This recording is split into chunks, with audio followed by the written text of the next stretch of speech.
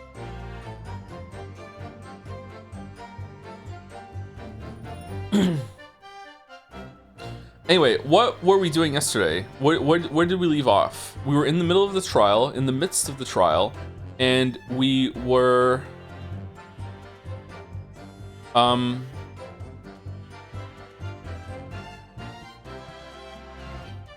Fuck.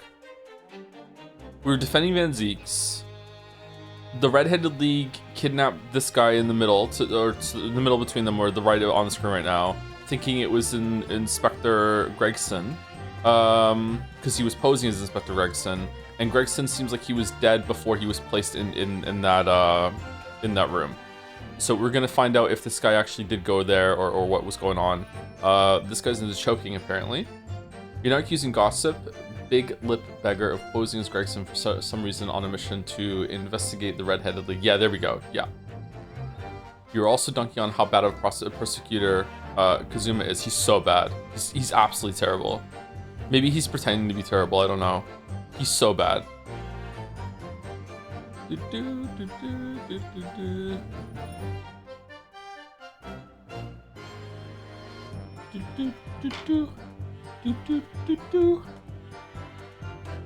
How is the sound? Should be the same as yesterday, but just in case. While we do a sound test, thank you to 35 Beater for the new sub. Welcome 35. Thank you JRep37 for the 51 months. Two in their 30s chatter names. Thank you Duke Rhyme 69 for the 19 months with hi Joe, thanks for all the streams. There's another part of my Ultra Kill bit. This will hurt. I doubt it will. There's no chance you'll get to hear that line. Oh, is it some super secret difficult area in Ultra Kill? I'm looking forward to playing Ultra Kill when it's finally out in 2037. Hopefully I'm still alive to play it. Does him being a failure make him hotter or duller? In this case, it makes him duller, actually. I don't know. I'm kind of disappointed. He's being dumb in a stupid way instead of a hot way. Thank you, Corday Emerald, for the 19 months with Potato Joe. I did eat a potato before stream today, yes. So like I'm full. I'm a little too full actually. So let's see how long it takes for me to get hungry. Thank you, Corday. Thank you, Man of Answers, Moa, for the tier 2 at 51 months.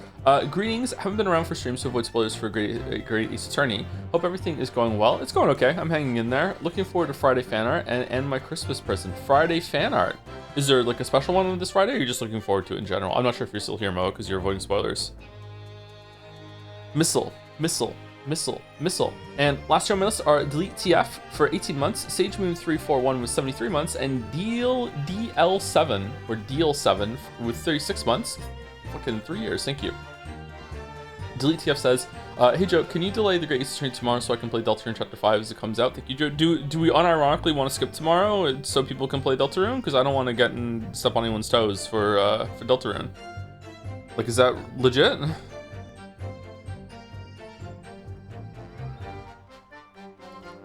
We're a Deltarune family, I know that. No, mostly no. Okay, cool. All right. Thank you, Sage Moon, with the message, time for spaghetti. If it stops raining after a stream, I'll go and get the ingredients for spaghetti. I still want spaghetti. Thank you, and Deal7's message was 3 years? What's going on? Why has this happened to me? I don't even play video games, man. What is this? Wait, really? Can you stop? On a more serious note, yesterday's stream led to the most fun I've had on Jads. Great time. Thanks, Joe. What happened on Jads yesterday? Was it in stream discussion? I don't think I skimmed through it last night. Or was it in spoiler chat? Spoiler chat was horny. Wow. All right then. Any highlights? I really liked how you could feel the difference between defending against Kazuma and Van Zieks, where Van Zieks would make every revelation feel like a slog to get, while Kazuma is more accommodating. I feel like Kazuma was just like Van Zieks, who wouldn't be as interesting. Yeah, I agree that they feel different, although Van Zieks was kind of dumb at some point too. But Kazuma feels like Kazuma was set up as like this almost like a mythic figure in our minds and like taught us the ropes and everything. It'd be kind of like going up against Mia in like if Mia came back from the dead and we have to go against Mia in court, and then it turns out that she's actually kind of shit. It's like, oh, okay. Now it kind of makes sense that Kazuma's not great because he hasn't been around as much in court because what happened to him on the way here. We have more lawyer experience than him, I guess, at this point.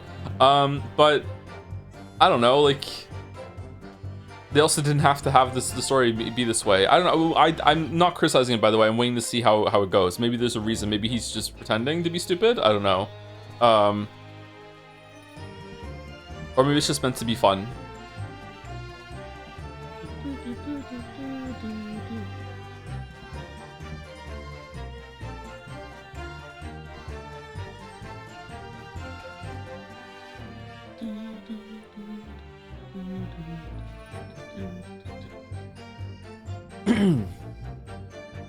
Oh god, it's the French accent. Oh. All right. All right. I did the Ryu slap in my own face. Here we go. The man who claimed to be an inspector that day was definitely not this man. It's right, see, you think we would have forget these grand lips, huh? I never leave Fresno Street, alright? I have no interest in any redheaded league. I'm all alone in the world, me. I've no kinfolk or nothing. Why would I be involved in something like that? Just look at me, eh? Does it look like I could carry off a disguise with a face like this?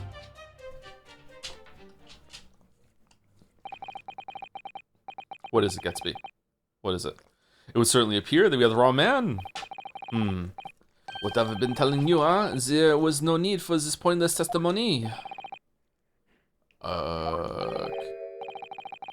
Do you want me to move the microphone so you can breathe directly into it instead of just around it? Should we do that? Yeah? Yeah? Do you want to stream? Looking very handsome today, even though you're kind of wet from being out in the rain. He's a good boy. He's a good boy. He's a good boy. Good boy.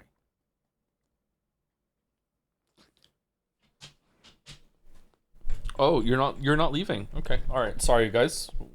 I need to pet the dog for a little bit. You okay? You right? Don't lick me. I don't want you to lick my face. No. No. No. No. No. No. No. No, we're good. We're good. We're good. I'll see you later. I'll see you later. Sorry. That's right. I'm just a simple peddler, remember? Fresno Street's all I know. How would I have come by a police inspector's identification book, eh? Well, yes, that's hard to explain, but... You don't let him lick your face? Yeah, of course not. I'm not gonna let the dog lick my face. I'll tolerate him coming over and licking my arm. Like I'm not like happy about it, but it's like, okay, fine, I'll let this happen. But I don't let him lick my hands. I don't let him lick my face. If you lick my hands, I have to go wash my hands. Yeah. A brief cross-examination. I think, counsel, very brief. Man, he's not in boxers either. Isn't there anyone in this courtroom who thinks I might be onto something? I stand steadfastly at your side as always, Mr. Naruhodo. Love, Susie.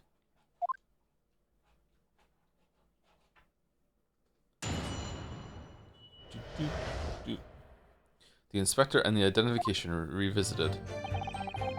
The mouths are pretty clean, but then my guy doesn't try to look my face from how the expert. I don't think dog mouths are clean. Are they? Like, dogs lick themselves constantly. I don't think that's something you should think is right. Aren't dogs' mouths like their immune system is in like overdrive in their mouths because their mouths are pretty much their hands, so that allows them to just like handle the most rancid shit with their mouths that would just kill us. I don't know, man. I wouldn't trust that. Human mouth isn't clean either. Yeah, that's true. Yeah. The man who claimed to be Inspector Zadeh is definitely not this man. So you say, but how can you be quite so certain? There is no need to hurt your hands on the desk, monsieur. Monsieur, surely the reason is obvious, no? Because I have never before seen lips like this. Nevertheless, there's a clear red mark around Mr. Gossip's neck.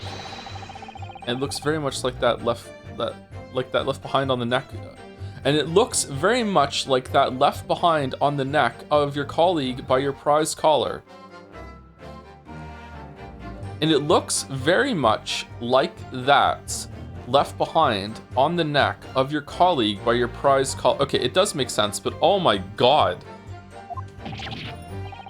Mon Dieu, with your words, it is like you tried to wring my neck.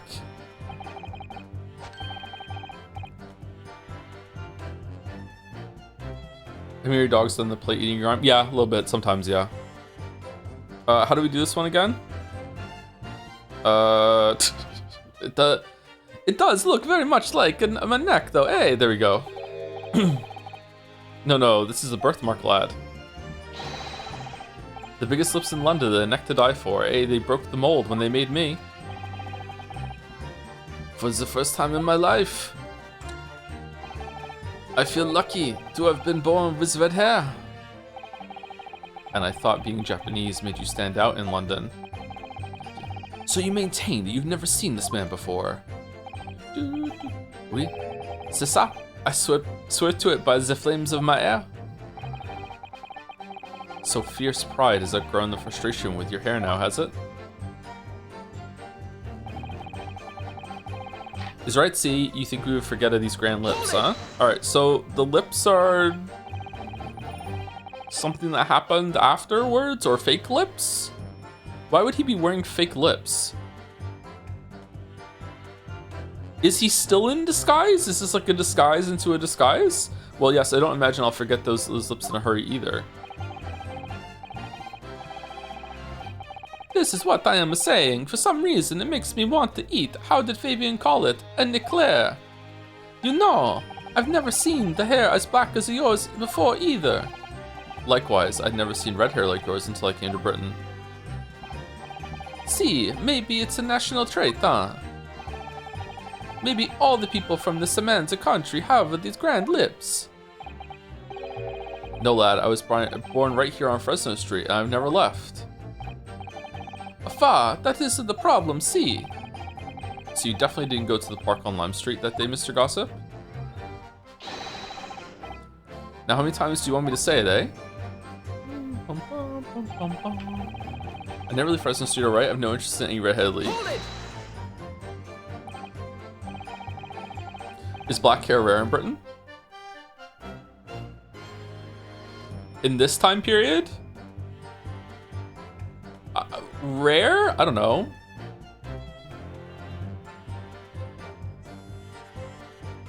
Not rare. So you'd heard of the Redheaded League, have you? You don't get a name like Gossip for nothing, eh? It was my business to know what was going off in town. I sold a tasty tidbit to a fair few redheads that came past me. My mom had black hair, and she was Scottish. And she stood out a little bit for it, but not like big time. Just between us, I even got sandwiched a cuff up for it. Well, he does have a very red nose, if that counts. Who knows? But as you can see, my own hair's not got a hint of red in it. In any case, Fresno Street's my patch. You won't catch me sidling off to some other part of town. No sir, not likely. No sir.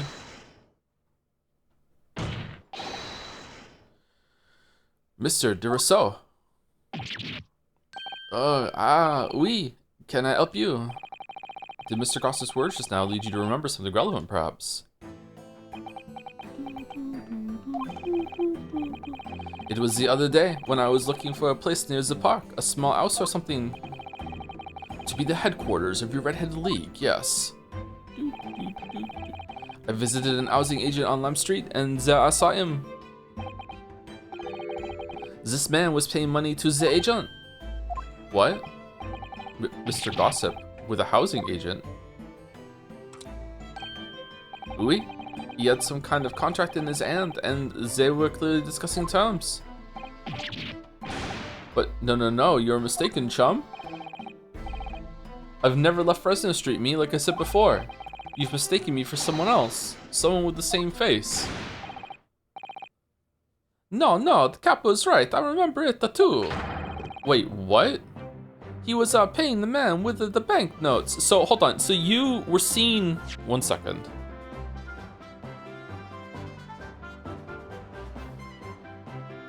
The other day.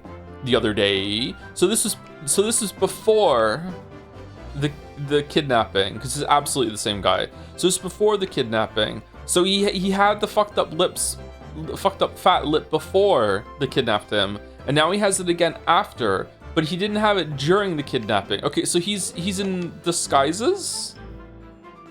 He's going around doing shit? With notes. Like I said, that wasn't me.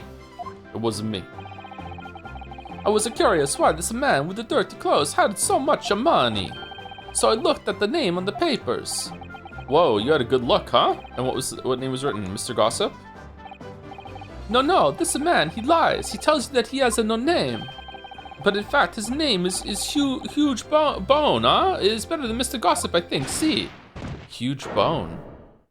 He's Huge Bone. I'm a peddler of tidbits of information, like I said, on Fresno Street, and that's that. I don't much like folk talking about my personal life. Indeed, alright, we'll respect your privacy, alright, and it's not the intention of the court to invade the privacy of witnesses. Very well, I shall respect your wishes, sir. What? The aforementioned name shall be redacted from all court records on this trial, assuming no objections. Objection. Yes, objection, yes. I'm sorry, my lord, but the defense does object. Because the name just mentioned has a very deep significance to this case. Good gracious, do you similarly object, Prosecutor Osogi? As it happens, my lord, that particular name has already been mentioned during today's proceedings. Well, I never. In what capacity? Okay, Judge, you need to go get some memory tested, okay? All right, I know it's expensive nowadays, but maybe you need to replace some. Huge Bone, the name of the leaseholder of the room. Let me put this very simply. The victim's body was discovered in your rented room. I suggest, sir, that you start talking. Okay, I do like that Kazuma will react to new information and is like, hold on, like something's going on here. Maybe I'm wrong. All right. So he's not the worst kind of prosecutor then. He's not like Von Karma. All right. Well, all right. I suppose that might be the case, So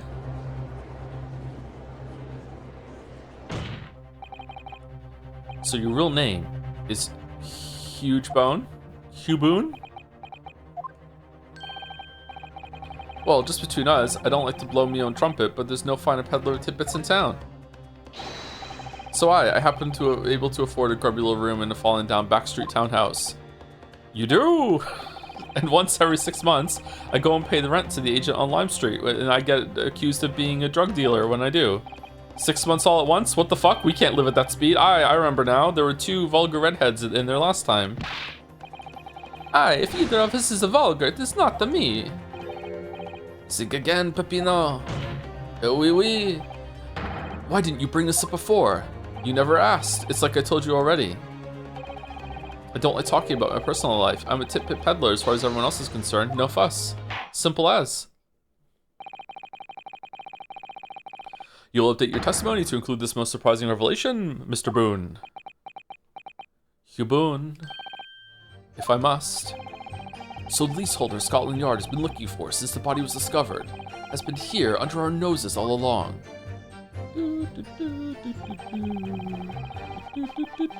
Person accusing me of being a drug dealer feels like a monk at the moment. That was actually back in Toronto. Yeah. Thank you. OC O_C. Thank you, Richard Newsop. Welcome. We love OC around here. Also, we love OC around here. Thank you to Gilbert Raccoon or Gilbert Traccoon for the new sub. Welcome. Thank you very much. 2 new subs back to back. Thank you. I rent a room where that fellow was found. It's true. For what difference it makes. Hold it. It was it the whole building? No, it was just that room. Yeah. So you live in that room, presumably, do you? No, I don't live there. What do you think? There's no bed, is there? Just a desk. Then why would you want to rent it? Well, I don't think I should have to say, really. Then how about the notice board in there? We're just letting this go, really? Which was covered from top to bottom in confidential documents only the police should have access to. Okay, is he gonna be smart enough to say I'm subletting it or no? No, that board's not mine. The inspector must have brought it along.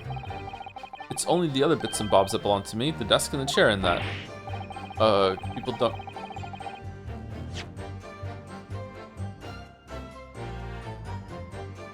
Is he him?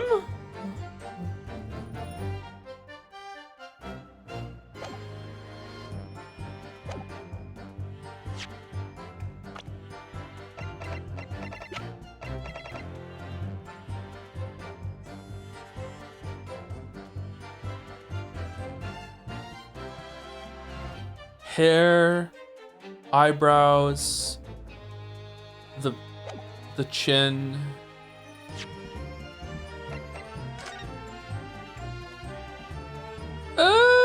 The hair, maybe. The eyebrows, maybe. The chin? No, the chin looks a bit different to me. Is it maybe a prosthetic, or maybe the photograph is not 100%? I'm not sure. And people don't generally carry enormous nose boards around with them. The real question is, why was the Inspector Gregson killed there in your room? Chin maxing? Yeah, how many times has he broken his own chin with microfractures in order to make it grow back more? I think it is him. Yeah, it's him. Well, obviously, I'm not the faintest idea. Yeah, it's him. Okay, yeah. I mean, it's causing me no end of bother, to be honest. Seems to me that Mr. Gossip, sorry, Mr. Boone, says you having a stroke would rather as little is known about his room as possible for some reason. Yes, it does come across that way, and more importantly, knowing that the scene of the crime is actually his room completely changes things. In particular, there's one part of his testimony that's really bothering me now. That's how I'm finally going to undo this man. Oh yeah? Control Z? I'm all alone in the world. Me, I have no kinfolk or nothing. Why would I be involved in something like that?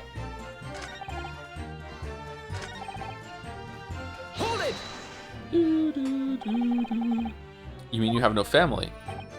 No, none at all. So I spend my days on Fresno Street peddling tidbits to passers-by. Hoping, just between us, this is, that eventually someone else with lips like mine will come along. I don't think so. You may be right. Anyway, that mark on your neck is just too much for a coincidence for us to ignore. Well, what's a fellow to do then, eh? You don't believe me. We're at an impasse.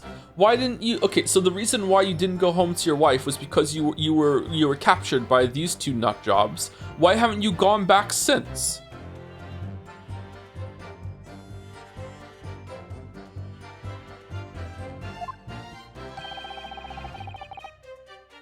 And there's nothing I can do but flick me lip. Maybe they hit him on the back of the head so hard after they captured him again that he woke up and he's like, I'm just Gossip now. He doesn't know. It looks like I'm not going to get anywhere here unless I can produce some proof. You're basically saying I got dressed up and posed as some fancy inspector, aren't you?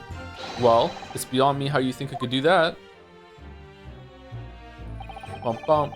Just look at me, eh? Does it look like I could carry off a disguise with a face like that? Oh, fuck off. Maybe you could say with a mustache or a beard to cover up that lip. Perhaps.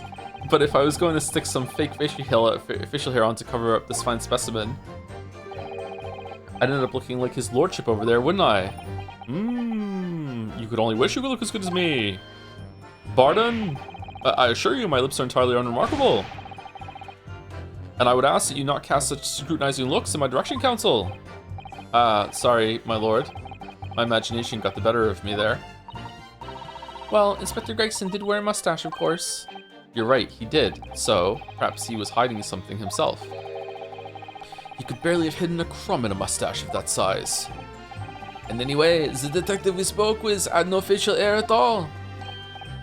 See, the capo is right. He was a clean shaven. I don't know how to do that. It certainly seems beyond the realms of possibility that this witness could have disguised himself as a victim. Aye, it does, and it is. That's the extent of their testimony, is it? What's your feeling, Mr. Naruhodo? Well, what Mr. Boone says is undeniable. It would be all but impossible to hide those lips with any form of disguise. Perhaps, yes, but nevertheless, the mark around his neck is equally undeniable, and it's identical to the one that Mr. DeRossi suffered. Yes, that's true. But why does this whole disguise idea just keep playing on my mind? Okay, so I think we have to present the photograph of his wife to I don't have any kinfolk or anything like that. Or is this one step ahead of the game? Let's save it. I just like that I have to constantly play the am I one step ahead of the game.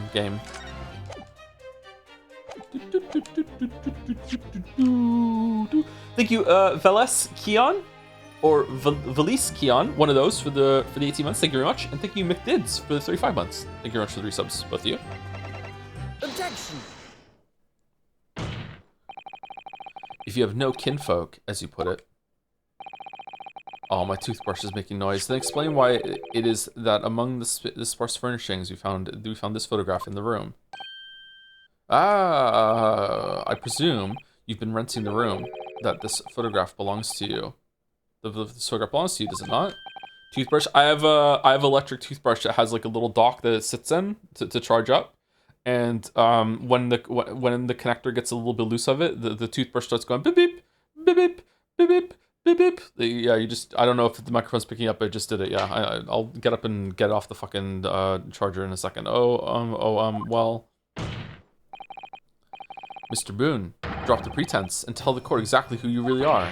Ooh. I like this track. I don't know what you mean. I'm a peddler. I keep telling you so. You really don't need to bother with me. Please, just leave me alone. As the man says, leave it alone. Whatever the truth is about this man's life, it has no bearing on this case. Bro. He owns the room where the killing happened. Because it's simply not possible that he impersonated Inspector Gregson. How can you be so sure? Just look at the man. No amount of disguise could ever hide those unmissable features. But what if we were to look at this the other way around? What do you mean? Yes, counsel, what do you mean? Well, there's no denying that Mr. Boone's lip is very prominent indeed. But consider the possibility that his prominent lip is itself a part of an elaborate disguise. Then hiding that prominent feature, in other words, Sumari revealing his true face, would make an utterly impenetrable disguise. Wouldn't you agree, Mr. Huge Bone?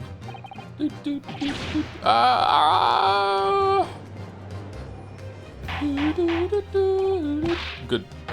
Witness, are you still hiding the truth from this court? Perjury, all the perjury. If that's a disguise, then underneath it, his true identity must be. Yes, that's right. There's really only one person he could really be. My lord, the defense believes it can reveal Mr. Boone's true identity to the court. No, please. No, I know who he is, and it's obvious who it is. It's obvious who it is. It's that guy that has tuberculosis from Japan. It's him. He's all the way over here. It's him. Here we go. He's on the list, right? We can do it. He was the master of disguises. Where is he? Very well then, counsel. What is the true identity of this peddler who goes simply by the name of Gossip on the street? It's Kazuma Hazogi. Daily Vigil. Take that! Your real name is actually Mr. Vigil, isn't it? Mr. Daily Vigil. Yeah. I don't recall that name, counsel. Who is this Mr. Vigil? It's a name I encountered yesterday, my lord. It has to do with a certain client of Mr. Herlock Sholmes. A young gentlewoman came to the detective asking him to locate her missing husband. What a coinky dink. The woman in this photograph, in fact, this is Mrs. Vigil. What? From what I understand, you haven't returned home since the night before the inspector was found dead. But of course, on that night, you were being held captive by the two red-headed league men. And last night, you were put up by the prosecution service in preparation for testifying in this trial. Okay, there you go. That's why. Okay. So that's why he didn't go home, because we've been led to believe that you, Miss Venus, and Mr. Sandwich were all homeless. Being important witnesses in this case, we needed to know where we could find you, of course. And that explains why you've not only been able to return home, but also unable to contact your wife, who's been beside herself with worry, waiting for you at the Vigil residence. Now, just you hold on a minute. I don't have the. What I'm talking about? Really? first thing what I'm talking about. Okay, it's a simple enough matter to confirm my suspicions. All we have to do is pull off that disguise. No, please. Bailiff, bring soap, a sponge, and a wash bowl at once, and then after all of that, pull off his disguise. Mr. de Rousseau and Mr. de Rossi, you will restrain the witness. Oui, my lord. See, my lord. I got them mixed up. Oh, shit. Ah. No, stop. Get off, please. Don't. Bailiff, sponge me down.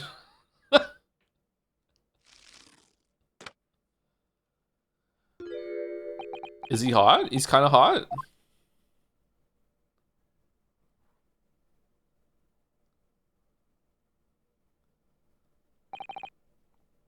Well, we are now seeing your true features, I presume.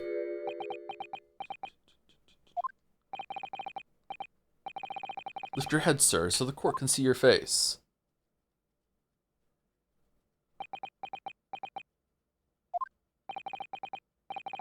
It would appear that the defense counsel's assertion was entirely correct. This has all been a very elaborate deception. So witnesses, tell the court. Have you seen this man before? I don't believe it, but... See, there is no question. This is the inspector we saw at the park. Extraordinary. How old is he? I think he's 40. RT game. He does look like RT game a bit, yeah. 40. On the day of the Red-Headed League enrollment,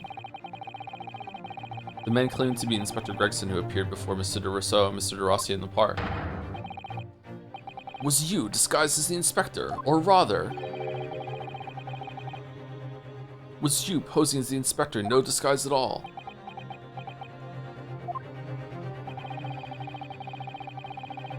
Mr. Vigil was formerly employed as the chief warder at Barclay Prison. The chief warder? Then your career had promise. Why would you would quite possibly have become the future governor of the prison? What on earth have you been doing, peddling tittle-tattle on Fresno Street? Well, it's been 10 years since Mr. Vigil worked at the prison. 10 years. Uh-oh.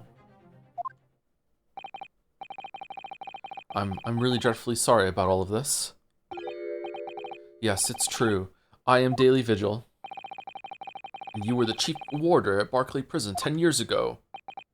I think the sword's coming out. So where did Mr. Huge Bone come from? Well, I've always had a huge bone, but Boone is the other me. It's a name I invented.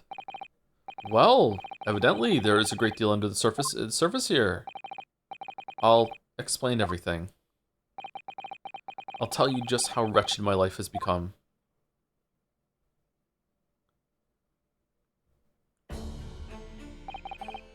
As you say, it was 10 years ago now that my employment at Barclay's chief warder came to an end. Having left the prison service, I searched for some new occupation by which to earn a wage. But times were hard in London, and I found no suitable engagements at all. In desperation one day, I turned my hand at selling wares on Fresno Street. But your wife appears to know nothing of this. She still maintains that you were the chief warder at Barclay Prison. I was utterly determined that my wife should not know of my failings, which is why I've never told her. I opened an account at the bank under the name of Hugh Boone, and I rented the cheapest room I could find on Fresno Street. The scene of the very crime we're investigating. Yes, that's right.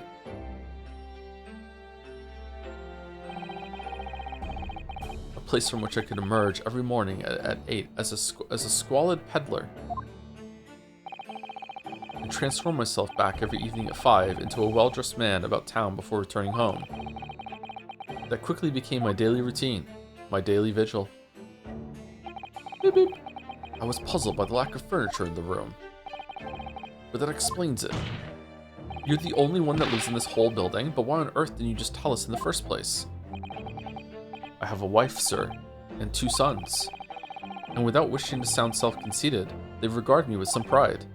I couldn't bring myself to disappoint them. So instead, you decided to conceal your occupation from them? Yes. I've made such a terrible mess of everything. Still, one thing doesn't add up. No matter how many tidbits of information you could sell to passing gentlemen, even at 6 pence apiece, you couldn't hope to match the salary you must have commanded as a chief warder at the prison.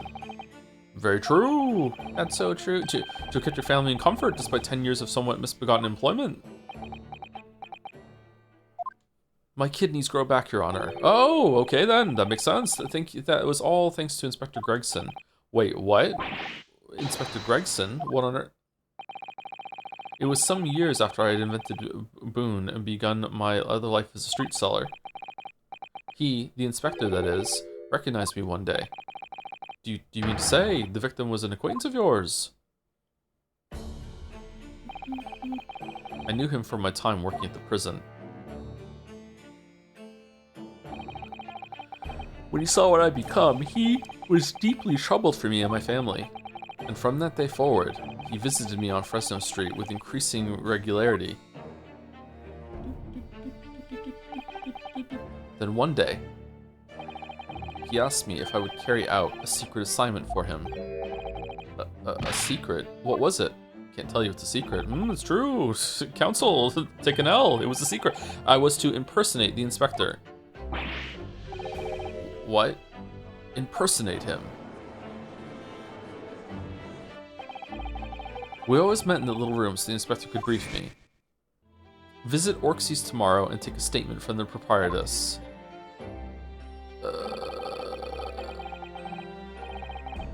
Oh, so it's been going on for a while. Have we spoken to you before in a previous case? It was always something along those lines, surveillance work, interviewing people. On those occasions, he would lend me his identification so people would believe who I was. My instructions were to make an impression, to let people know that Inspector Gregson had been at work.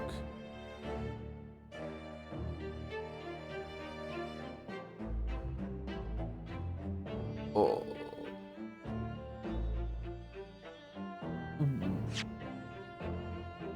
Oh. This is setting up alibis. Why would he need alibis? What the fuck were you doing?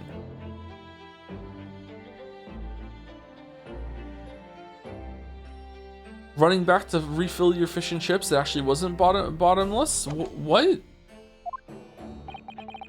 And for those services, he compensated me financially.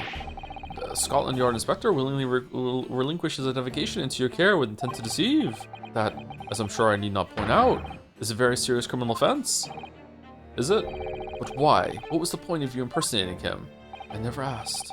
I truthfully do not know. All I can say is that the inspector warned me on numerous occasions.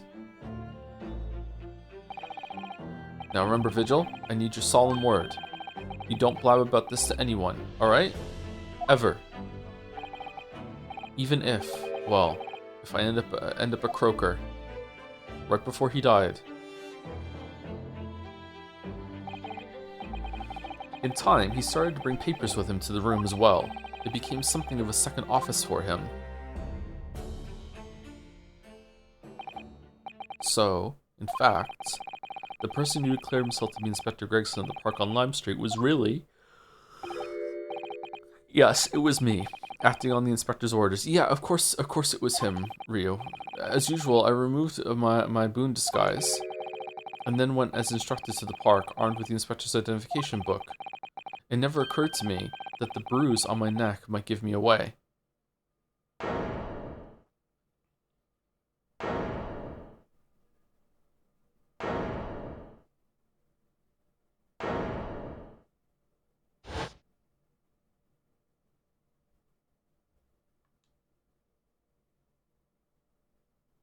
Donkey. Well, it would seem this confession completely destroys the defense's case.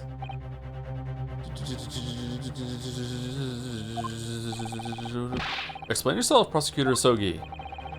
My learned friend's assertion was as follows. The victim was killed in another location on the day before his corpse was discovered, at the hands of these two red-headed League men when they imprisoned the inspector. But no, that can't be. Bro, what are you doing? After all, it wasn't the inspector who went to the park that day, it was me. Oh goodness. Finally, we have clarity. We had nothing to do with the murder of the inspector. And merci, Monsieur de la Défense, for proving it. What?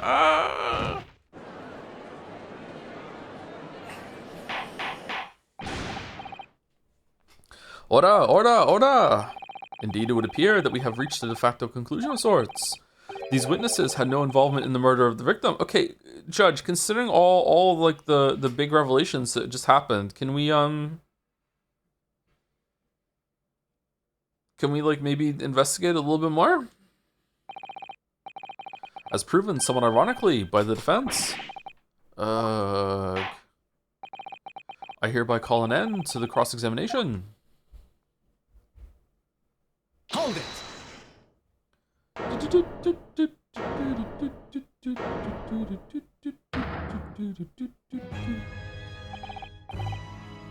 Pardon me, my lord, but with your permission, I would like to pose one further question to the witness. Kazuma? What question, counsel? It concerns the events of 10 years ago. Hoisted by your own petard. Alright, here we go. I believe you would have been present at a very significant execution that was carried out at the time. 10 years ago? The execution of the professor, Genshin Asogi. I want to know exactly what your involvement was. Oh, answer me, man. Judge, are we letting this ride? I don't even know what's happening anymore. Yeah, go for it. One moment, counsel. Is this related to the current case? Naturally. It is the prosecution's belief that this case and the events of 10 years ago are inextricably linked. Does the defense concur, counsel? Kazuma, you're not yourself. You're not as calm and collected as usual. Poor Kazuma-sama, no wonder he's acting this way. Mr. Vigil's memories of what happened 10 years ago would tell a tale of Genshin Asogi's last moments, his own father. I know, I do understand that. But even so, I can't really go along with this because if I do go along with it, the judge is going to ask me to prove how, and I can't do that. He's not going to ask fucking Kazuma to do it, he's going to ask me to do it. And I don't know how to link the two of them together. Prosecutor Asogi. Do you genuinely believe that this question requires an answer in order to learn the truth behind Inspector Gregson's death?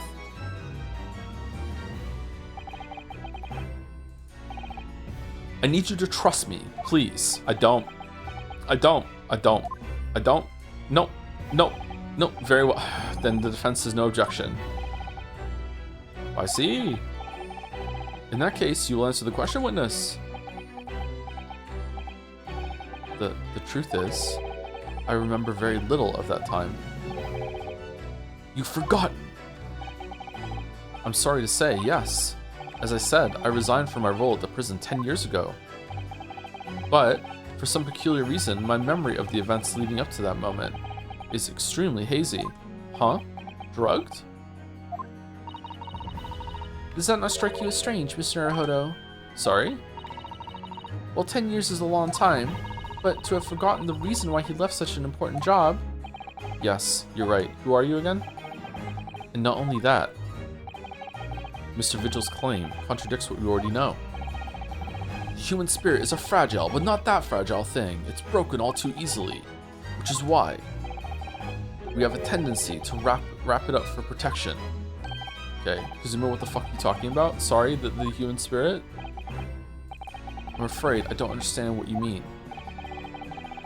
When we experience pain and suffering that we feel unable to bear, we block it out, obliterate it from our memories, seal it away. But it never truly leaves us. If the seal is broken, the memories resurface. And when they do, that fragile, but not that fragile spirit may finally be crushed. But I really don't. Kazuma-sama. But if it must be crushed, then so be it, because the truth will not stay buried. It's coming out, one way or another. Like, us out of the closet? Like, what are you talking about? Right, now I understand. It's clear what his intentions are. He means to expose the truth, at any cost. Perhaps I point out the contradiction of what Mr. Vigil claimed earlier. It might cause some crucial memories to return to him. But should I? Should I present the evidence or not? I don't know what you're talking about, Ryu, so I guess we're just gonna do it. I have no idea how this is going to go, but this is a court of law, and I have a duty to pursue the truth. Mr. Vigil, I'd like you to take a look at this. Saving. Unashamedly fucking saving. Do. Thank you, TrickV1234 for 20 months with bro, these witnesses are LARPing. Multiple times, it's been known to happen. Yep. Thank you, TrickV. Hope you're well. Like you look at this. Evidence that clearly contradicts your version of events. Which version? This? Chief Warder Daily Vigil is relieved his post with immediate effect for having violated Clause 132 of the Register's Code of Conduct for Prisons. All rights to redundancy pay and other financial benefits are fully revoked. Aiding and abetting escape from this prison of convicts, something just prior to execution. The use of the escape are still being investigated. Full cooperation with inquiries will be expected. Prison Governor Barricaden. Additional notes in indications are the jailbreak plot was conceived prior to the convict's incarceration. It's believed the convict engaged in some form of negotiating with prison staff in order to secure assistance. Full disclosure regardless negotiations will be demanded. Okay, so I'm guessing it's that? It has to be that. Take that! It's not that. Just a few moments ago, you made the following statement. I resigned from my role at the prison 10 years ago. Well, yes. In other words, Sumari, you claim to have left the post of Chief Warder of your own volition. Well, yes, of course. Why? Tell me. Do you remember seeing this document before? No, I do. Ugh, yawning. This is a dismissal notice ordering the immediate termination of a prison staff member's employment. A dismissal notice. And the name on the notice is yours, Mr. Vigil. What? What? It's mine? Why does he seem genuinely confused? So you didn't resign from the prison service at all? For some reason, you were dismissed as Chief Warder from Barkley. No, there's been some mistake. I'm sure. I'm sure I tendered my resignation. This dismissal notice is nonsense. Isn't it? If you were forcibly dismissed, there must have been good reason. Clearly, you did something. Mr. Vigil, it's time to break the seal and have you remember.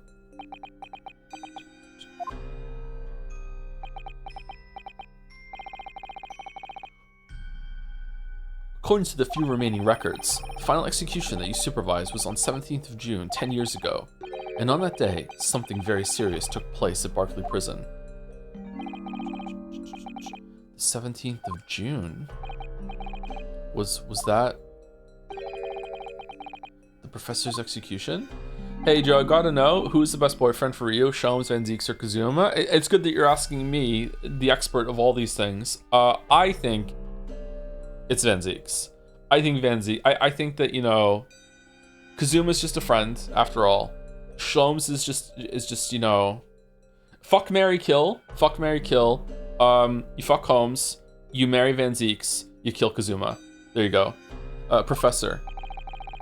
As you were the Chief Warder at the time, it stands to reason that you would have been present throughout the proceedings. It does sound familiar. And yet, that execution never took place. The convict, ostensibly executed earlier that day, later re-emerged from his grave. The convict came back to life. In the cemetery in the middle of the night, there was a witness. Ooh, serious Susie there. However, the witness claims that a moment after he saw the convict clambering out of his grave, a gunshot rang out from over his shoulder, and the bullet pierced the professor's chest, killing him instantly. So someone knew that the execution was a sham and was there waiting to kill him for sure.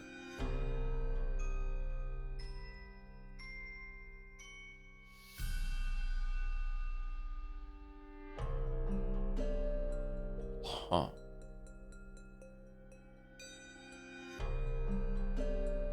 So does that mean someone knew that they had gotten the right person, but they were gonna let them get away with it, and then like, no, I'm gonna kill them? Or was it that a bunch of people that are involved knew they had gotten the wrong person and tried to make it so they could escape with their life, and then someone was like, no, we're still gonna kill them anyway? Which one? It's one of those two.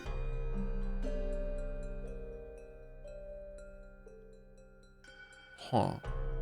Those may have been the professor's actual last moments. Yes. Seeing as you were in charge of overseeing executions at the time, you must know the truth about what really happened.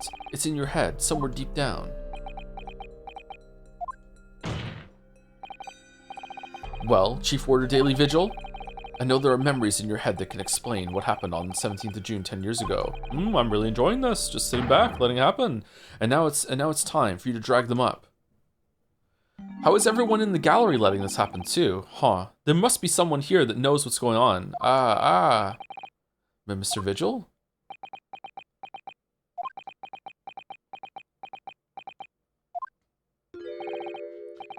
Yes, the whole prison. It was complete chaos.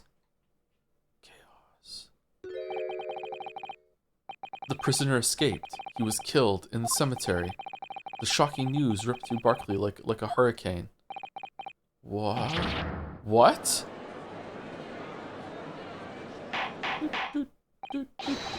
Order. Do you mean to say, Mr. Vigil, that your memories of the time have returned? My head, it's like some floodgates have been opened. The images, the screams, very convenient amnesia. It's okay. We'll let one slide, but two is too many. Kazuma sweating across the room. Oh my goodness. The papers. There were reports, articles about a man who'd seen a ghost. Yes, Enoch Drebber. But surely those reports were exaggerated. There were traces at the scene. Traces of what? In Lowgate Cemetery, at plot number 139, blood. Lots of blood. That's where the man was buried, of course.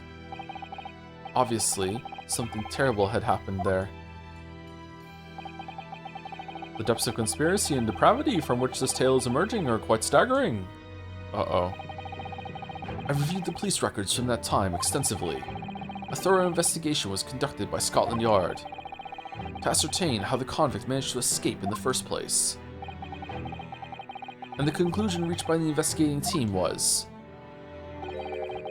that a member of the prison staff must have been involved. Are you suggesting that a prison warder abetted the man's bid for freedom?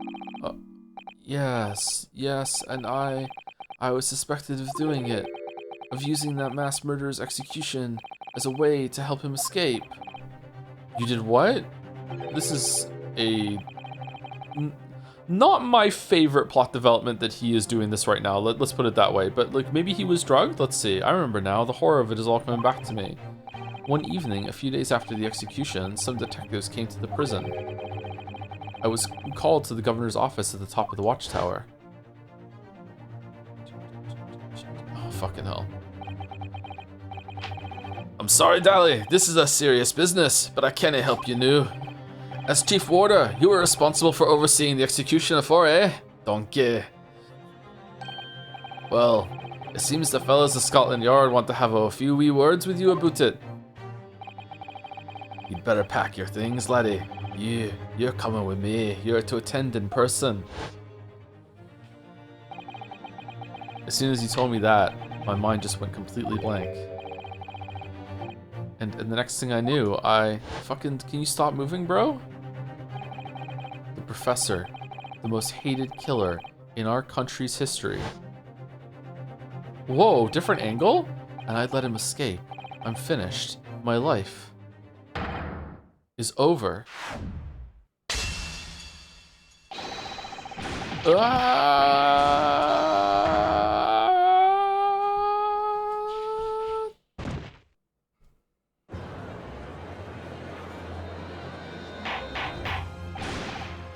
Order! Bailiff, fetch a doctor at once. Court is adjourned for today with immediate effect. Damn, okay. So, with Mr. Vigil's collapse, proceedings came to an abrupt end for the day. Court, your vigil collapsed. All right, is judge gonna go Scary off to see Strongheart maybe? Once again overshadowed by the legacy of that notorious killer, appearing like a cursed ghost ship on a foggy ocean. Lord Van Zieks, Okay, calm down. Mr. Vigil, Kazuma, and Gregson. All of them bound by invisible chains anchored to the same wreckage in the murky depths of the past.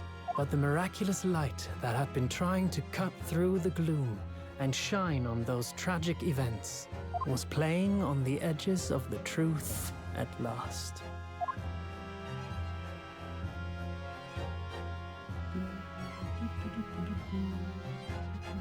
To be continued. Yeah, it would have taken us a bit too long to get to here yesterday. We've probably been like a little under an hour at the pace we were going at the end of the last stream. 10 minutes, chat said. 10 minutes, chat said.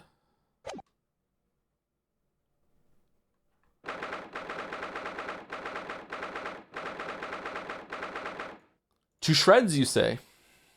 Thank you, Wing Edge, for the 50 months with keep up the good work, mate. Thank you very much, Wing Edge. Thank you for the message, the resub, and the jumps. And thank you, Lemonade Standing, as well, for the 42 months with 37. It's actually 42's there, but 37's there too. 37, 37, 37.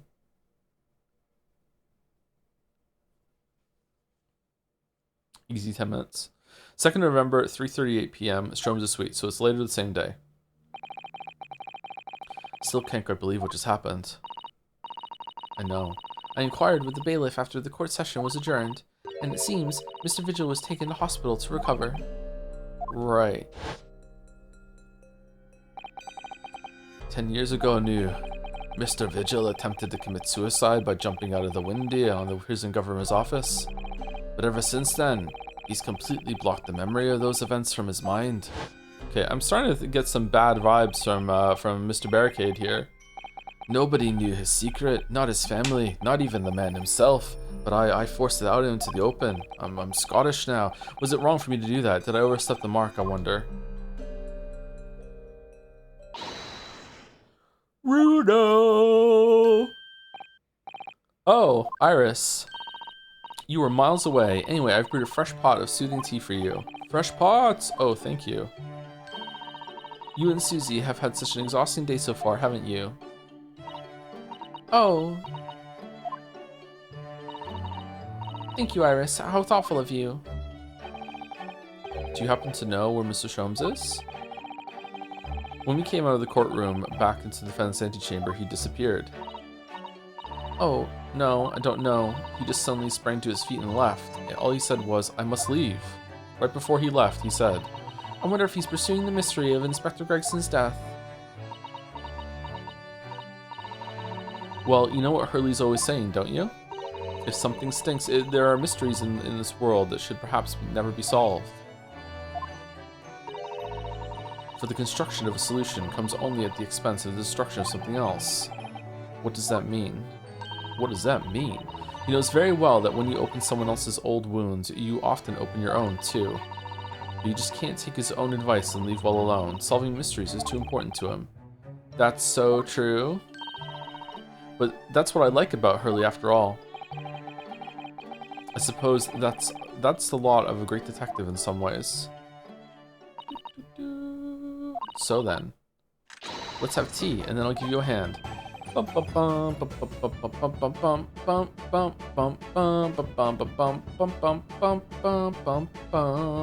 Oh, do you have time, Iris? Yes, I finished this month's manuscript at last, with barely a day to spare before the deadline. Oh, I'm so looking forward to it. A brand new story to read in the adventures of Herlock Sholmes. You know, I always had Hurley's violin in the days before I have a deadline. You do? Poor Mr. Sholmes. Always be pawning. I'm sure that's very wise, Iris. How sensible of you. Now then, my dear fellows, let's make a plan of action before we continue our investigation. Really? My dear fellows? Okay. LARPing is Herlock? It's still here. This is Mr. Sholmes' famous violin. The one he found being sold for song at a pawnbrokery. What's it called again? A shoddy something? Oh yes, this wonderful instrument features in the adventures of Herlock Sholmes. It's a world-famous Stradivarius. Strata what? Stradivarius, Mr. Hodo. Stragivor, are you even trying now? We'll come back to this another time, I think. Chad does have a point that it's kind of strange that the wife didn't remember that time when her husband jumped through a window and almost died and was presumably, you know, highly injured, cut up, maybe in hospital for a bit, and then suddenly, you know, kept his job somehow. Like, yeah, that is kind of strange. Yeah, I do agree. Defenestration isn't really something that you can look over. Oh, he got to use the word. Oh my god, I'm gonna be happy all day. Oh my god. Oh my god. Oh, holy shit. I'm gonna be so happy for the rest of the day. So how did it go in court this morning? Well, we still don't know the truth about what really happened, but one thing's increasingly clear. Lord Van Zieks definitely didn't do it. Oh, goody. Yes, that's right. You managed to uncover several new facts as well. Oh, really? And there was another development too. Kazuma. Yes, it's quite clear now that Kazuma-sama is not himself. The way he's acting, it's almost as if he's possessed. I know. I mean, well, it's this series. Maybe he is. I mean, at the end of the proceedings earlier, he was like a bloodhound the way he was chasing down Mr. Vigil's forgotten past.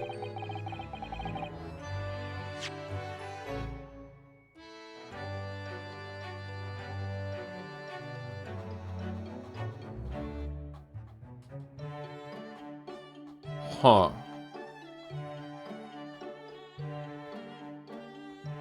Do you now? That right. He's not normally so mercilessly persistent. He is. What are you talking about? What's going on in his head, I wonder? I really need to sit down with Kazuma and try to understand what he's going through.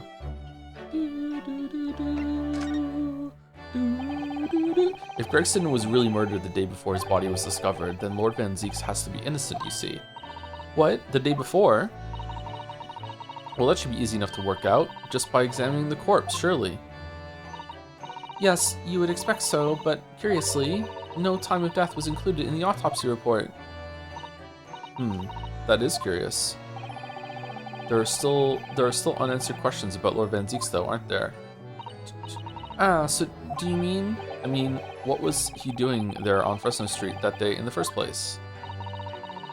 Well, according to the man's testimony, he said he was investigating Inspector Gregson, didn't he? And it turns out that little room was actually the inspector's secret office. Oh, that sounds like it has all the makings of a wonderfully devilish plot. But then why was the notice board in there covering all those particular papers? Papers about cases with a link to the Reaper. I'm starting to get a bad feeling about all this.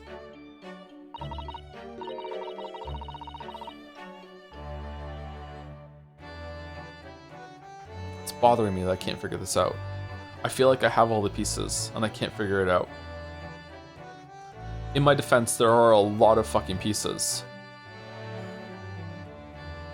Like, this is definitely gonna link back to like Giselle Brett and shit too. Like, how does it link back all the way to there?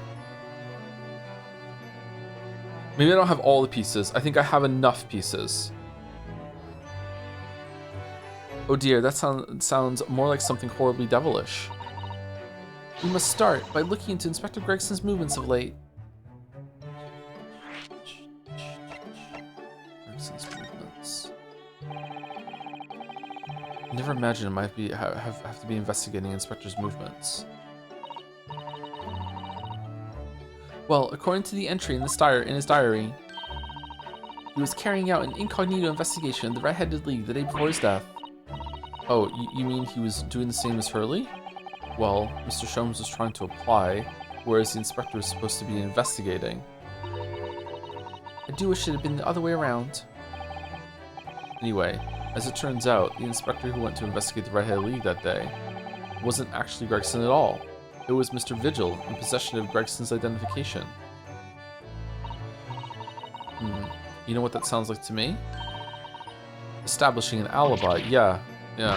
Oh my, yes, you're absolutely right, Iris. But why would Gregson need an alibi? It would appear that the inspector had something to do that he wished to keep secret.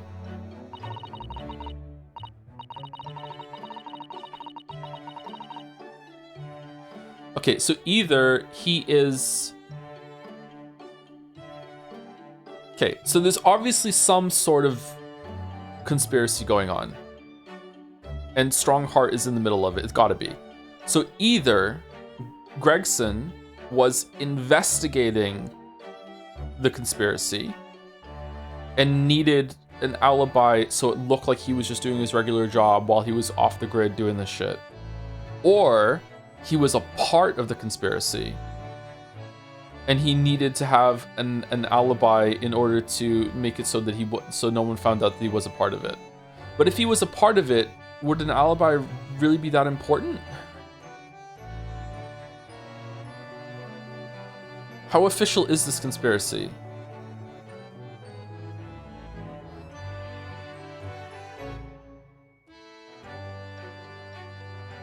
I don't know. I don't believe it. I always thought he was just a harmless lover of fish and chips. But perhaps they were seasoned with something a little more potent than salt and vinegar. Maybe they're seasoned with crime. I think perhaps we should try to move away from food analogies. No, they're evergreen. We love food analogies. Well, anyway, if Lord Van Zieks felt the need to investigate Gregson... Yes, I agree. We must try to find out what he knows.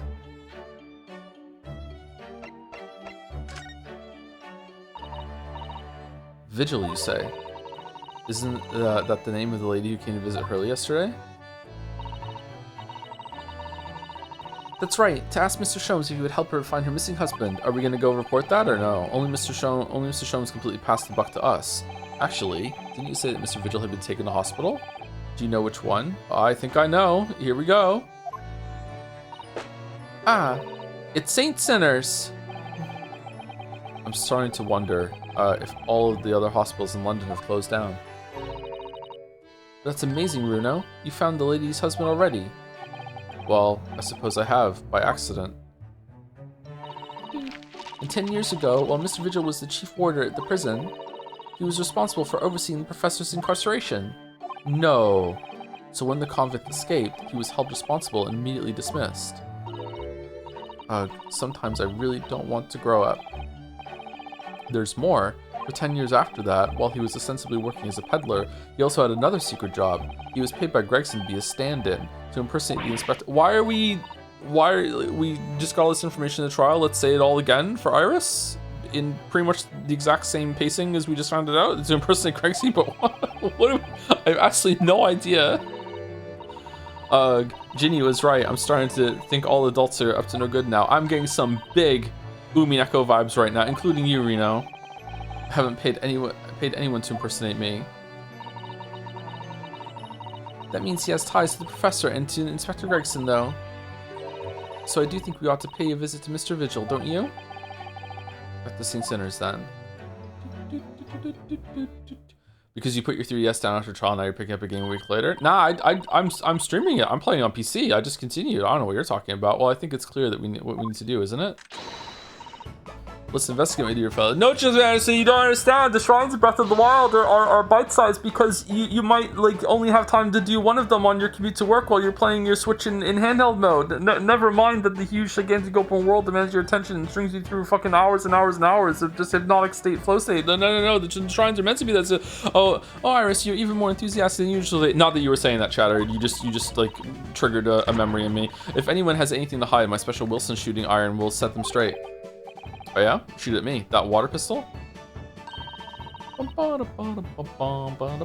stuff full of piping hot, extra special blend of mine that I'm quite sure will be very effective. Better be careful not to hide anything. Well, it feels a little strange that Mr. Jones is nowhere to be seen, but let's go and see what we can find out. Yes. Comparing this to Uminako's the most high form of praise, the most damning indictment possible. In this case, it was the most damning indictment possible. Yeah, it's. Okay, what time is it? It's 2:40. We've been live for 1 hour and 40 minutes. Really want to go make a coffee before we start this investigation. Everyone okay with an early break so I can go make a coffee? Yes, we're fine with that. Yes. Go get a coffee. Go piss girl. Go make your coffee. All right, thanks, chat. Be right back.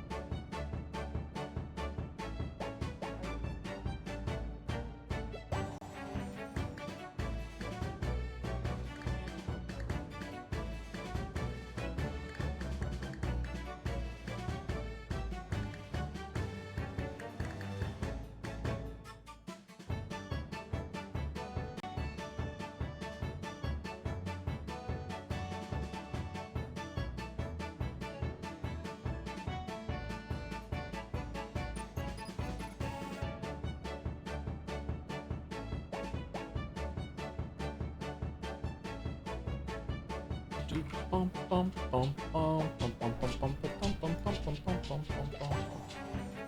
right, I have a treat for you all, because I saw this yesterday. I would like to read a YouTube comment out, and we're gonna play a game of guess the fan base. while my coffee steeps. All right, you ready?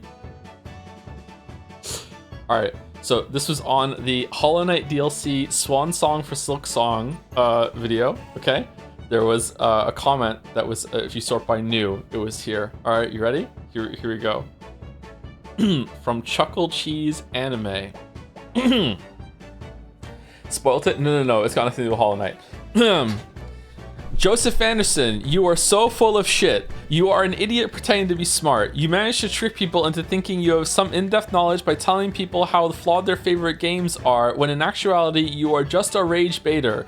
All your videos are shallow surface level analysis without any polish. I dare you to make a tier list on what you believe are great games. I know you won't do it, because the second you create that video, you will expose the fraudulent pseudo-intellectual that you are. There will be people like me who come in and expose the flaws on your so-called favorite games, and that's going to embarrass you and hurt your channel. You don't want that, do you? You have no idea what great games are. I know your trick. You choose whatever games that has a continuous loyal fan base. Make a video bashing their games. Get them riled up so they come asking you what's wrong with their games. You have an excuse to stir up bullshit critique. They come and give you views. So easy, isn't it? All this shit talk by taunting people and luring them in. Oh, by the way, I watched all your long videos. Most painful, boring waste of time I ever did. Just because your videos are long doesn't mean they are some in-depth wisdom shit. You say a lot of the same shit over and over, and most of your videos can be summarized in less than 30 minutes. This one's only 35, but okay. You're uploading long videos to make you seem like you're being quality. In-depth critique might fool some people, but sooner or later you're going to get called out on your crap. You're just a pretentious pseudo-intellectual fraud. True, and I will not stop until the whole internet and those who watch your videos knows what you really are. You're going to regret making a career rage baiting and tricking people. You fuck.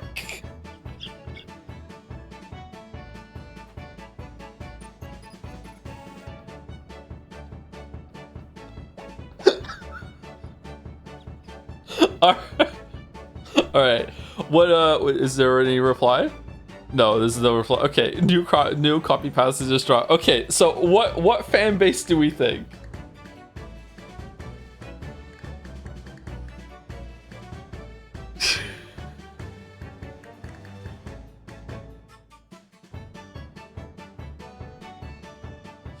Can we have a reverse Reddit day for once? We were highlighting a good comment today. We had that last week. Merrick, this person is like my biggest fan. Undertale? Do you think Undertale? Nintendo fan or Elden Ring fan?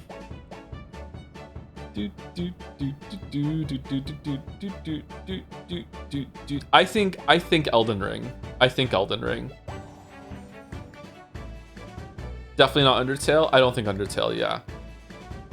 This is a video comment for sure. This person doesn't even know I stream. Like, I've streamed my favorite game, so yeah, definitely. It's not someone who did a stream thing. Yeah.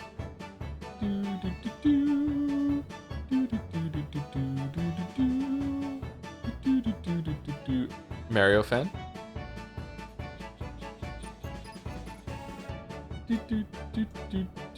You did stream Hello Neighbor. That's true. Yeah. Now you have to make a tier list just to be petty bitch. I have before. Someone asked me on Patreon like years and years ago, and I did like a quick off the top of my head. Here's my top 20 games. It had like Dark Souls on it. I think it had Mega Man X on it. It had Yoshi's Island, Chrono Trigger, Final Fantasy 6. I think maybe Last of Us was on it. Total Annihilation. I tried to have like a broad like best of every genre sort of thing. I think that's what I did. Mario Galaxy 2. Outer Wilds wasn't on it yet because I hadn't played it. Yeah. I don't think it was even out at that point. Anyway, be right back. I'm going to pour my coffee.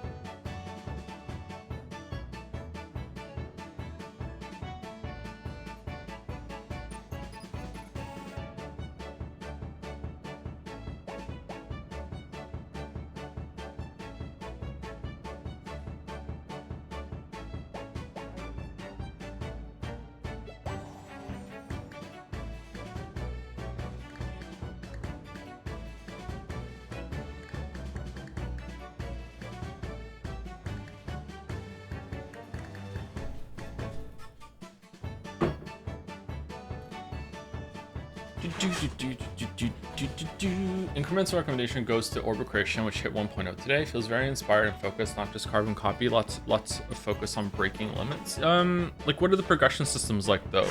Like, my favorite part of incremental games is prestiging and unlocking like permanent bonuses that make things go a lot faster. And also, honestly, I like a little bit of lore. I like a bit of lore. Like, my favorite part of Evolve was getting to a new place, and it's like, ooh, where are we? Like, there's like, it's not like, I wouldn't call it a story, but it was something. It's like when you get into the True Path level, and it's like, oh, we got to this different like moon system outside, and when it's like, what is it like? And just a little description of what's happening. I'm like, I like that.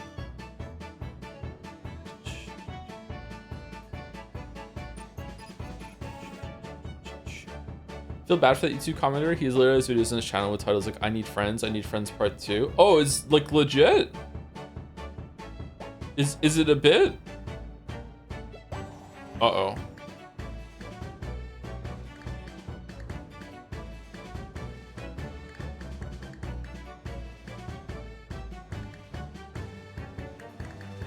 I wasn't even sure if they were serious, to be honest. No, I feel bad. I feel bad too, yeah. Fuck.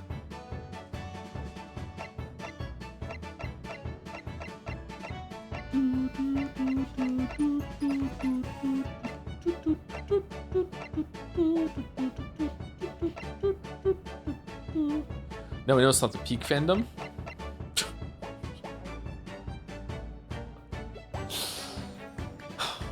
Okay. All right. Where are we going? Prison? I guess should we just go top to bottom?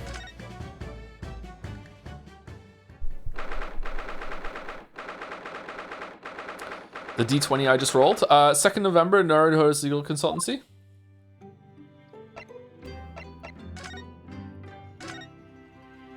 What to do? Are you alright, Mr. Naruto? It's rather unusual to find ourselves here in the middle of our investigations. It's just occurred to me that I might have forgotten something when we left this morning. Please don't worry. As long as you continue to investigate thoroughly, you won't go far wrong. Oh, yes, of course. I must get back to work as soon as possible.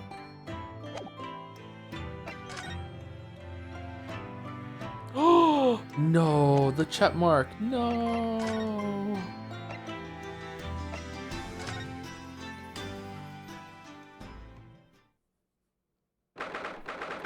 Second November, British Supreme Court, Lord Chief Justice's office.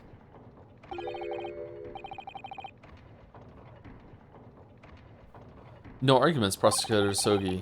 You will continue with the trial exactly as I instructed. Is that clear? Perfectly. It's Kazuma-sama. Defying Lord Strongheart, by the sound of it, he never did know when to back down.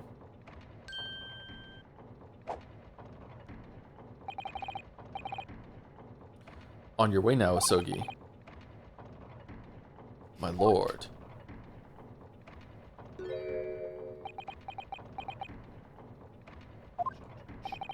If you have a title like Lord Chief Justice, what would it be? Oh no. Kazuma. I don't like titles like that. King Weeb of Weeb Mountain? I guess so, yeah. He left without saying a word. Yes, what are you doing here? Oh, well, I was just hoping to ask you a few questions, if you wouldn't mind. I wanted Van Zieks' trial concluded today. But Prosecutor Sogi's unwelcome inquiries are going to make it take longer than necessary. Unwelcome inquiries? As a result, I'm losing even more precious time. Currently 2 hours, 55 minutes, and 41 seconds. 42. 43. Then we must resolve everything before 3 hours have passed, Mr. Naruto. In a miraculous not even 5 minutes? Anyway, can't let the man's obvious bad mood put me off. I need information. I'm tired today, I'm sorry. What do you think of Strongheart's eyeliner? Is he wearing eyeliner, or is it just like his eyes have been made to pop? I don't know. I don't like eyeliner because it looks incredibly difficult and uncomfortable to administer, but it's a good look.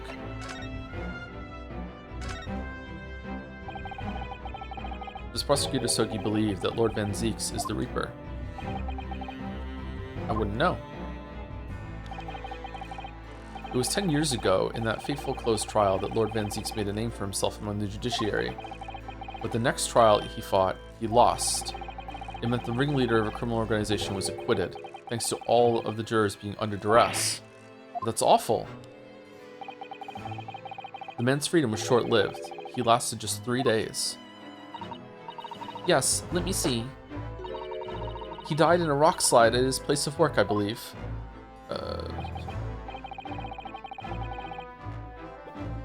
Are we going for the last act twist that Van Zieks is actually really shit at his job?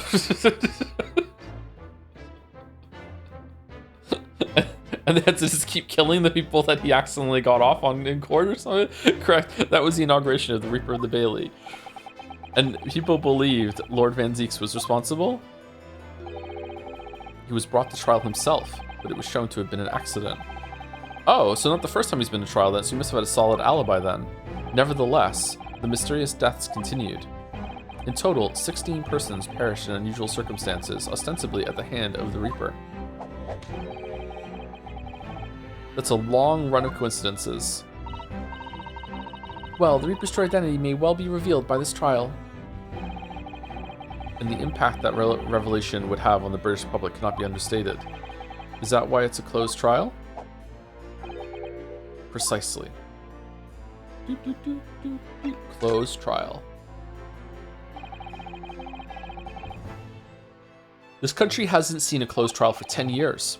So really, so last one was the professors, the trial of Genshin Asogi? Correct. No doubt. Actually, we heard that originally you were going to prosecute that trial yourself, Lord Strongheart. Van Zieks entreated me to relinquish the prosecution to him, that he might avenge his brother's death. And here we are, 10 years later, with the son of the man Van Zieks had condemned now looking to avenge his father's death in the same way. They do say that what goes around comes around. Sorry, not criticism. Did we tell Strongheart that we know all this, or has Strongheart just been like, fuck it, Ryu and Susie must know at this point? Did we talk to him about that? I can't remember.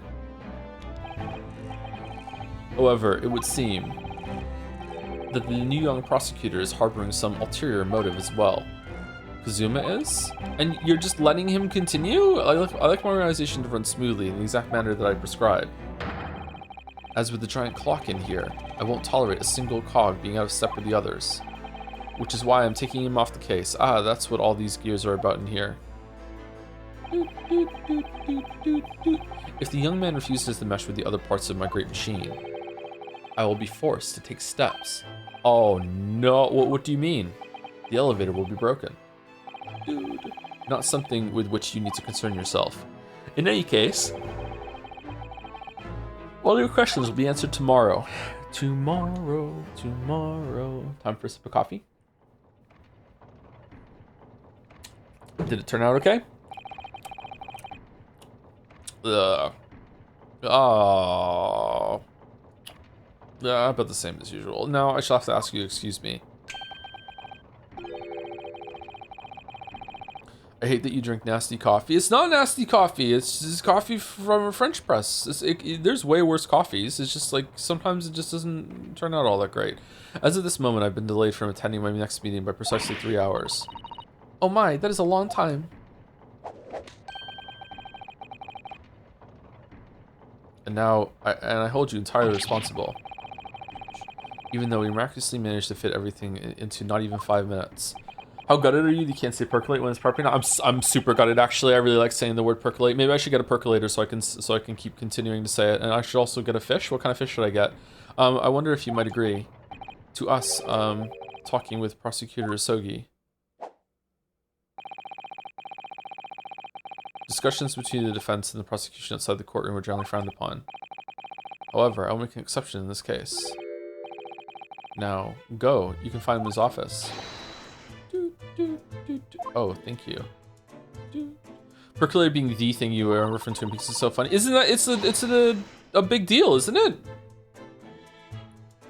Let's go see him at once, Mr. Ahodo.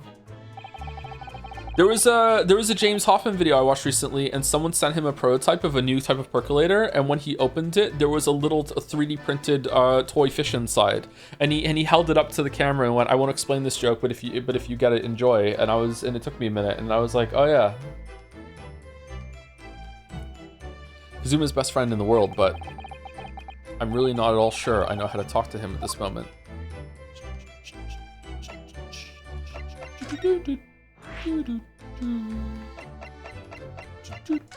Big Twin Peaks vibes.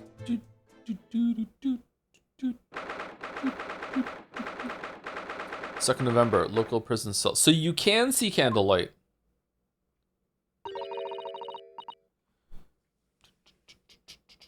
How many frames of animation on that flame there? 4? Lord Van Zeeks is reading. Look. He doesn't seem like he wants visitors, does he? But he must have noticed that we're here, surely.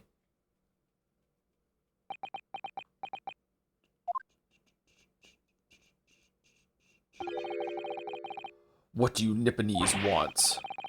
Iris isn't Nipponese. There's no way to greet the lawyer who's trying his hardest to prove your innocence, is it?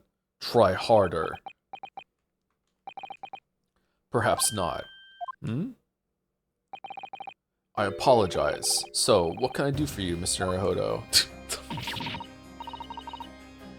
Sorry, every time I'm thinking maybe this won't be the time where they play the crazy fucking over-the-top music for him, but nope, it comes in every single time. Lord Van Zeeks, speaking earnestly. Oh, the fog will lift over London for the first time in months tomorrow. This does feel very, very strange.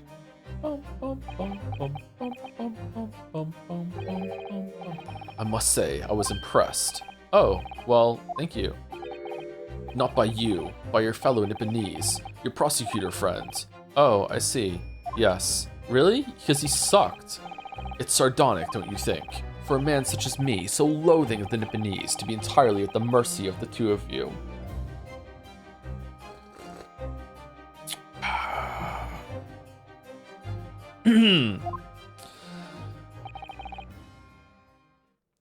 I suppose. It's retribution for having played the part of the Reaper all these years. Played the part.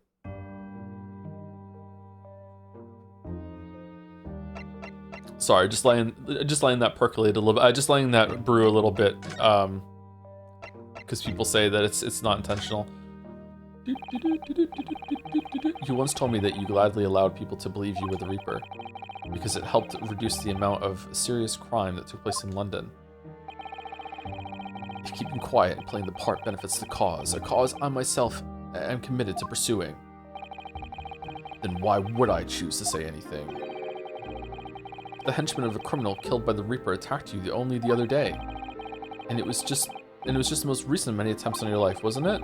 Someone is clearly profiting from your silence about all this. Someone is using you. Believe me, ever since the Reaper first appeared, I've been doing my utmost to expose him. Or rather, expose your organization. On British now. Ah, it's a whole organization. It's inconceivable that all those accidents were orchestrated by one man. No, the Reaper always appears to have very accurate information about the accused in each case, which can only mean that somebody at Scotland Yard is involved. Someone at... you can't mean... It's taken me many years, but I finally identified the central figure in this Reaper organization. Greg? Tobias Gregson. No. Gregson? The Reaper? After he did his cute little hat dance to Iris?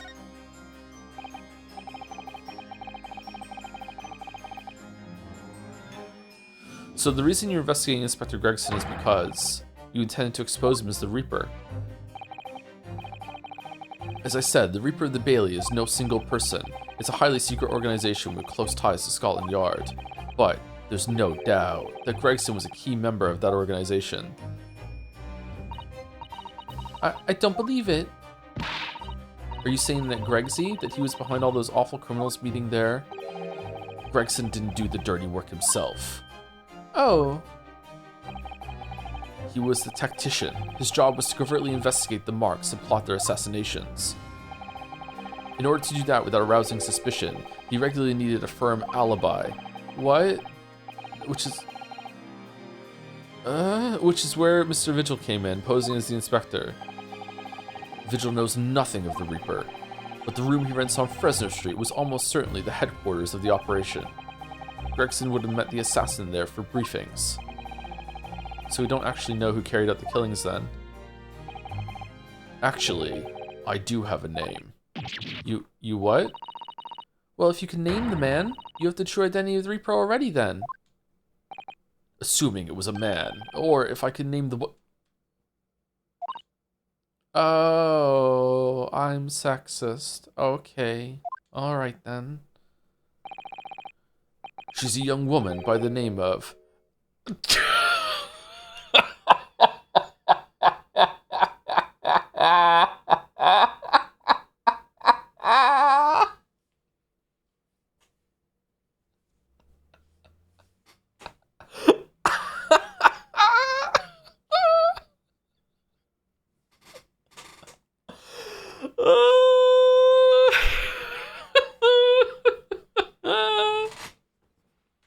Assassin. Is that the same name that Brett had, or was that was Asian, wasn't it? Which was it? Wait, what? Shin?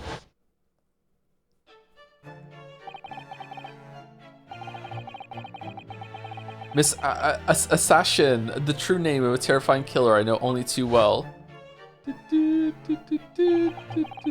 She came to Japan posing as a visiting student and murdered Dr. John H. Wilson. Then, just when it seemed that diplomatic protection would help her escape Japan and conviction, the mysterious woman was herself murdered in a small summer beach hut. And that woman was actually the Reaper of the Bailey?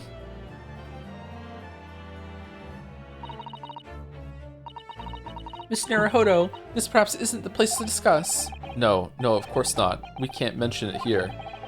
The fact that she killed Dr. John H. Wilson. Because Iris doesn't know, and it's very likely that the man was her father. Assassin! I should let father know at once. Yes, I agree.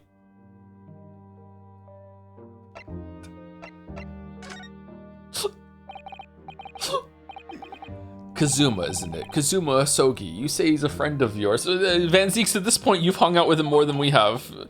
My best friend. He's the whole reason I got to come to Britain. It was all on his merits. I have nothing but respect for him. Yes, I understand that only the very best students are selected for such opportunities. I had a fine demonstration of how sharp he is in the proceedings earlier today. He missed nothing. In fact, his flawless performance very much reminded me of his father. Okay, all I'm learning is that we are the only competent lawyer, and we're not even that great. We are the only competent lawyer. Genshin Asogi, the professor. It's true, the aristocracy at the time was the root of the numerous grave societal problems. Aristocracy, but they were abusing their power, playing with the common man as pawns in politics, in economics, in war. In many ways, Asogi was carving out a canker from society that we British couldn't deal with ourselves. Ah, I see. But that's precisely why it makes no sense. Clint Van Zieks was a noble and upstanding man. He wasn't corrupt. Why did the damn Nipponese have to go and take my brother's life? Maybe he was corrupt and you didn't know. Maybe I'm the Dragon Ball, I just don't know it yet. In spite of having once saved mine. He saved your life? How did that happen? Alright, strap in for bullshit. It was 10 years ago, on a foggy night.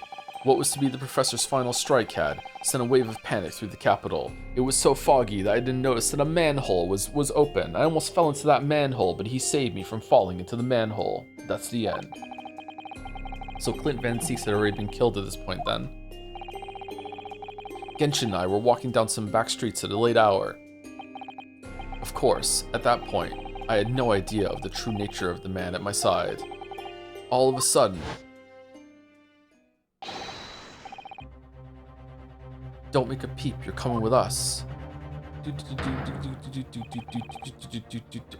Oh. Damn. We were surrounded. All of our assailants were armed with pistols, their faces obscured by scarves. Clint was not only from noble heritage, he was a brilliant prosecutor as well. The scum of London hated the sight of him, and they had no sympathy for his younger brother either. I'd been targeted several times before already. Yeah, it's Van Ziek's alright, we've got him. I could hear them murmuring amongst themselves. I knew they were after me, but just when I thought my time had come. If I'd let them kill you, Clint would never forgive me. It was Asogi's voice, just a whisper in my ear. Curiouser and curiouser. Okay, so there's no way he's the professor. Okay, so he was set up for it. All right, so that's a slam dunk. All right, so what's going on then?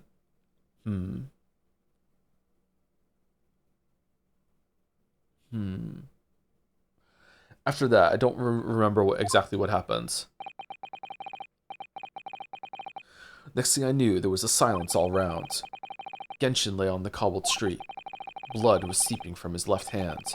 He'd shielded me.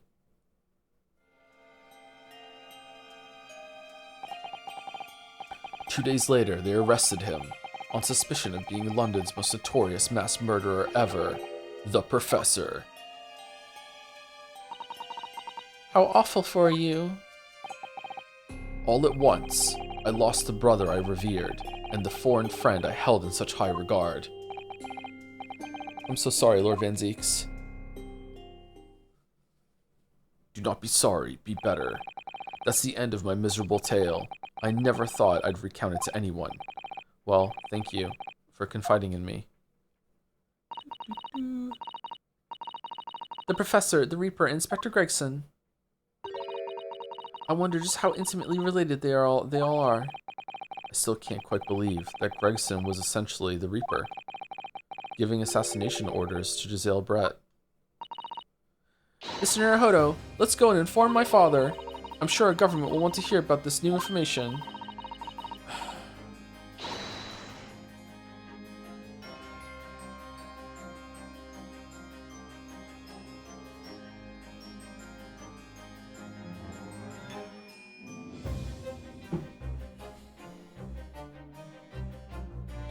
The air quotes Reaper killed just when they're visiting? Is there some, like, revenge plot going on? Double pronged? Or is this just Strongheart reacting to just what happened with Scythe and it's just cleaning house? Top candidate for who killed a bunch of people at the beginning is Strongheart. Strongheart wants to set up a glorious future where, you know, a new judicial system can reign supreme, but there's a bunch of like scumbags and corrupt nobility that are getting in his way. So like he thinks that means justify the end. So he kills a bunch of those people, and on that like foundation is able to build the judicial system that he needs to go forward with. However, the problem is that he has to have someone take the fall for it so he can command it. So he picks a scapegoat, which is the visiting guy, the professor, and it also has to be in a closed trial, either for drama or so it's like hush hush and it's all kept up and it can be swept under the rug. Then he moves forward with this, but then he realizes that his system is flawed, so he continues with going on with more killings. He just has a taste for killings at this point. Where does the collar come into it? What's the collar for? Maybe there was no killer. Maybe there was just a dog.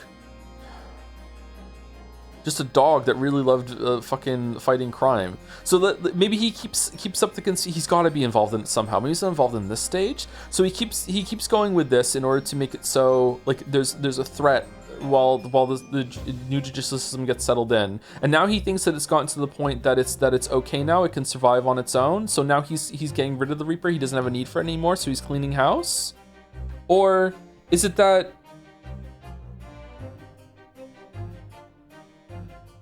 or is I can't remember his name.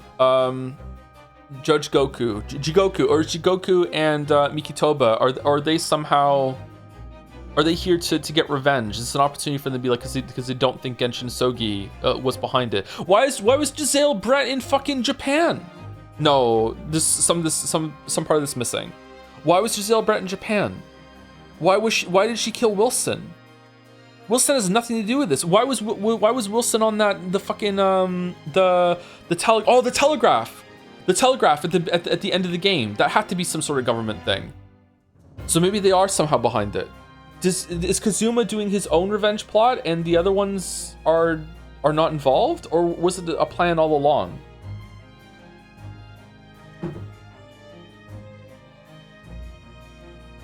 Why was the treasure some fucking collar that was stashed in a fucking house?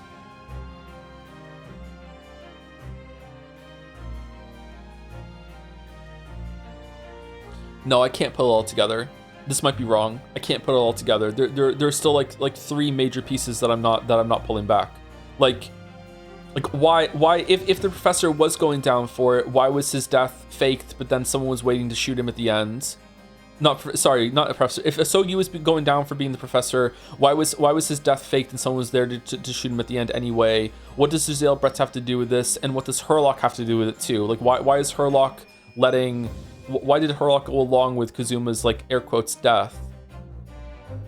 And also, how did Two Spells, the super hot French witch blonde, how did she get the mask off to get a good imprint of his face for the wax model? She shouldn't have had the key.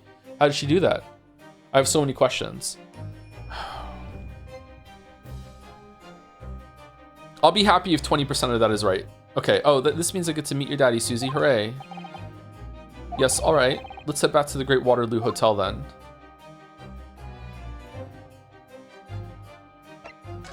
Waterloo.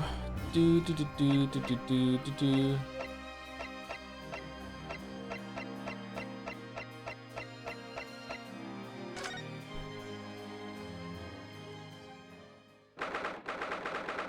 Second November, room on Fresno Street.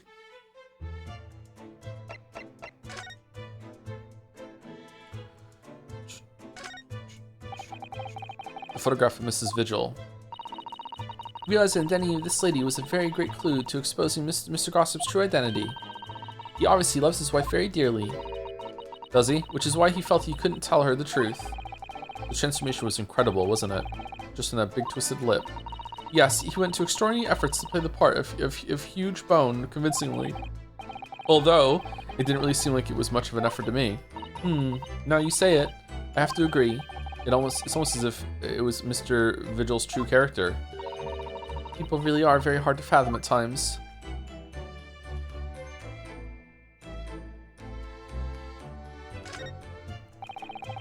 There are details of cases stretching back over 10 years on this notice board. Yes, a history of Lord Van Zieks' defeats in court.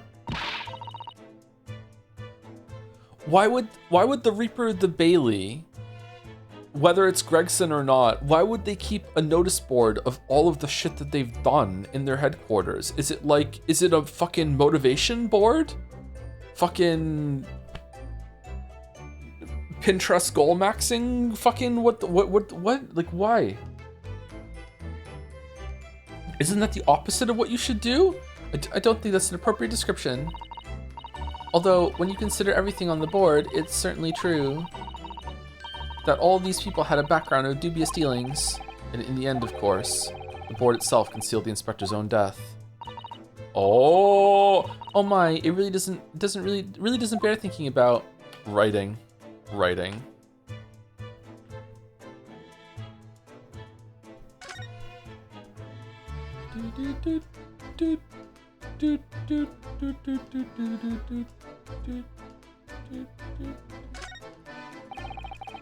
Never imagined that this little figurine would have turned out to have a watch winding key. I suppose it's a policeman because the pocket watch was a gift from Scotland Yard. It seems there was much more to Inspector Gregson than we ever realized. He was clearly a brilliant man. It's the fish and chips that threw us off. I feel as though it ruined his image. I really don't think we should blame one of Britain's staple cuisines. But think about it. Imagine if it was Mr. Sholmes. How would you feel if instead of that old briar pipe that's always in his hand, Mr. Sholmes had a bag of chips? Rather disappointed, if I'm honest. Exactly. Using a candle as a timer device, very ingenious, I must say. Sholmes seemed really upset that Gregson was dead. Does Sholmes not know? Yes, the culprit arranged it so that the firecracker would be set off at 5 o'clock and then left. So that a loud bang was heard at precisely the moment Lord Van Zieks arrived, yes. If only he hadn't picked up that gun from the floor. Something you probably told yourself once upon a time, I imagine. Yes, I've learned that lesson by bitter experience. I would have turned and run a mile for sure. Which may not have done you any favors either.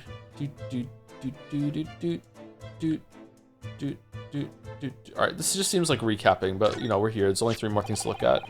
It catches your eye as soon as you enter the room, doesn't it? It's such a bright color, it certainly makes an impression. Yes. They can't possibly commit any crimes, can they? I mean, redheads stand out like a sore thumb. I'm afraid with our jet black Japanese hair, we stand out almost as much here in London. I suppose that's true. Susie doesn't look all that jet black to me right now. You mustn't think of committing any crimes, Mr. Naruhodo. I wasn't. It turns out that Gregson didn't actually die here at all. Where on earth could he have been killed? Well, one way or another, we must find out. For the Inspector Sake, wasn't there talk about like a trunk? Someone came in with a trunk. His body was in a trunk, and someone was wearing. Can we trust any of that testimony now? Because it came from gossip.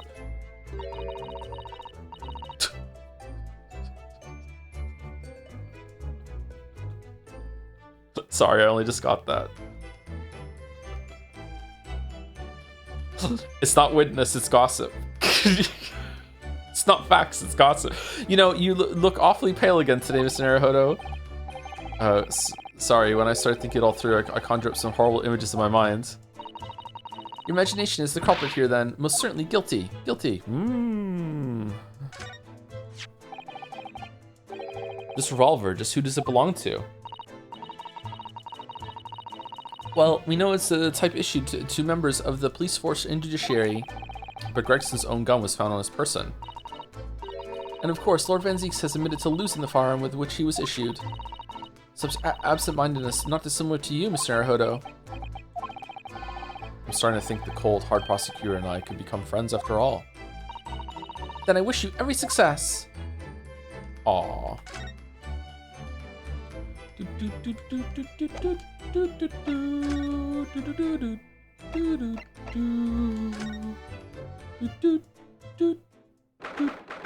Second November, St. Sinners Hospital, Ward 3. Really, we can go see him and we're allowed? That's allowed to happen?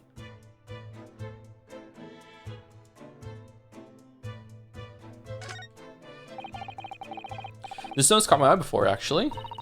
I suppose it's some sort of slogan for the ward. A cheerful welcome message, perhaps. Let's see.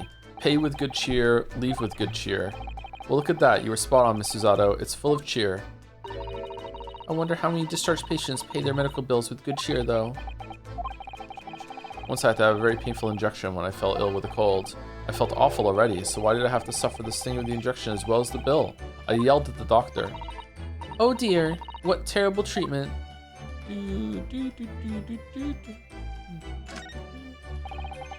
These must be the patient's treatment notes. Let's see. Tendency to jump from windows. Remember to place cushion at base of wall outside. Aren't we a story up from the ground here? Oh dear. Poor Mr. Vigil. We're on 2 oh dears just in this scene. I can't help feeling there's a better solution to the problem than a cushion, though. Finding something you'd lost isn't always a happy experience, it turns out. Pursuing the truth can be a very dark business sometimes, can't it? Yes, I'm afraid it can. There are all sorts of medicines in this cabinet, look. I'm not sure if it's safe leaving them in reach of everyone like this. Yes, you're right. I can imagine if you were peckish, you might try some of the pills. Well, at least there seems to be... Okay, this seems like it's the same as last time. Locked is secure. Don't imagine it would stop you if you were hungry. I worry that you'd break the lock. Hunger doesn't turn me into a criminal, you know, Miss Susato. Okay, is he here? Oh, he's not. Were these crutches here before? Oh, look, a pair of crutches. Before we came to Britain, I hadn't realized they were used here as well. I imagine they were imported into Japan from the Great Britain in the first place. Oh, so no one in all of Japan broke a leg before their arrival? Anyway, this... Whoa! That was a little catty. The sight of these things doesn't bring back good memories for me. Oh dear, 3 oh dears in this scene. Did you injure yourself once and need to use some? When I was little, I thought they looked fun, so I borrowed a pair to play with. But then I slipped and sprained my ankle. I see. They contain powerful magic, those wooden staffs. The power to heal and the power to harm. I think a certain cheeky little boy managed to cause the harm all by himself. Alright, I think some of this is a recap from last time. Alright, so let's go to Waterloo. Waterloo. 2nd November. Great Waterloo Hotel foyer. I thought it yesterday, and I think it again today. This place is so princely. Favorite ABBA song? Probably Dancing Queen. Money's good too, though.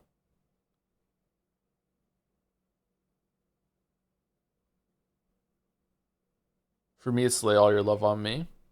I don't know that one from the title. I'm pretty sure that I've heard it, but yeah. Mamma Mia. I like Mamma Mia, but it's not my favorite. Did ABBA ever do a Bond song?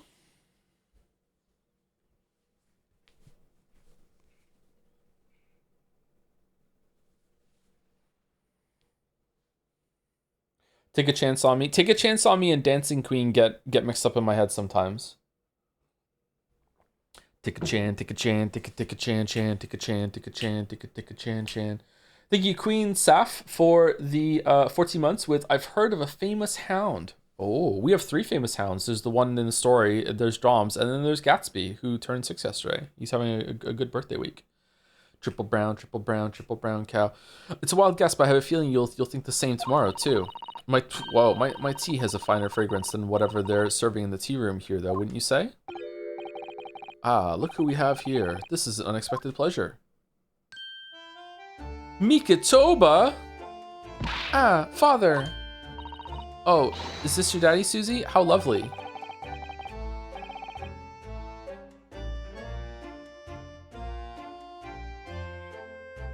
When did he call Susie back?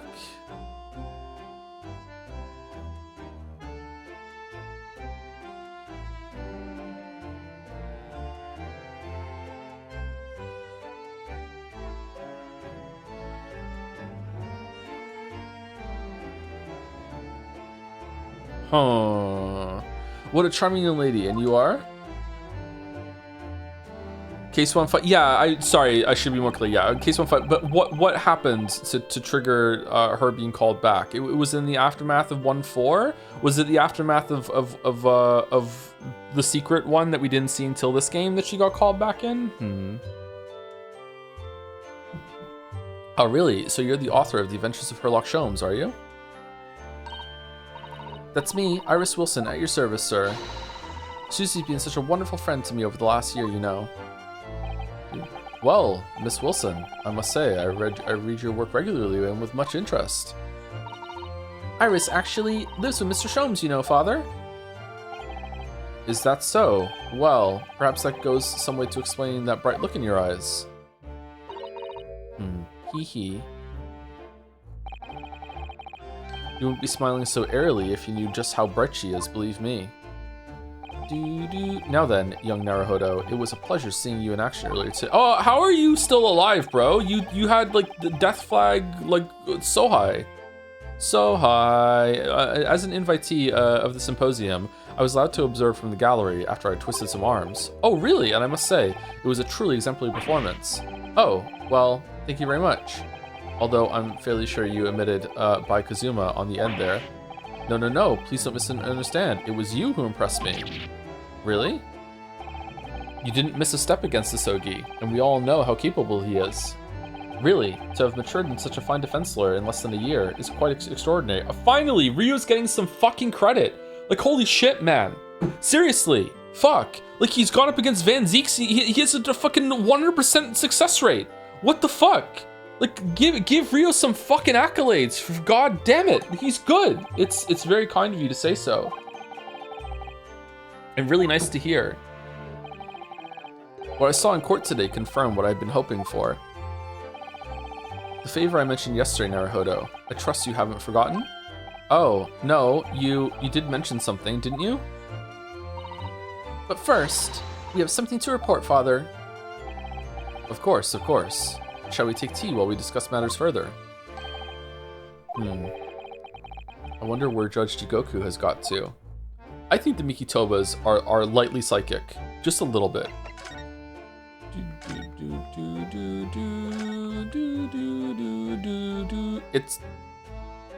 It's gone. It's not a part of the back.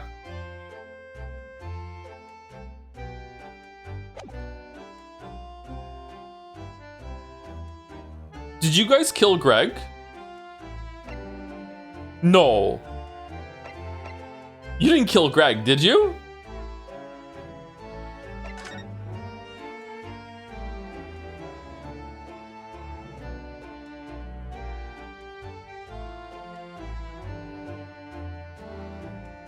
Got off the boat, went into town, killed Greg, came here, had tea. No, they got here after Greg was dead. Right?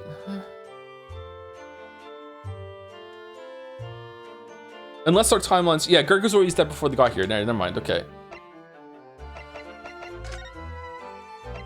About the Reaper. Explain the morb, please. I'm lost. It's an inaccurate morb. It's a false morb. There was a really big trunk here that was suspiciously the size of someone that could like store a body, and there was a line that Gossip said that someone wearing the wig carried like or wheeled a big trunk into the apartment building. So like I feel like Greg's body was moved in with a big trunk, and last time we were here there was a big trunk standing here that they had up into their room, but the timeline doesn't work. So it's a false morb. Unless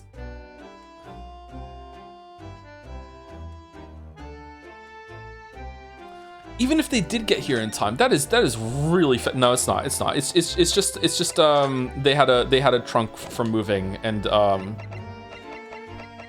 it's just standing out after the guy said it. About the Reaper.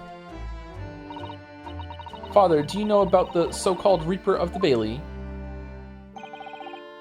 I've heard rumors. Some members of the judiciary explained it to me all yesterday. Of course, when I was a visiting student here in London, the Reaper was yet to emerge. Right, he didn't appear until after that case when visiting students had already returned home. Lord Van Zieks, who was in the dock today, that was Barak, the younger... In the dock?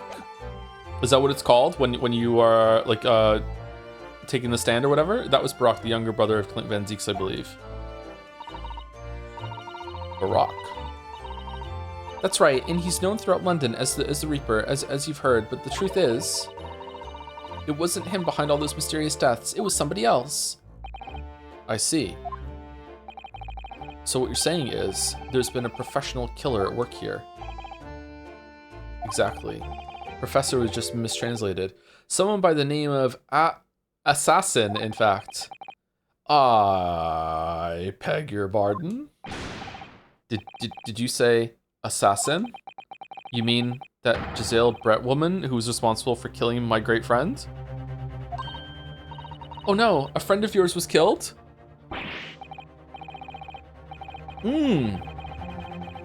Oh shit, you guys were friends. Oh fuck.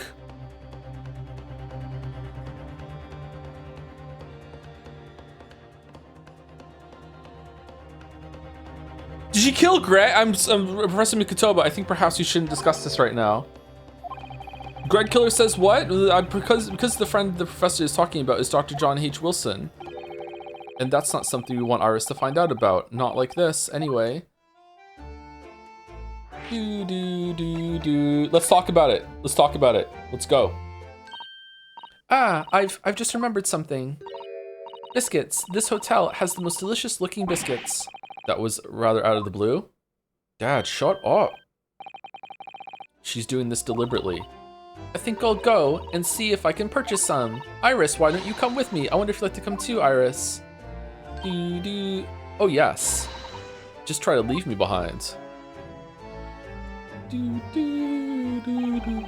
So that young girl is called Iris Wilson, is she? Yes, that's right. And she's the author of all those adventure stories starring the great Detective Sholmes. But the name of the credited author isn't Iris, is it? It's Dr. John H. Wilson. Yes, I know. That's the name of her father, you see. Her father? Dr. John H. Wilson. I was deeply indebted to the man for all the kindness he showed me during my time in London. That's why I was keen to reciprocate and invite him to the Imperial Yumi University 4 years ago. But he was murdered last year by Giselle Brett. Why? Why would the hand of the Reaper stretch all the way to Japan? Iris knows nothing about that case, but it seems very likely that the victim, Dr. Wilson, was her father. Well, I can't say that we ever spoke about his family, so I don't know if he had a daughter or not. Just guy things. Just out with my best friend. When's his birthday? I don't know. How is his how is he doing? I don't know. How's his family? I don't know. Does he have one? I don't know. Likes and interests? Meh. Okay. What did you guys do then? Oh, we had a great time. But I think I can say with some certainty that he was never the great detective's partner. So it could have been another Dr. Wilson, you think? Well, John and Wilson are both common names after all. Still, it's probably best not to mention this to the young lady until we can be sure. That's what we thought, yes. We're back with cinnamon biscuits. Oh, they smell delicious, Iris. I want a biscuit. Oh no, it's beginning. I think cinnamon will go very well with the tea they serve here, don't you, Susie? Don't you, Susie? Yes, I'm sure you're right, Iris. Judge Jigoku. Count Dooku. I haven't seen Judge Jigoku for a while, have you? Guilty! Ha ha ha ha ha!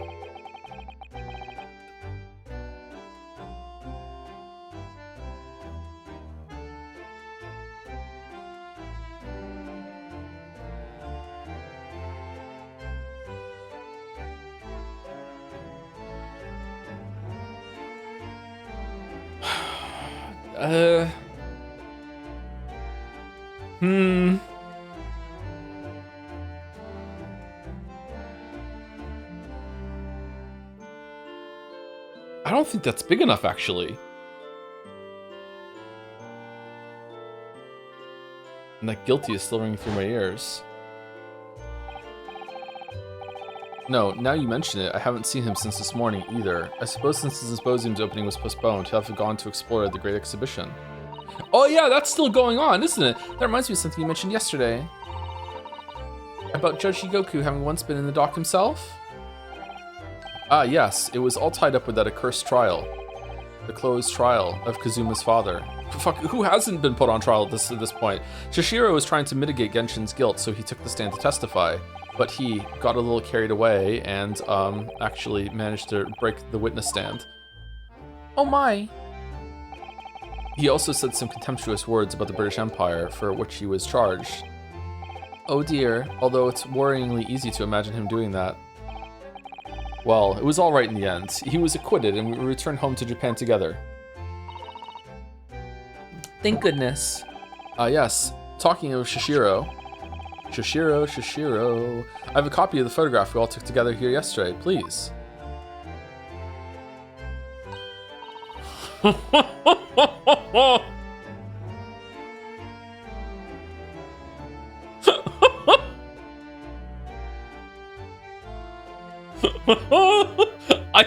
I think they killed Greg.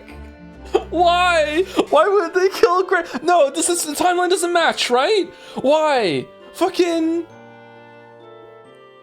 Are they just fucking with me?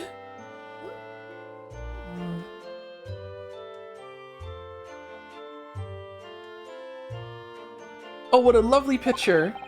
It certainly seems to shout, we've arrived in Britain. The commemorative photograph has been entered into the court record.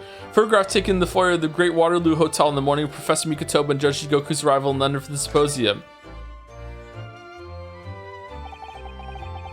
None of us had any idea what was coming when we took that, did we?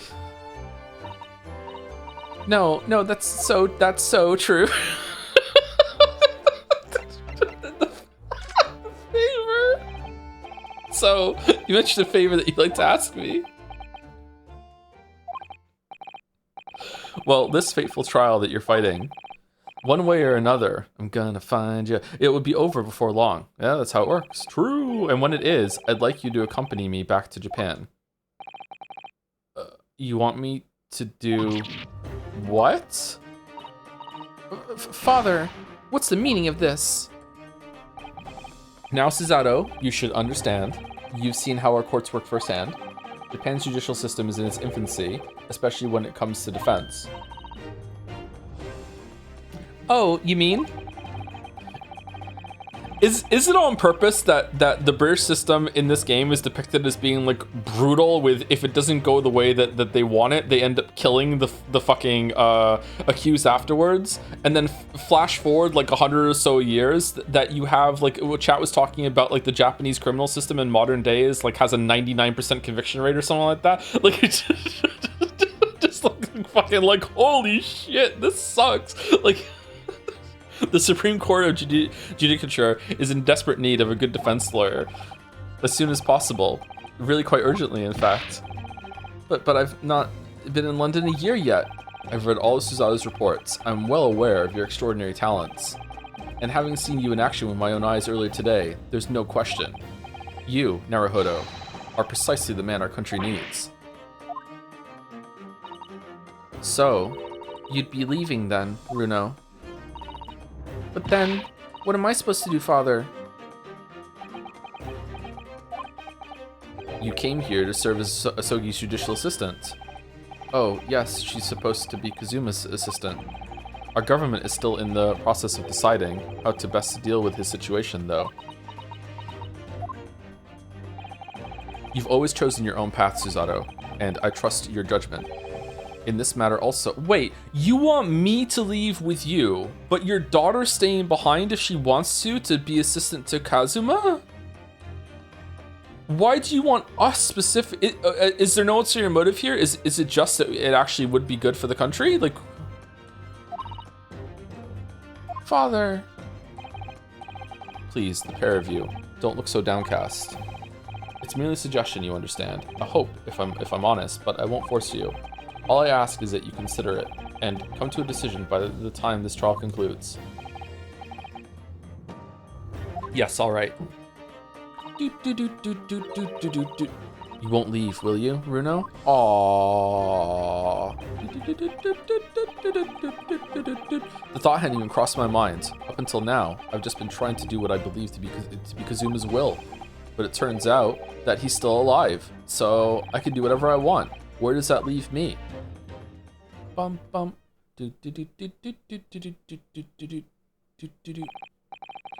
Well, if you'll excuse me now, I need to telegram government ministers and the Japanese police with this information about Assassin. Why is the music just starting up again? Of course, Father. Thank you. I look forward to next month's installment, Miss Wilson. Oh, good. And please, do come to Baker Street sometime, won't you? We'd love to entertain you. I would be delighted. I like manners. I didn't before. Do I like manners now as I'm getting older? Maybe I don't like manners. Maybe I just like things that are like themed around manners. I'm not sure. The best of luck tomorrow, Naruhodo. I think I'm pretty polite actually. And give my suggestion for your full consideration, won't you? Yes, I will. Going back home.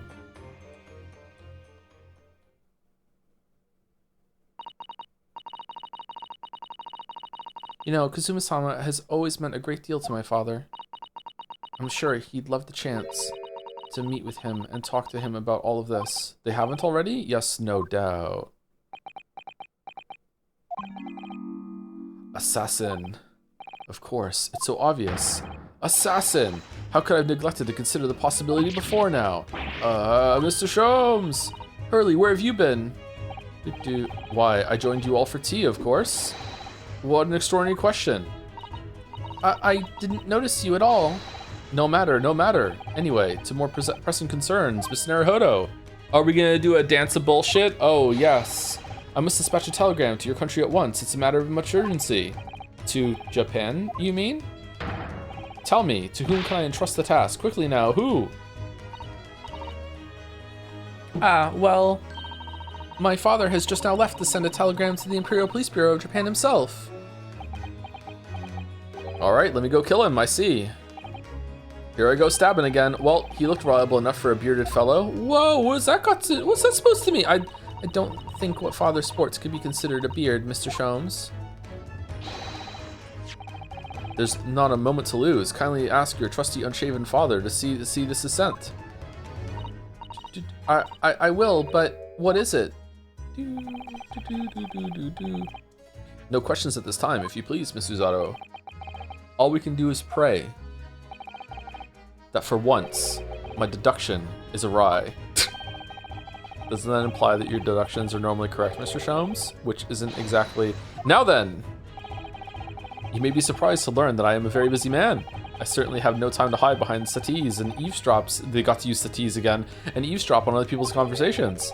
So that's what joining us for tea meant. I'd leave the sending of this in your hands then, my dear fellows. Is it gonna get entered into the court record? Ah, wait a minute, Mr. Sholmes. He just sort of ran off, didn't he? He didn't even say hi to Iris at quite a pace. And left the unpaid bill for his tea behind too. The setup into the 50 shillings is one of my favorite jokes of the whole series. I don't know why. The fact that he was so relentless with bringing it back. Yes, I can do it for 50 shillings. It was really good. I must catch up with father at the telegraph office at once. And I'll run and call us a cab. Straight away. And there was me thinking everyone would be clamoring to pay Mr. Sholmes' bill. Huh.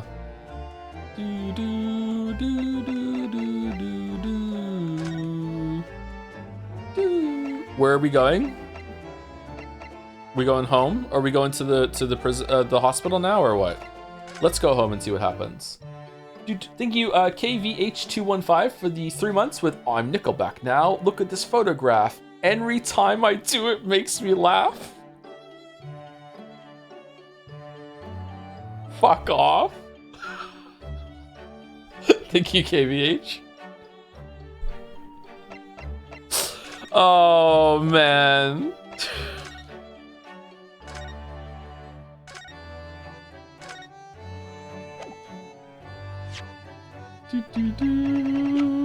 Remember Politeness, please fuck off. Please fuck off.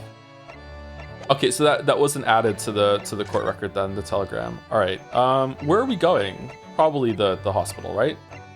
Oh. I didn't see that one on the list before. Was it just added?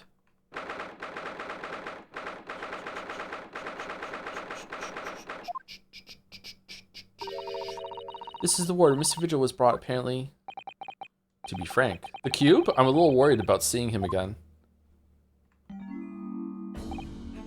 Ah, the lawyer. Hello again.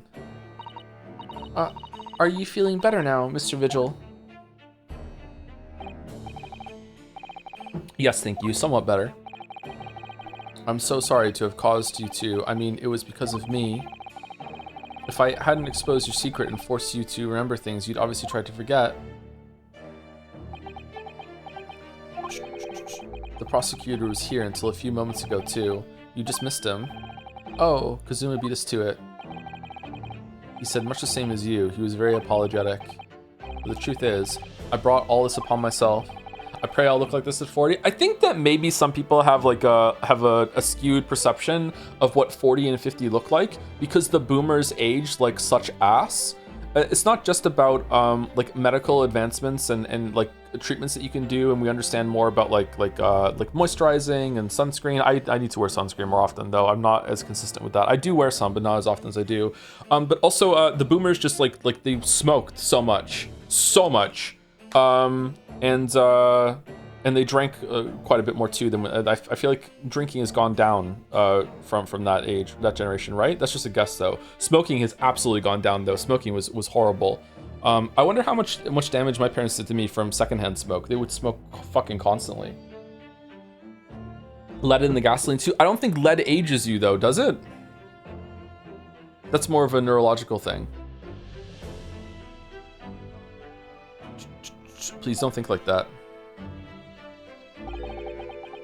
Keeping it from Evie, my wife, all these years. I've carried such a sense of guilt. But that's not the worst of it. Over time, I obviously came to deceive myself as well. You mean about your dismissal? Looking back now, I'm beginning to think that perhaps Inspector Gregson didn't stumble across me by accident at all. I mean, he compensated me so generously for acting as a stand-in. How was he funding this? He was clearly concerned for my well-being and doing what he could to help. Was his image in the books some part of the act too? Like he didn't... Like a respect thing? It made him less likely to be thought of as... But he was gonna run away with Lestrade. Oh.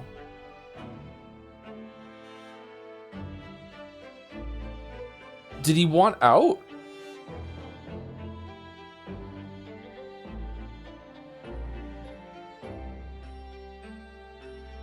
Were they asking him to kill Lestrade and he was like, no? Was there like a falling out?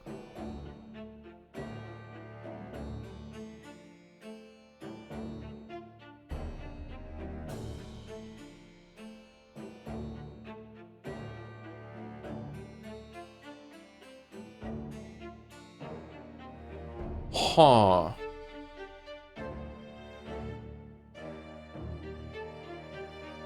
Okay, he was clearly concerned for my well-being and doing what he could help. Poor Gina, man. What the fuck? So perhaps Gregson knew exactly what had become of Mr. Vigil all along then. She finally has something close to like, I wouldn't say like a parental figure, but something like maybe 30% in that area. And her life is getting like turned around. And now she's like, she loses him, and now it's also gonna be revealed that he was involved in some big fucking conspiracy thing and he might have been a bad guy. Maybe he was trying to redeem himself though.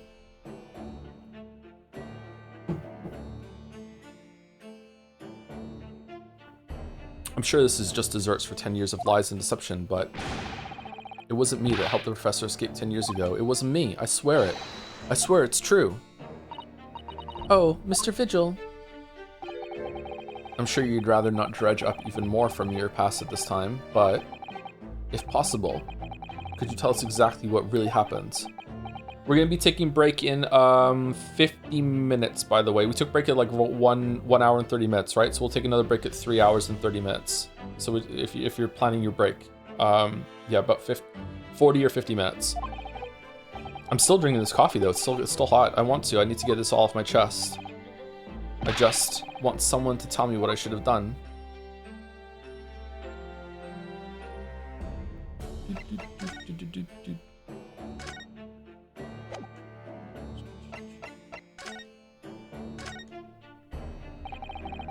Inspector Gregson was obviously engaged in a special operation of some sort. He was investigating something that even Scotland Yard couldn't know about. Details of the Reaper's marks, yes. It was when he had carried out those investigations that I would take his identification and impersonate him. You pretend to be the inspector and carry out investigations on his behalf? Oh no, never! A common street peddler couldn't possibly carry out a proper police investigation. All I would do, while we're pretending to be a lawyer and it's working well, all I would do is go to a specific location and make a little hoo-ha. Just something to leave an impression, so everyone there would think a detective called Gregson was here. So, that's what you were doing on the day prior to the incident? Yes. He asked me to make an appearance at the park on Lime Street for the Red-Headed League event. So, as usual, I flashed the inspector's identification around and was very vocal about my presence. Okay, Greg, are you fucking stupid? Like, get like a copy made that looks exactly like fucking... But then you were taken in prisoner by those red-headed fraudsters. Yes. So, you would always make a point of showing Gregson's identification generally being loud? That's what the inspector asked me to do, yes. Well, that's one way of becoming a legendary detective, I suppose. Not a good one, though.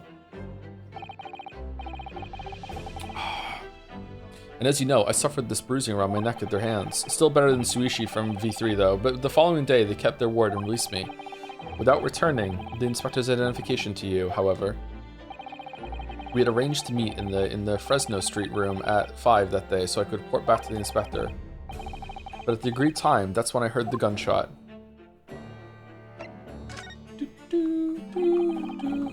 It was at midnight on the 17th of June 10 years ago. That was the time scheduled for the execution.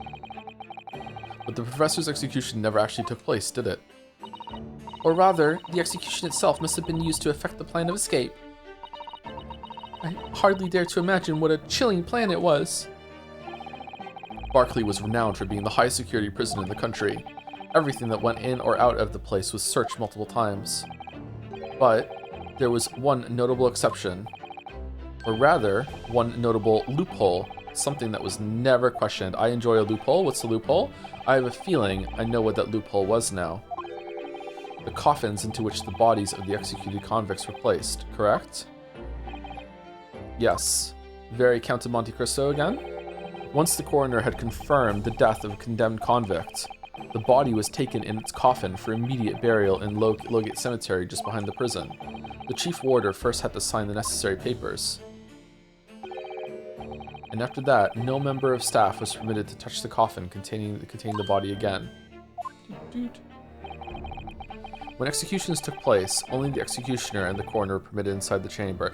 Chat, what's the strat when you're buried alive? If you're buried alive in a coffin and dirt is put on top of it, you're fucked, right? There's no, that's it. Just accept your fate. There's nothing you can do. You can't Kill Bill your way out of it, right? Like that's this. You can't punch your way.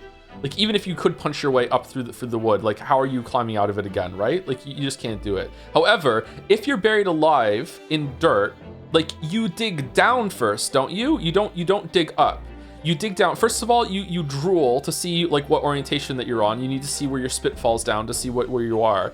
And then you dig down before you start digging sideways and up, right? Otherwise, it'll collapse on you, right? You need to dig down and like compress like some space, and then like you fill the space below you, right? Isn't there a space in the coffin to put excess dirt? How are you breaking the wooden board? Like won't it fill up? Like real fucking fast. It's the same with snow. If you're ever in an avalanche, you want to drool and see where it goes down. And then you dig down a little bit first before you dig up, or else it'll collapse around you, right? Knowing up down instinctively is part of the human package. I don't think it is. I think if you've been knocked out and buried alive, or if you've been in a really big tumble, I think people who have been caught in like avalanches, they report that they don't really know which way is up or down when they come to.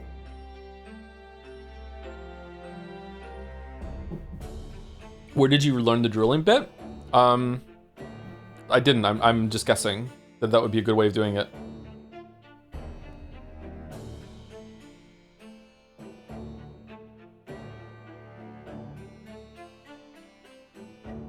Just piss a little? It always comes back to piss. I wonder if you're buried alive. I wonder if you're fucked. I wonder if you're not even... If they laying the dirt loosely on you, right? Let's say a standard 6 feet of grave, right? You're buried 6 feet under, no coffin, because otherwise you're fucked. They're laying the dirt loosely on you. Would it compress enough that you wouldn't be able to move at all, or are you just completely fucked? You'd be able to tell which side of the coffin you're laying against, though.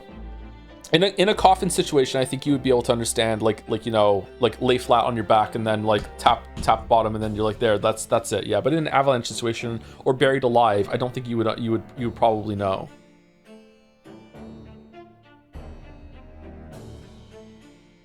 Don't they pat down the dirt with a shovel? Yeah, but it's 6 feet of dirt. I don't think patting the dirt with a shovel is going to compress it enough to matter. It's going to take a while. I'm guessing that if you came back to like a grave that's been filled in, like a couple days later, there would be like a clear like dent in the ground.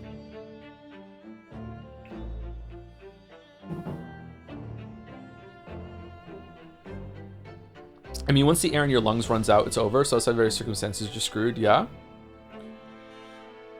Would that be airtight? Would you run out of air? God, I guess you would, yeah. Like, having 6 feet of dirt above you, you would run out of air, wouldn't you? What about in a coffin? How long are you surviving in a coffin? How much air is in a coffin for you to breathe? I have no idea.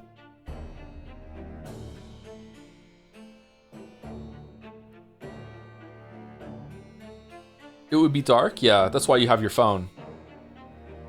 So you can definitely measure how big of a coffin you're in if you have your phone. How big are coffins? Would you be able to move around a bunch in a coffin? Like, are coffins big enough? I guess it depends. There's coffins come in different sizes. Like, can you like roll over in a coffin? What are we talking about? We're talking about what would be the strat if you find yourself buried alive. Again, Joe, not enough space to punch up. But what if the coffin was enough that you could turn over on your stomach and you could punch to the side? Like, you could punch the top of the coffin out.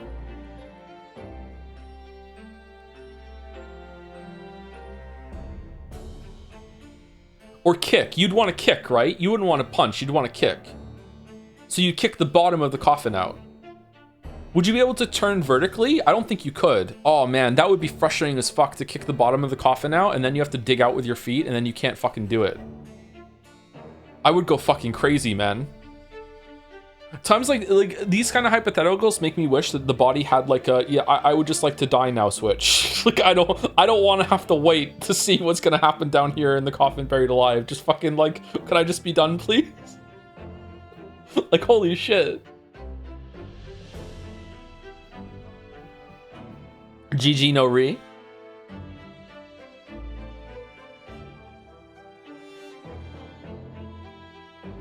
The Globert meditation strat. Yeah, there you go, yeah. If you somehow avoid panicking, you probably have 7 hours of air. Oh god, that's so much! No! 7 hours? Of just being like, am I gonna try to get out of here or just accept my fate? 7 hours? Just, I can't sleep, I'm narcoleptic!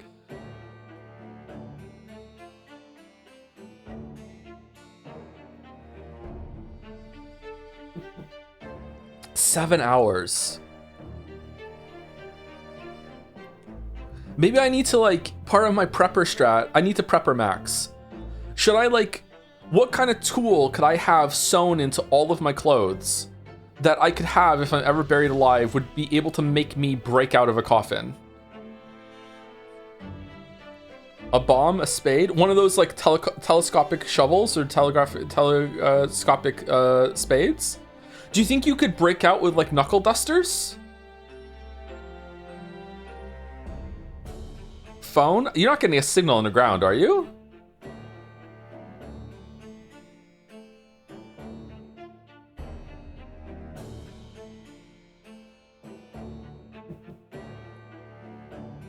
There's still such a bro podcast topic. So I was buried alive the other day. Aw, bro, I hate that. And they just know that I want to get out of here and go home quick.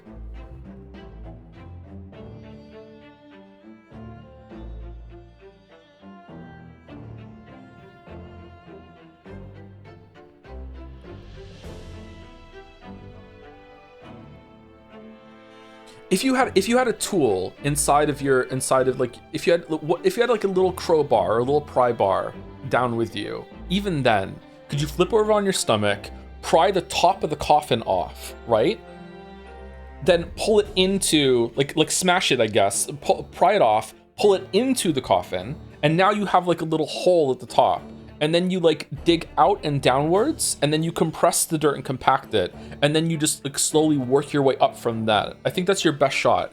So you need to be able to break open the top of the coffin. And when I mean the top of the coffin, I'm not talking about like if you're laying down in a coffin like a vampire and you're staring up at the sky. I don't mean that's the top. I mean the part that's above the top of your head. Like I don't know what that would be. The cap of the coffin. You would break open that panel and you go out that way. What if it's like a padded coffin? Think it's worth mentioning that in my experience a lot of coffins are metal now? No way. We're still on wood meta for coffins, right? Don't you want your coffin to be wooden so like it decomposes with you and you're all gone? Metal coffins are standard?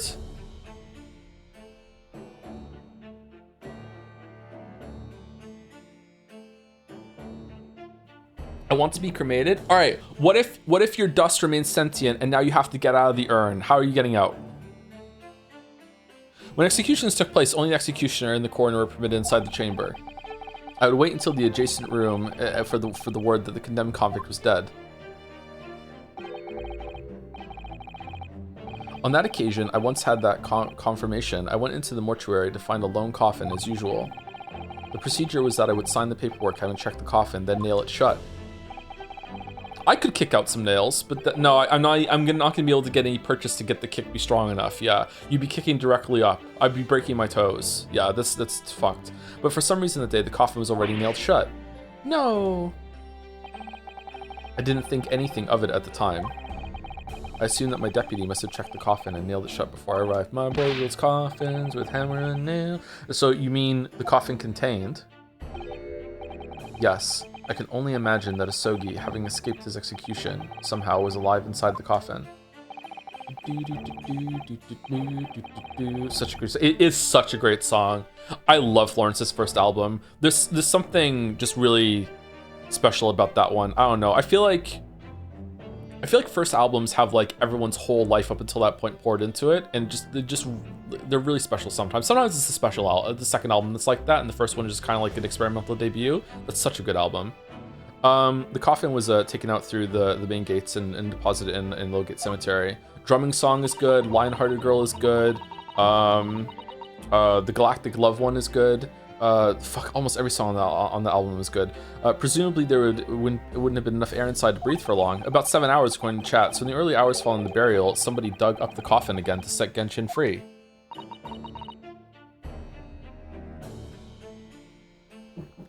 But in the end, he was fatally shot in the graveyard anyway. What on earth really happened in Lowgate Cemetery that night, I wonder? I think today's bodies go through the morgue, so it's unlikely to be buried unintentionally. Oh, sorry. In my scenario, I pissed off the Yakuza. and they buried me alive. Like, I'm not worried about like dying in a hospital and then being buried alive. Like, for some reason I got into some bad shit.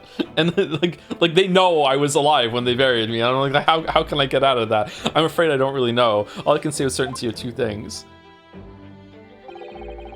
Asogi couldn't possibly have escaped that way without help from somebody working in the prison.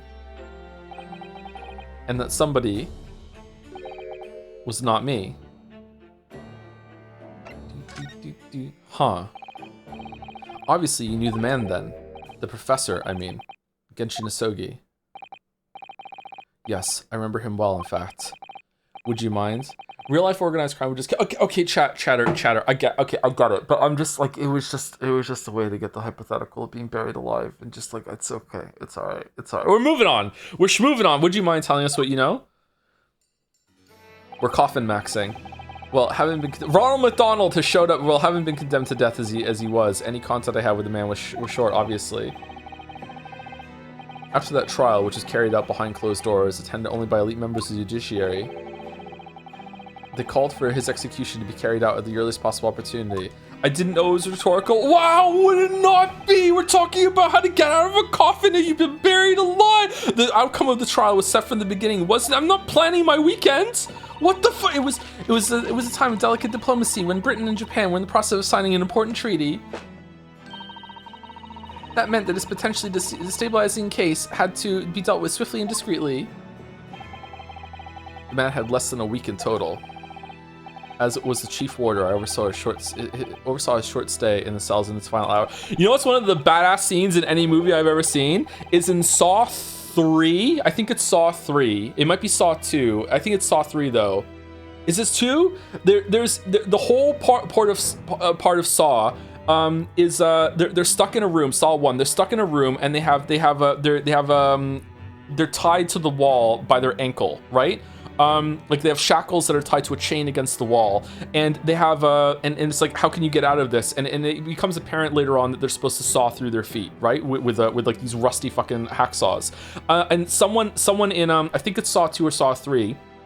Another character gets imprisoned in that exact same room in the exact same way, and I think he's a detective, and there's a scene where he wakes up, realizes what happened, and in the space of 30 seconds he grabs like the top of a toilet or something and smashes the fuck out of his foot in order to break his foot, like, and make it so that he can slip the fucking the shackle, and gets out of it and stands up and is just gone. Like the whole entire movie of the first one, they're like, how do we get out of this? And then there's another character that's like it in Saw 2 or 3. He's just out of it, and like as soon as he wakes up, boom, I'm done. Like, he's not fucking around. It was like the contrast between that and the fucking and the first movie was great. I remember being struck deep inside his noble character and his incredible resilience. What do you mean exactly? He was a killer of many men, but he was always quiet and polite. Saw power creep? Yeah, he was a you don't know how true that is. The power creep that goes on in that series. Holy fuck. He was a gentleman and a man of intellect. In fact, I couldn't bring myself to believe what he'd done, so I asked him one day, those 5 members of the aristocracy whose lives were taken, were you really responsible? I'm guilty of the unforgivable crime of ending another human's life, yes. The following day, the closed trial took place, and the verdict was no surprise. Guilty. That night, when he was brought back to his cell, I saw something unusual. Something unusual? What? The last will and testament of Genshin Asogi. Okay, so who did he kill? He killed one person. Maybe weirdly, Clint is the only one that he killed. As I said, it was on the night following his trial, after he'd been found guilty.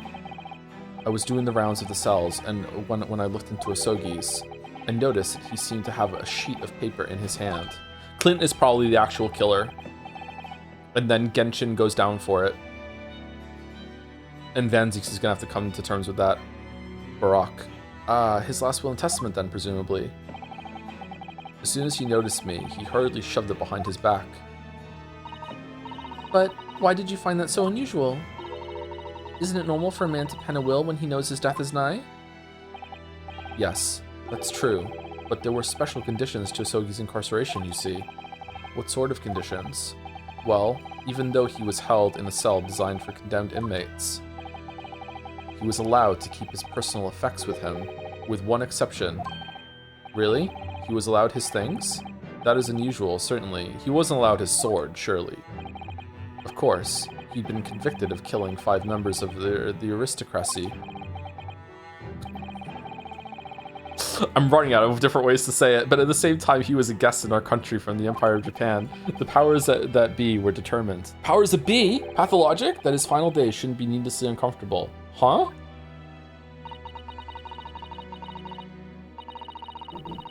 And what was the exception you mentioned to the personal effects he was allowed?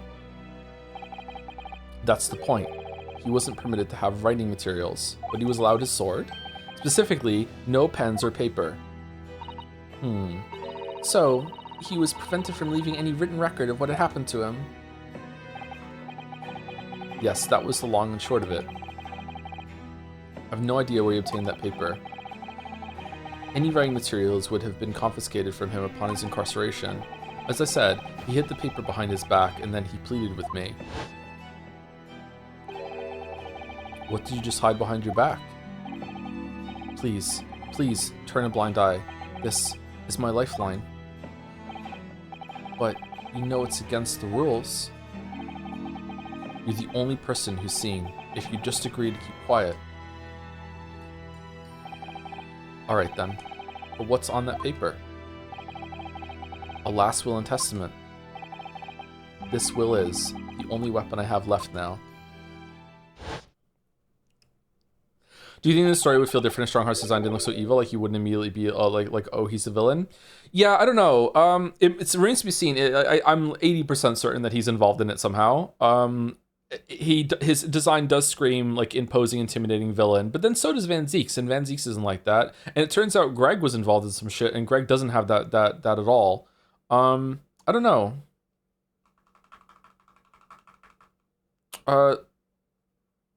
They did maybe a slightly better job with it than they did with fucking Matt Damon in at the end of the Ace Attorney games. Like his name was fucking Demon for fuck's sake, you know? So just he looks evil. I don't know. Maybe it's not the worst thing in the world, but maybe it'd be better if I need to see another version where he just looks like a dude, right? But maybe he won't have that same kind of gravitas when he's in his scenes when you go to the clock and he's like, whoa, whoa, whoa, whoa, right? Like I have no idea. How can a will be a weapon? So I decided to pretend I'd seen nothing, and I let him keep his will. But then, later, it just seemed to vanish without a trace. What? What do you mean, it vanished? It would seem that isn't the end of the story of this mysterious will. Is it in the sword? This whole time? This whole time it's wrapped in the sword? I was the only person who saw Asogi's will, but somehow it disappeared. I ate it. It was after Asogi's, air quotes, execution. Which was actually, oh, you're here! Holy shit, which is Jill, what the fuck? The warders gathered up Asogi's possessions that were in his cell. They were all to be sent back to his family home in Japan, you see. To poor Kazuma-sama. And you're saying that it wasn't anywhere to be found among his personal effects? The will, I mean? Did he really have his sword in the jail cell? That's right, though I didn't search through them myself. But Governor Kaden was livid. He was screaming, "It can't have disappeared completely!" Wait. That doesn't quite make sense though, does it? Wait, hold on. How did he snitch?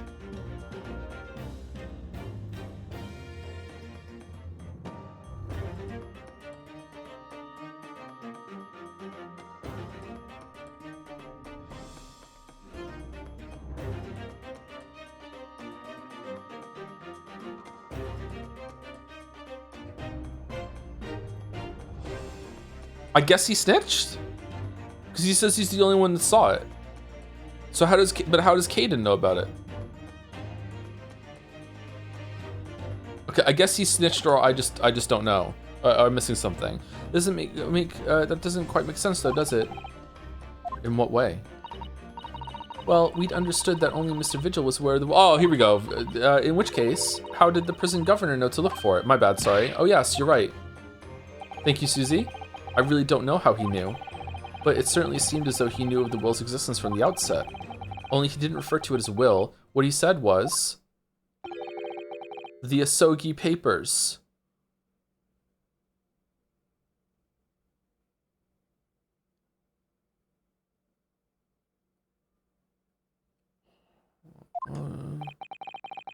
The Asogi Papers? Can't really tell you anything about the subsequent events. What? What the fuck does that mean? Because, well, of what happens. Your dismissal and the way you blocked it all from your memory. I'd forgotten all this until today. I don't suppose it's relevant to the case, though. It's so convenient that that happened. Well, anyway, thank you very much for sharing it with us, Mr. Vigil. We're all very grateful. I love it when stories have just, you know, perfect amnesia in order to hide stuff that happens later. Also, secret twins, just the two of my favorite things. I'm afraid there's really little more I can tell you. My wife Evie will be here shortly, so I do hope I don't appear rude. I also love it when characters don't say information to other people that would be really relevant because no one has gone over and prompted them to do so. No, not at all. Thank you again. But what will become of you now? Well, impersonating a police officer is a criminal offense, of course. I imagine that once I'm fully recovered, I shall be arrested. Is it a criminal offense when the police officer that you're impersonating is the one that asked you to do it? Like at that point, it's just a prank, right? Like he's the one that got you to do it. It's on him, not you. Maybe he told you to do it with like authority of the law, and you're like, oh, I'm helping an operation. I don't think they're not guilty. I'm the judge. There you go. I'm so sorry. He is going on with stolen identification. It wasn't stolen though. Greg gave it to him. Don't be, please. This is all my own doing. I always knew that this day would come. Well, I wish you well. Goodbye, Mr. Vigil. And we never saw him. Oh. Ah, before you go, there's just one thing. Oh, yes? What is it? The Asogi papers.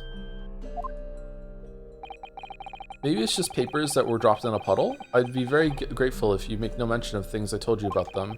Presumably for some good reason? It's my understanding that their very existence is a closely guarded secret.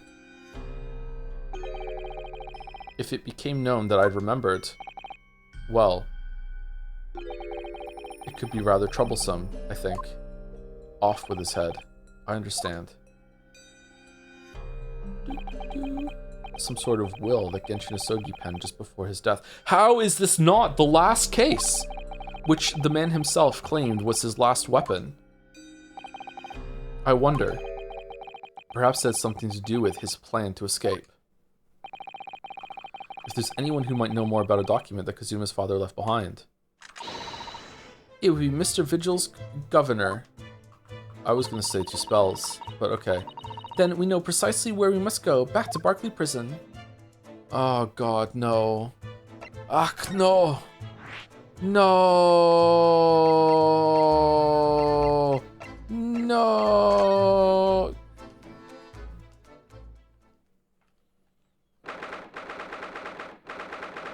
That's a very dark and foreboding portrait of Clint up there, having some shadow over his face. What could they mean by this? 2nd November, Prosecutor's Office. Thank you, Snarkarino, for the 33-month resub. For those who sub after, thank you, Snarkarino. Me watching any sort of gaming conference show, the snark must flow. Donkey, you're coming with me. So this is the office of Prosecutor Asogi now, is it? Kazuma-sama is doing so well for himself. What do you mean? It's still Van Zieks' office, even though he's always forced to kneel on the floor Japanese style in that dark corner. It's his habit to sit Saiza style whenever he's working. Saiza style? Seiza style? Whatever. Kazuma.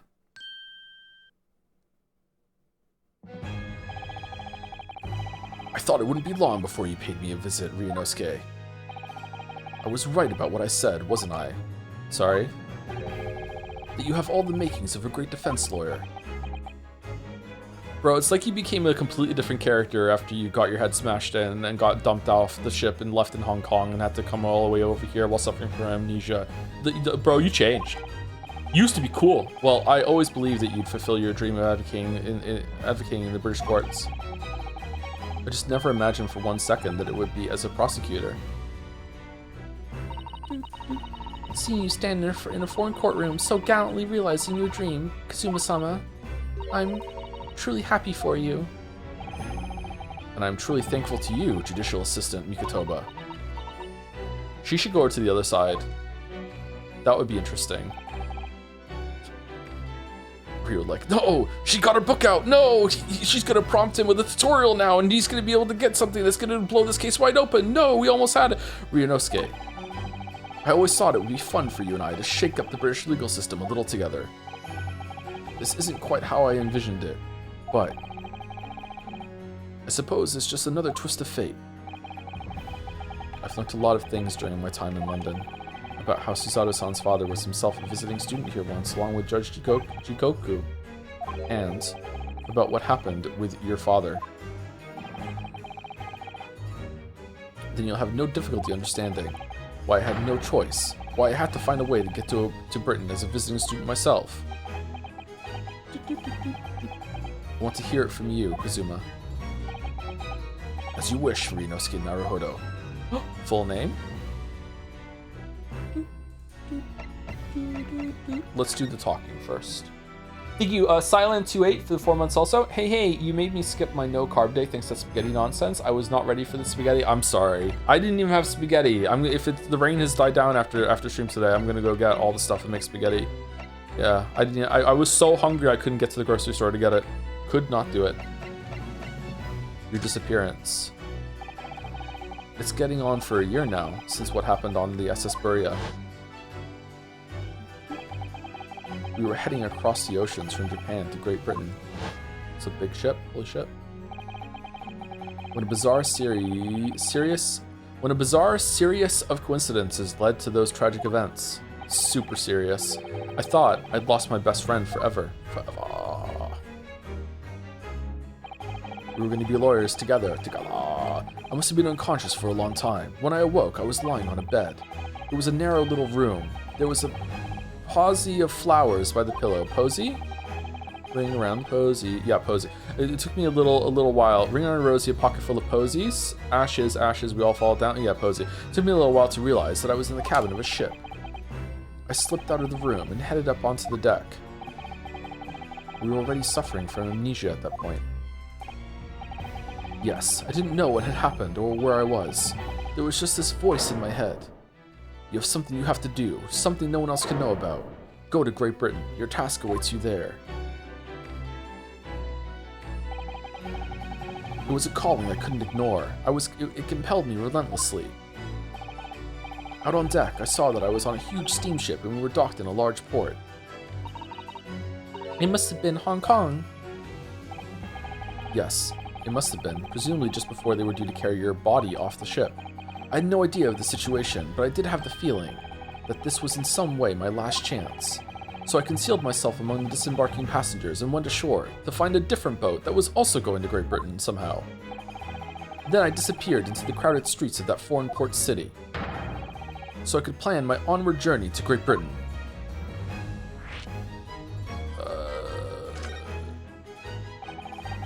Just under a year ago, with all my past memories lost to me, I was left behind in Hong Kong.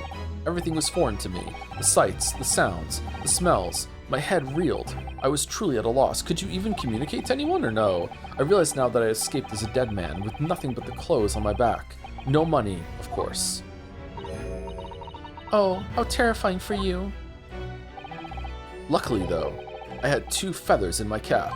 Oh, are feathers worth a lot? One being your knowledge of English, I suppose. That's right. And on the back of that, I was able to pick up some work as a deckhand on a cargo ship.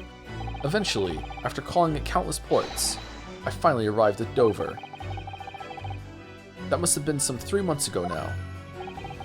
Your formidable tenacity of purpose showing itself again. I mean, the man had lost his memory and had literally nothing to his name, but he still managed to make his way to London on the opposite side of the world. Yeah, you're better at that than being a lawyer, bro. Of course, I had no idea why I'd moved heaven and earth to get here at that point. So, how did you end up becoming Lord Van Ziek's apprentice then? Yeah, what?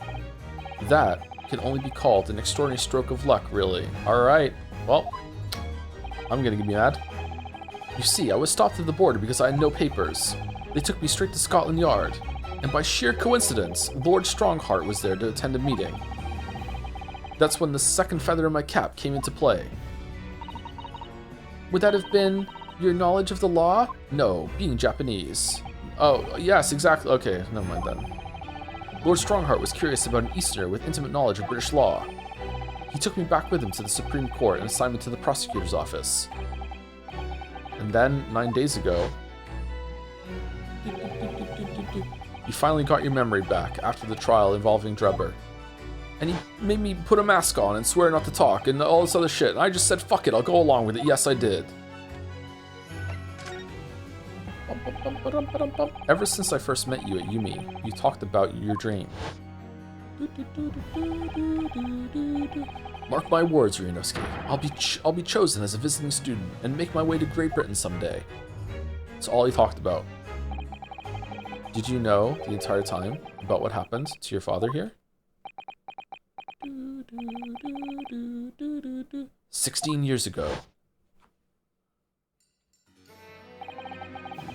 When my father left on that exciting trip to Great Britain, I was just a boy. We took a photograph together the day before his departure.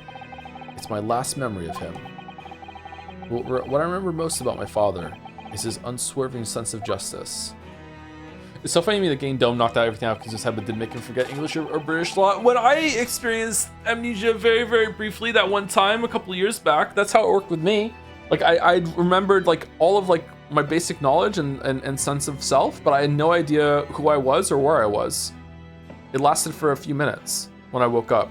So it probably really wasn't amnesia. It was probably just like sleep-induced, whatever the fuck. But I really did wake up and I was like, I have no idea what this room is. I have no idea where I am. I have no idea what's going on.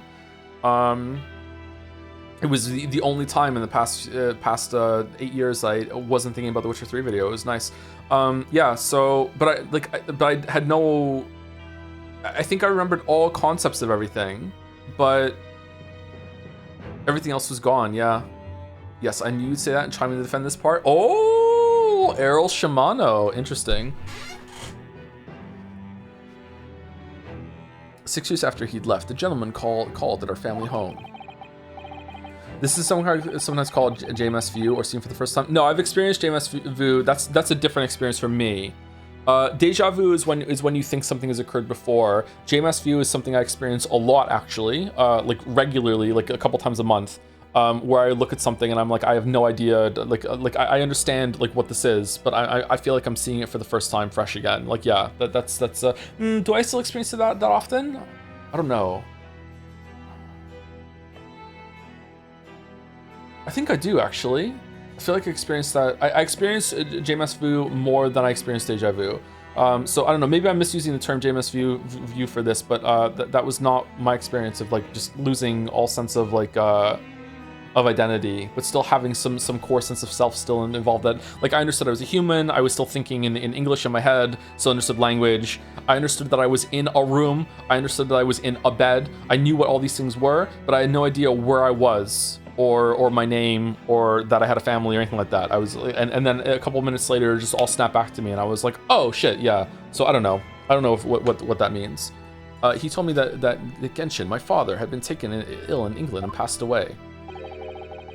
It was Professor Mikotoba, your father, Suzaru-san. Whoa, oh my.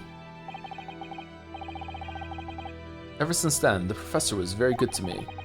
He even helped to fund my university education at Yumi. I'll be forever in his debt. But nevertheless, I just couldn't bring myself to believe what he told me. Oh. Yeah, why would you believe it? Is it the clothes, or does Kazuma have, like, some pretty impressive arms for someone of his frame? Look at the biceps. You got, like, the outline of the triceps, like, from the side delt there, too? Like... That's pretty good, huh? Look at the pecs. I don't really see his pecs. It might just be the clothes over him, or I'm not sure. There is this kind of like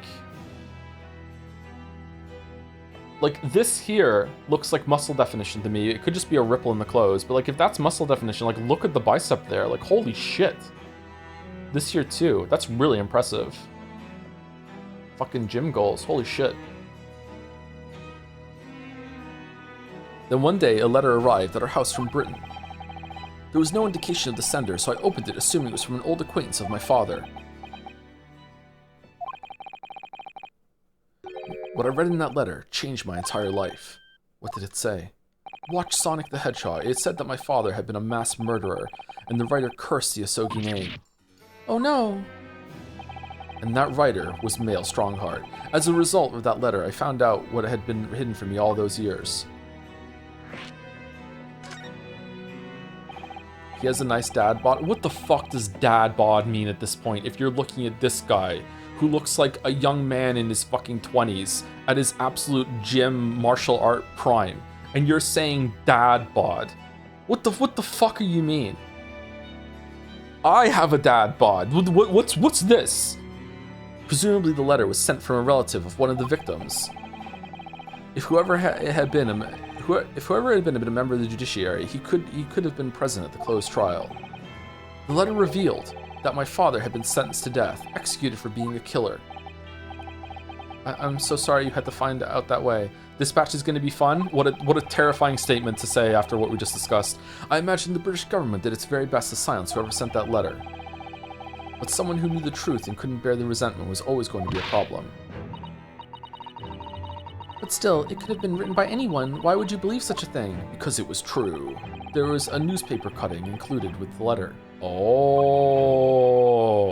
It was the first I'd ever heard of the professor and his terrible killings. I'm so sorry. So someone sent a hate letter to your household, and they had the forethought to be like, hold on, maybe they won't believe me. Better pepper in some fucking like newspaper cuttings just to make sure that they actually go along with it. What the fuck? It was the first I ever heard of the professor and his terrible killing spree. Well, what did my father have to say about the letter? I couldn't bring myself to show it to him. What? Why not? Because he deliberately concealed the truth from me by telling me my father was taken by a fatal illness. That couldn't have been easy for him, and he'd done it out of consideration for my feelings. Okay, so people can't talk. So instead, I showed the letter to Judge Jigoku. Ah, to the other visiting student. He faltered for the briefest of moments, and then he just laughed the letter off. But in that moment, I saw it on his face. He was undeniably shocked, shaken momentarily before recovering his poise. A year later, my bereaved mother succumbed to the strain of grief, and she too passed away. That's when I made up my mind that one day, without fail, I would cross... Oh, you had a mom? I thought you were completely adopted by the Mikotobas. Okay, maybe he said that earlier and I didn't process it because I'm reading out loud. Sorry about that. I would cross the seas to Britain and seek the truth for myself. The truth about my father, Genshin Asogi. And I wouldn't let anyone stand in my way. Oh, Kazuma-sama.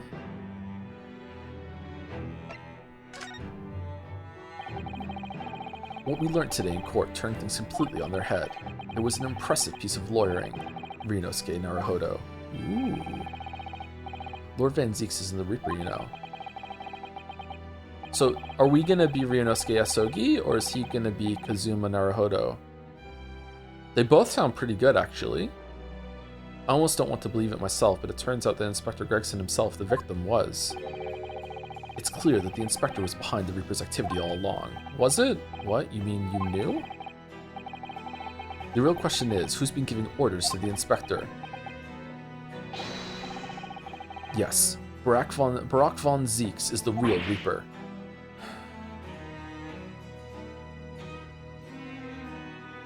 Bro, you defended him in the street. Like, you've been hanging with him for 3 months. Like, what? And I know that 10 years ago, it was him who decided my father must be a mass murderer and sent him to his grave. No, he was merely seeing that justice was done as the law dictates. He's not to blame. Ultimately, it's people who condemn people. It's people who condemn people. The law is just a tool they use to do it. Okay? Isn't that what you're doing, bruv? Brava! And when a man condemns another, he must take responsibility for his actions. Of course he must. But I know for certain that my father would never have taken another man's life. Isn't that the complete opposite of what the justice system is? Isn't it meant to be that, like, we understand that the truth is fleeting and very hard to find, so what we do is that we pit the best defense against the best prosecution, and we put them together, and whatever comes out is what we think is the most reasonable version of the truth, and it's judged by jury and peers, and they might make mistakes, but like it's the best that we can in an imperfect world. Isn't that the exact opposite? Kazuma! On the contrary, my father's life was taken by the Reaper.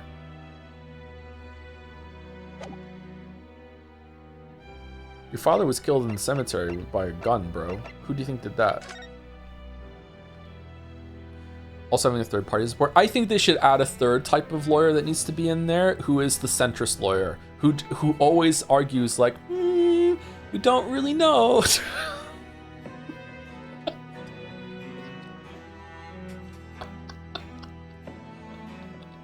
So the judge doesn't do that though. Lord Van Zieks' fine collection of hallowed chalices and bottles all neatly lined up. Yes, he's extremely particular about all that. He has a strict regimen for everything, from the storage of the casks to the bottling of their contents. Gosh, you must be having a really tough time of it being his apprentice. Actually, no, it's been fucking great. Oh, he's so particular about it all, he refuses to let anybody else touch any of it. So it's been quite easy for me, in fact. Talk about weird.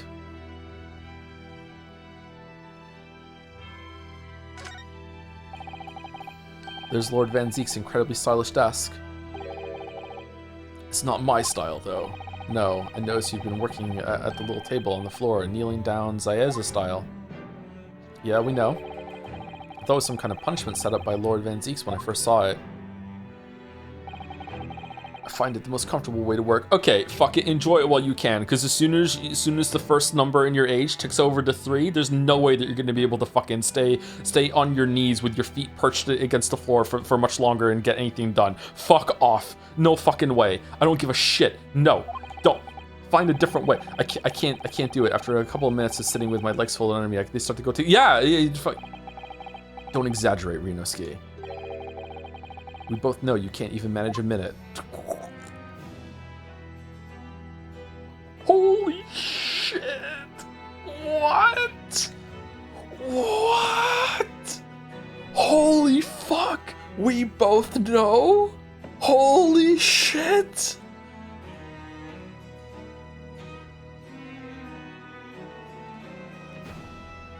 That's so gay? What? How can, come on, is anyone left unconvinced at this point that they're not doing it on purpose? Holy shit.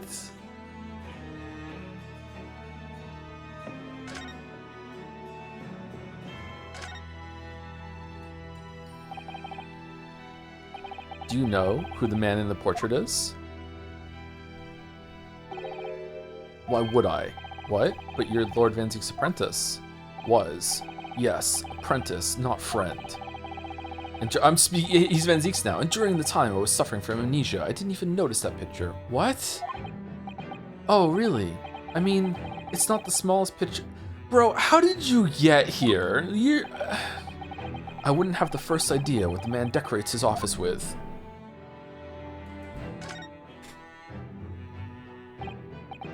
What the? It's a scale model of the crime scene. Oh, yes, I realize that. Does the prosecution office make a model of the scene for every single case? Standard procedure. Apparently so. Sometimes it helps to visualize things better and notice things you hadn't spotted before. Actually, the miniature notice board is my work.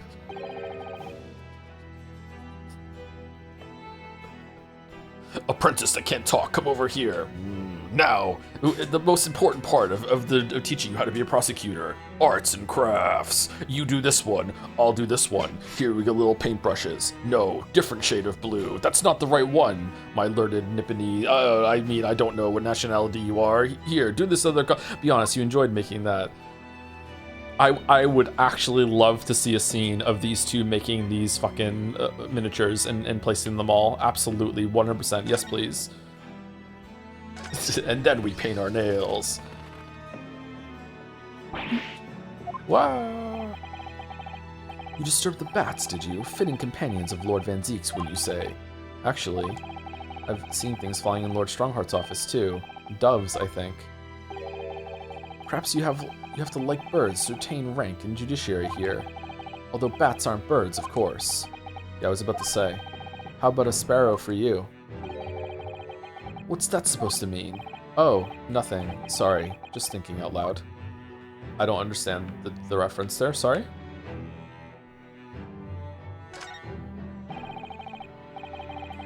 Casks floor to ceiling, just like last time we were here. Hallowed barrels, I suppose.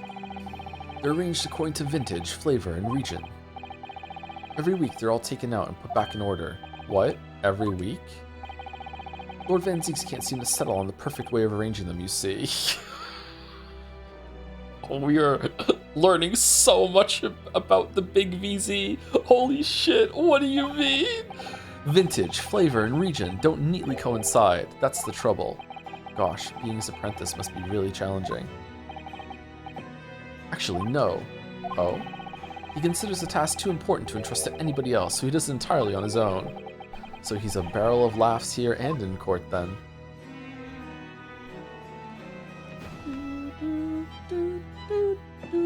Alright, I think we're probably at the end of the investigation scene, but we're overdue for break.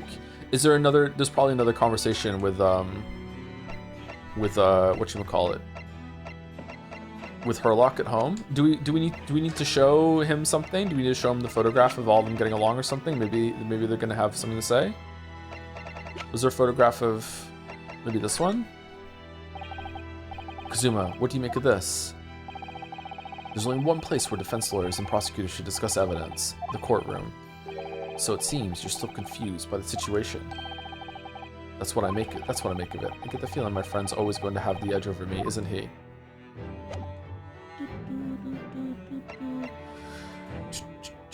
Why don't you show him his old lawyer's armband? Yeah, sure. Let's see what he says. Kazuma, this is your armband. Actually, I think it's yours now. Sorry? You're the defense lawyer. You have a talent for it. I've always known that you would.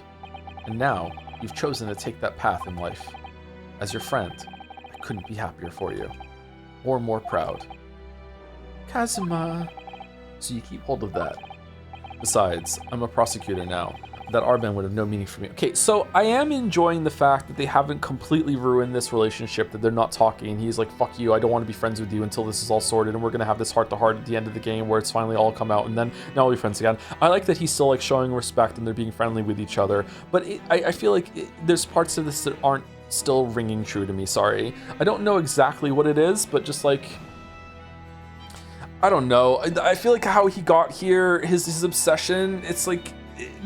I feel like they could have made it work. There's just a couple of movements here that are missing. Maybe I'm gonna find out more about it as it goes on. Maybe there's more information that'll come out. Maybe someone orchestrated this whole thing. Maybe it's just like how, like, now that he wandered off the ship by himself and it wasn't Herlock that dumped him out, like stuff like that. Like I don't know. I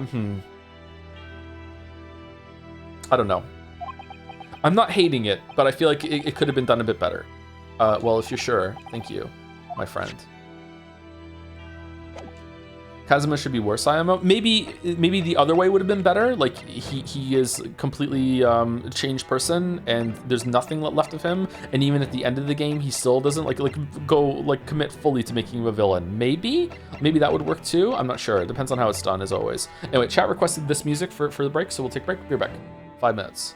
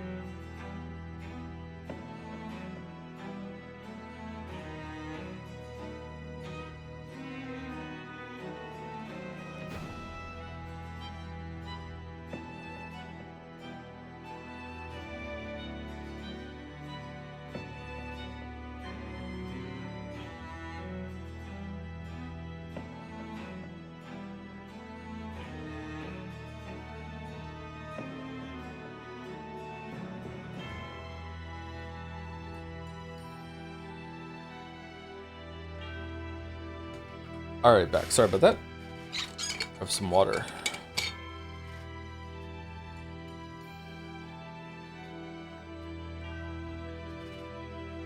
And I'm out of coffee, but I don't want to make another one.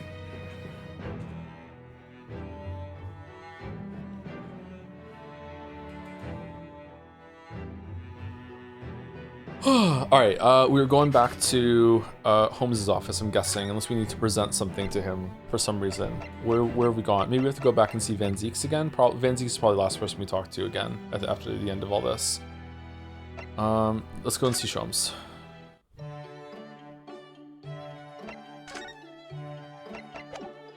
No?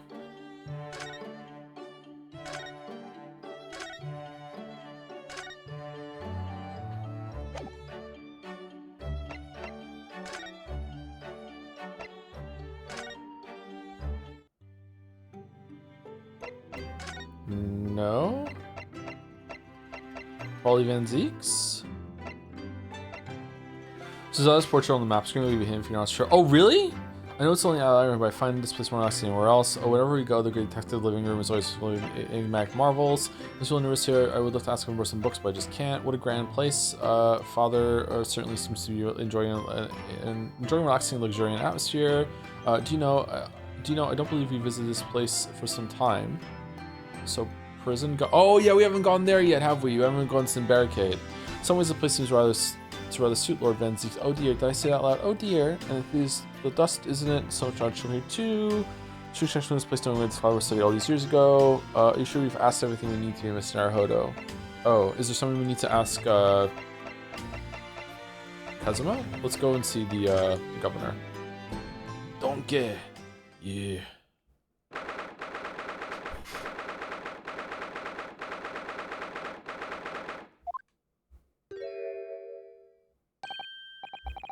Ugh, back again, are you?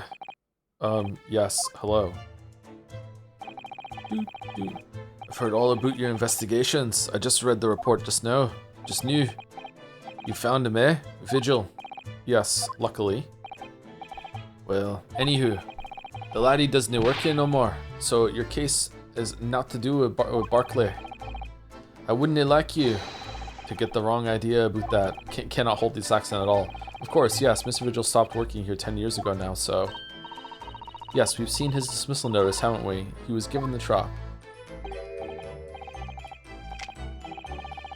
Aye, Kimmer, you ken very well. So how about a wee handcuff biscuit? Oh, they really are like little handcuffs. And as hard as irons, too. Dip him in the tea. So, what's brought you doing here today? Well, there's something else we'd like to ask you about, actually. Ooh, is that so? We believe there might have been a document that disappeared from Genshin Asogi's cell. I think it's been called the Asogi Papers or something. Uh-oh. Didn't he ask us specifically not to talk about these? Did I no say? Gregson's death is not to do with things that might have happened at Barclay. Leave the past in the past, laddie. Let's not footer about with irrelevant details. His expressions changed completely. We're clearly onto something here.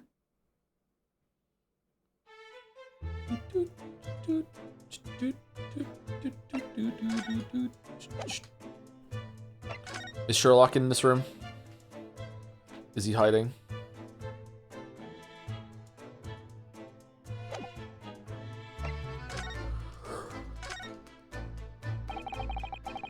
That murderers botched the execution and the whole miserable escape. Oh shit. They were Barclay's darkest hour, aye. A shocking embarrassment. Because the convict had a collaborator on the prison staff, you mean? Okay, well, if it wasn't fucking, Vigil, it was you, because there's no one else. For shame. The coroner who confirmed the death of the man after his execution, Courtney Scythe. And my chief warder at the time, Vigil, who was in charge of the whole affair. But Mr. Vigil says he didn't know anything about it. Ah, Kai, the rascal wouldn't say otherwise, eh? More handcuffs? Oh, how could I say no? You can never have too much iron in your diet. When Mr. Vigil was handed his dismissal notice as a result of what had happened, he was so despairing he jumped out of your office window, didn't he?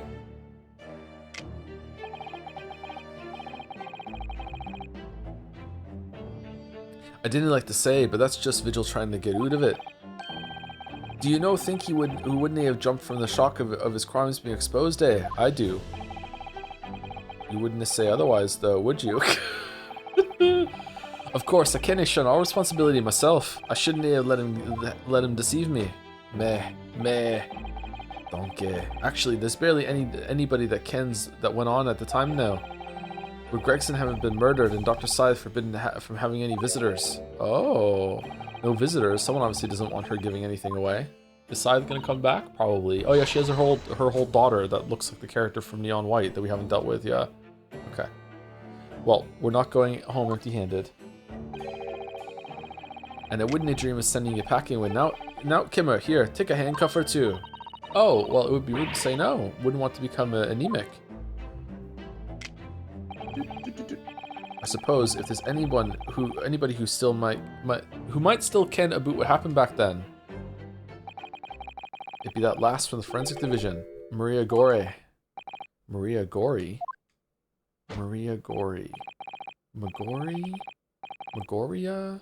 Aye, Scythe's daughter. She didn't have no more, just the one.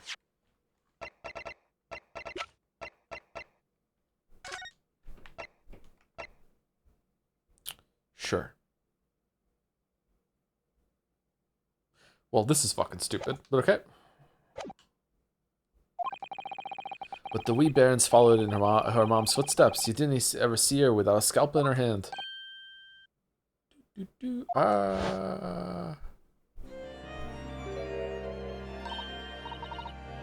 Mama, what is this?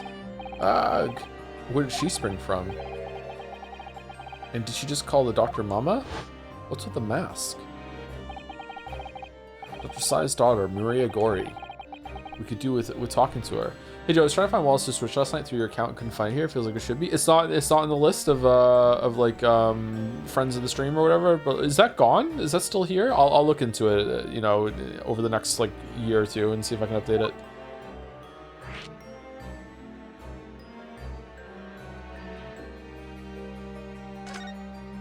Gore. So she's Dr. Sai's daughter, but her surname is Gory? Aye, there's some family history, I'm sure, but I didn't ken the ins and outs of it. She grew up watching her mom work with the bodies of the folk who died in strange circumstances, and decided to do the same with her own life. I can't understand it myself. It's like one of my kids wants to be a YouTuber. Fucking hell. Perhaps she was driven by a deep respect for her mother. Perhaps. Anywho, she was in charge of Gregson's autopsy, I believe. Right, and the coroner responsible for this incomplete report. Someone told me once that the wee lassie always loved her mom's stories about cutting up bodies. There's even a rumor that she used to listen to the funeral march as a lullaby. Oh shit. Well then perhaps her mother might have told her about the autopsy case 10 years ago. Perhaps her mother also taught her about, you know, all the crimes that she's been doing and was probably involved in. I say there's a fighting chance at least. After all, that was a life-changing case for all of us. We really need to speak to Miss Gore about herself about this, I think. Well, thank you very much. Can we go do that now, or no? I'm no happy about any part of this. It took years for your Londoners to finally forget the whole professor business. Can you give up on this, laddie? Stop asking pointless questions. I'm sorry, I don't like dredging up these painful memories for everyone. Can you just stay away now? Leave me alone and didn't come back here, eh?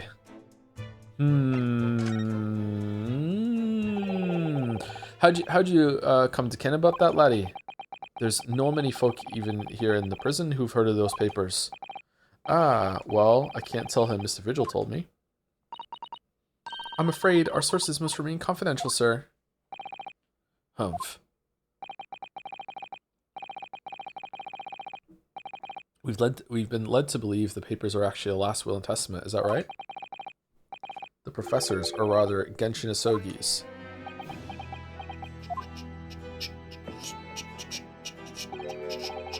Aye, that's right. You're well informed, Jimmy. Jimmy! Was at the end of the silent treatment? But then after the convict's execution, it mysteriously vanished from his cell, didn't it? Havers, no! You're off at half-cock there. I think you didn't quite get your facts straight. It was there in the cell, exactly where it should have been. Oh, not what we heard elsewhere.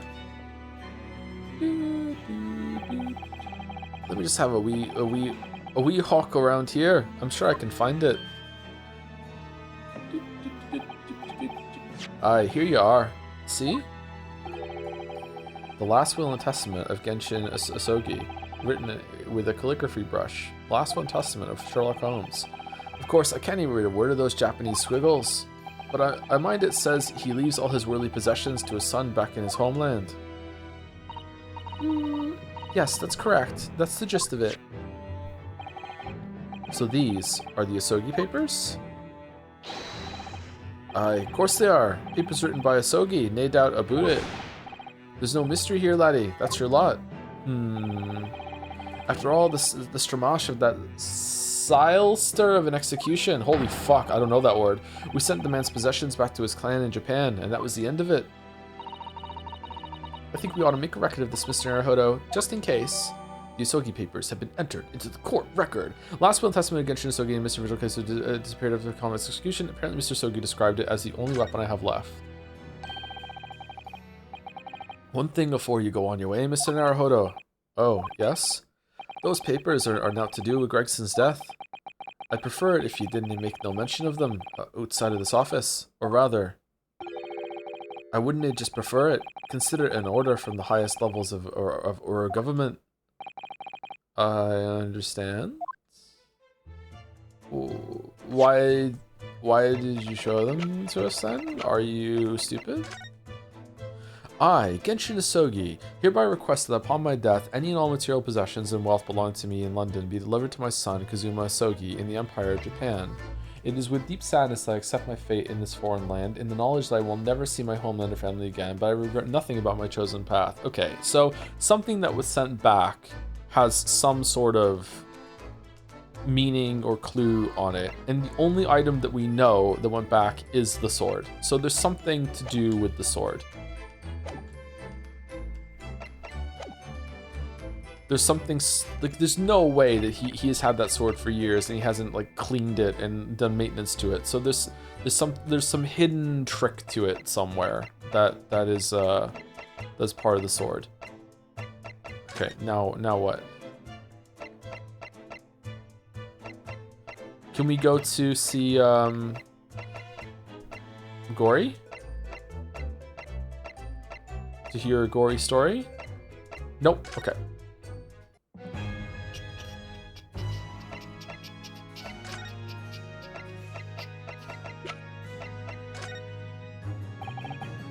Kazuma, what'd you make of this? Really? You don't want to see it? Huh.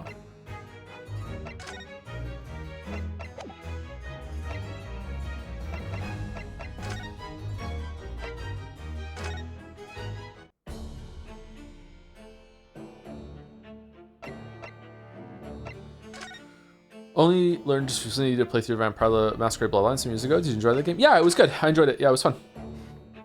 Not my favorite game, but it had some coolness to it. I would love for them to do an updated version of that game that would be that could fully realize it. But apparently the sequels they made recently were not that great. Oh, maybe we show it to him.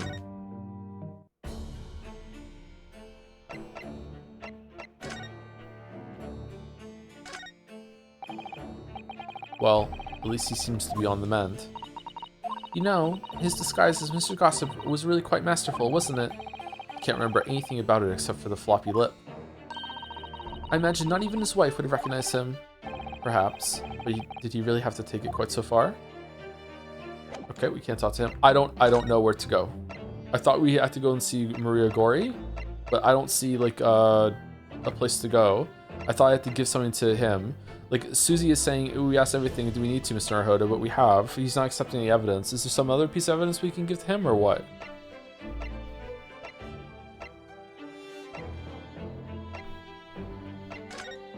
Maybe we have to go talk to this dude? No, let's just go everywhere. We have to print Asogi. So yeah, it seemed like that is it, because it says that we haven't asked everything. So let's just go to everywhere first, and then we'll eliminate everything, and then we'll go there.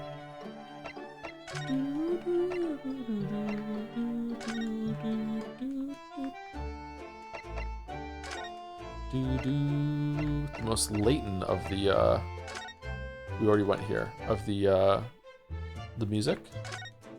The locations? Yeah, okay. So what are we showing you?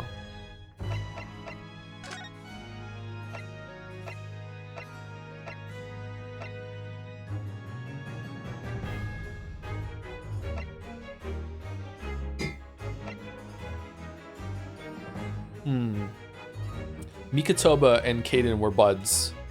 I think Kaden was behind the thing. Was behind the escape. I think Kaden knew. The autopsy report, maybe? This came up in the trial, didn't it? It's something a little dubious, I mean. The fact that no time of death was recorded on Inspector Gregson's autopsy report. What happened to not discussing evidence outside a trial, Big K? Yes, there were some unexpected turns in the courtroom earlier. The suggestion you came up with certainly took everyone by surprise. The idea that the victim died the previous day at some other location is quite something. Well, considering when the pocket watch had stopped and the scorch marks on the candle, it's certainly a distinct possibility. The evidence and the scene both point to it. To be honest, it bothered me too, so I paid a visit to the autopsy room earlier. The coroner responsible wasn't there, but I got a name. It's Dr. Gory. If it wouldn't trouble you, Kazuma-sama, we'd very much like to speak with the coroner too.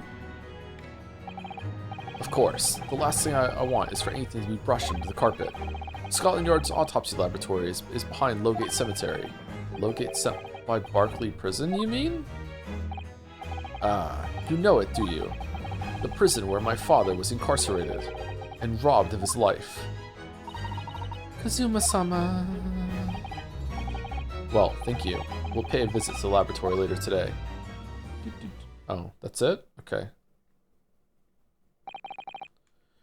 Ryunosuke, I want to thank you.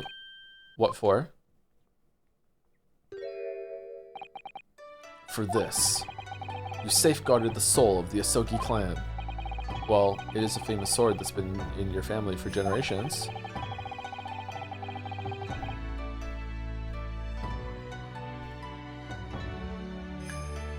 Is that some sort of, like, latch that comes off and there's, like, papers inside here? Because if they've been there for all this time and, like, you know, just fiddling with it, like, fucking open it, like, really?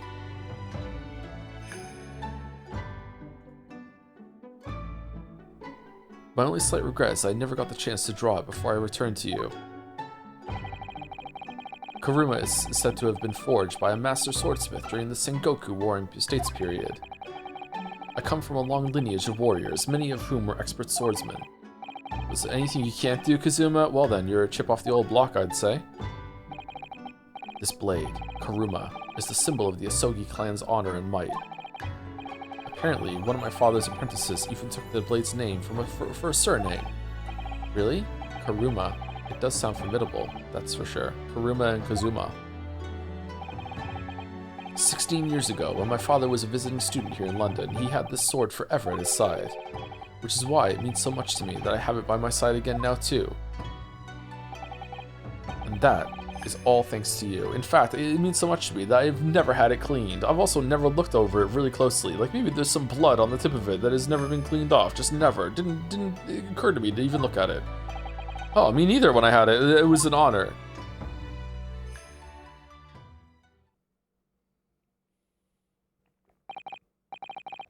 Now, I have preparations to make for tomorrow. Perhaps I said a little too much. Kazuma, you've changed. No, Ryunosuke, I haven't changed at all. You have, bro. Like, a lot. It's you who's changed. Maybe we've both changed. I can completely understand your resentment of Lord Van Zieks given what happened. But the fact is, those events in this case are, well, unrelated. Is that what you want to say? How can you be so sure? What do you mean? Never mind. That man is the Reaper, and it's for that reason that the inspector was killed. I'm going to prove it as much in court tomorrow, by whatever means necessary. Can't let you do that, Kazuma. I know you'll do what you have to as a lawyer, but I'm sure I don't need to tell you that I won't be taking any prisoners in the courtroom. I would expect nothing less. Until tomorrow, then, in the Old Bailey. And then we just go. This should have been the end, not this. Okay, what's this then? What the fuck?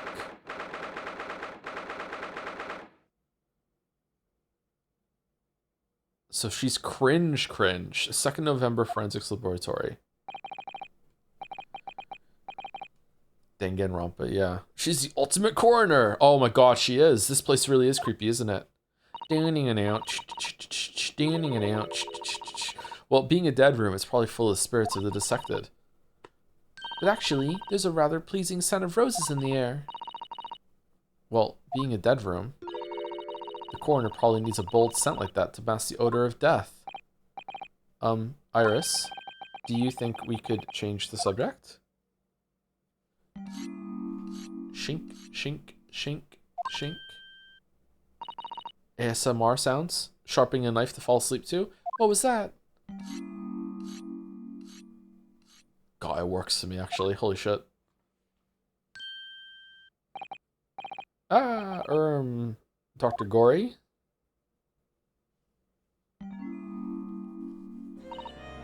I see. You like video games. What? That noise before. I was sharpening my tools. I'd be dead meat if I didn't keep a perfectly keen edge on them. Right.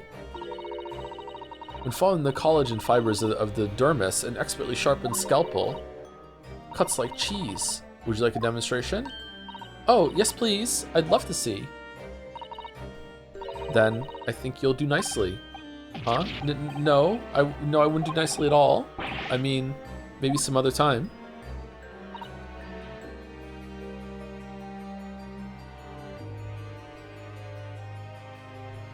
Okay, chat, is she wearing a mask because she's half Japanese because Genshin and Scythe got it on?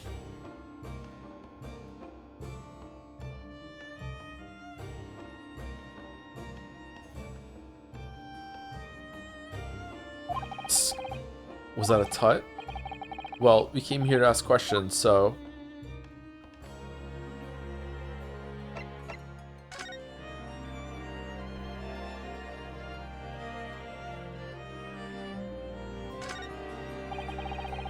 Look at all the bottles on the shelves in these cabinets. What an assortment of chemicals. These ones here are labeled highly toxic. That's worrying because there are also things that look like salt and pepper shakers in there. Oh yes, and they actually say salt and pepper on them. Oh, we read this last time. The doctor probably spends a lot of time in this room, I suppose. Perhaps she has meals in here sometimes. Life goes on, even when you're surrounded by death.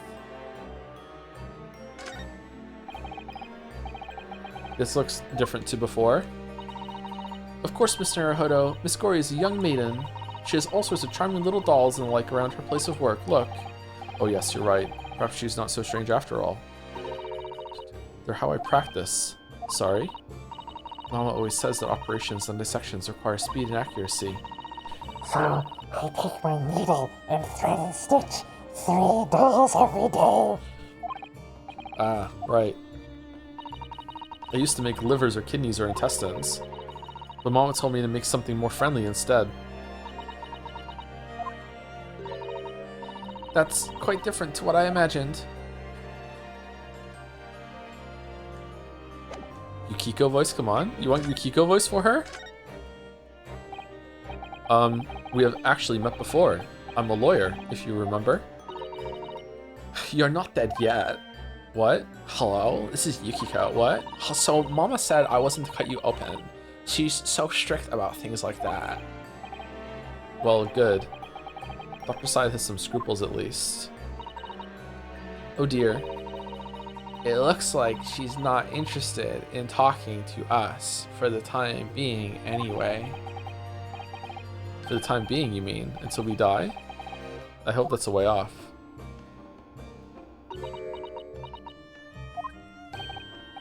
Sorry, but I wasn't planning on dying anytime soon. Tisk. Surely there's some less drastic way of making her listen. I might sneeze? Hey, why didn't you do your job? Dr. Gory, we actually came here to ask you about this. He was very good. Good, sorry. His skin didn't snag my blade once, and very little mess. His joints dislocated easily, and his muscle tissue was a pleasure to work with. Valley Girl Coroner. We can skip those details. Like, being a coroner is, like, so hard. But there's one thing about the report that's caught my attention. You don't seem to have recorded a time of death. How old is she?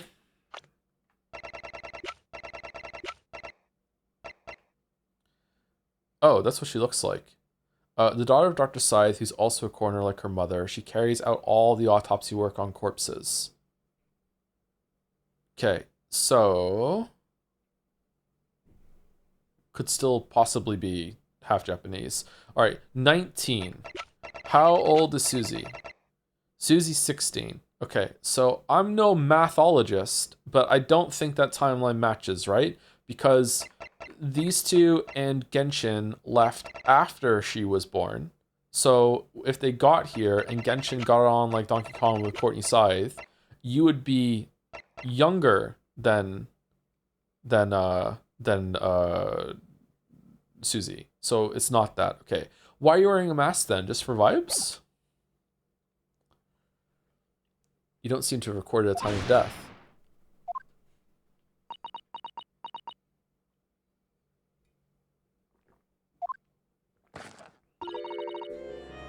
Oh, there we go. That's not my fault. Oh, that made me jump.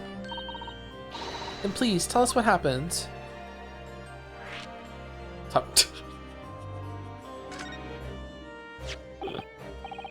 So, why doesn't this autopsy report include the victim's time of death then? It's really the most crucial detail. Like, I was told not to write it. What? By whom? Male Strongheart, the Lord Chief Justice, he came here and he said, like, babe, don't write it. Like, Strongheart came. He said that from the witness statements about the gunshot and the other evidence, it was obvious. The man clearly died at 5 p.m. on 1st November when the gunshot was heard. But that's not the time of death you wrote on the report. You didn't write anything. Was there some reason you didn't include it? Dr. Gory. If you're hiding something under Long Strongheart's instructions, then sooner or later you're going to have to go. You're going to go the same way as your mother. Spoiler chat is planning your murder for this voice. What voice do you want then? I only want Goofy. Give it here then. Goofy the coroner. What's she scribbling so furiously? There. You've written. What she's written? Tell us. Indeterminate. But the details of the autopsy report have been updated in the court record. We get the updated autopsy report. Yes, yes. I'm sorry, Kazuma, but that autopsy report is out of date. Yes. What do you mean by that? Why was the time of death indeterminate?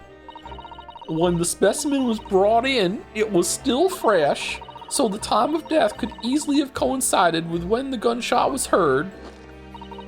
But there was one small discrepancy. What discrepancy? There was some fried fish in the pocket of the specimen's overcoat. Wait, what? And that fish had started to rot. What? If the victim liked fresh fried fish, he presumably liked to eat it before it went off. Well, yes, what are you really trying to say? It's possible that someone tried to manipulate the apparent time of death. Manipulate the... is that even possible to do? Theoretically, if you were to chill the body in ice, you could delay the onset of putrefaction. And if you made the ice made out of the ice made out of blood, then you could keep it cold, and then when it melts, it looks like he just started bleeding. It's genius. And if the overcoat wasn't on the body at the time, then only the fish would have started to rot. Huh. With today's science, it's not yet possible to determine if the body was chilled or not, but we could do it in the future. With today's science is advanced enough to let you freeze a corpse, it seems. But surely, to chill a corpse like that would require an enormous electrical refrigerator. And I don't imagine many households in London are equipped with such a device. No, definitely not, but maybe in a factory or some other special places? Ice.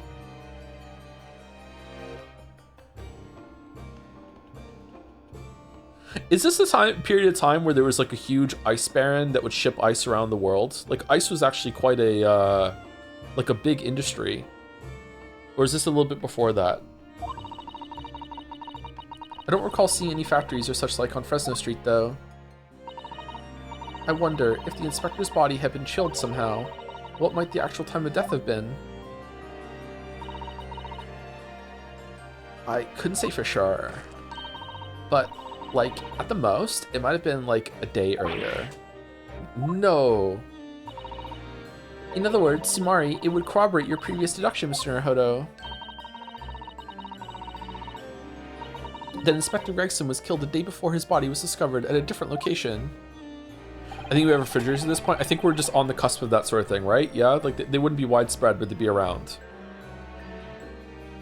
Did you inform Lord Strongheart of this possibility? He simply said there were no electrical refrigerators of the size in the vicinity. There we go. Yeah. This is like about 50 years post Ice King's death. Okay, so it was in the 1800s. It was just like that was mid 1800s. This is late 1800s. Okay, yeah. Didn't the Ice King live to see his empire crumble? Right. So they already had the means to make ice like without having to ship it all around the world in mid 1800s. Then I'm guessing. He watched it melt. He did watch it melt. Yeah. Oh yes. One other thing. It's something the governor of Barclay Prison told us. This is like 1900, 1901. I thought it was 1890 something. Is it 19? Are we in the 1900s at this point? I thought it was very, very late 1800s. He said that your mother, Dr. Scythe, was responsible for confirming the death of the professor after his execution. The professor. Apparently you always enjoyed listening to your mother's stories about her work. So this expression actually matches his voice. Holy shit. We were wondering if you might know something about what happened 10 years ago. That's not all Mama did. Sorry? My mama carried out the autopsy on Clint Van Zeeks as well. What? Really? The brother of Lord Van Zeeks, the professor's final victim, who didn't do an autopsy at this stage.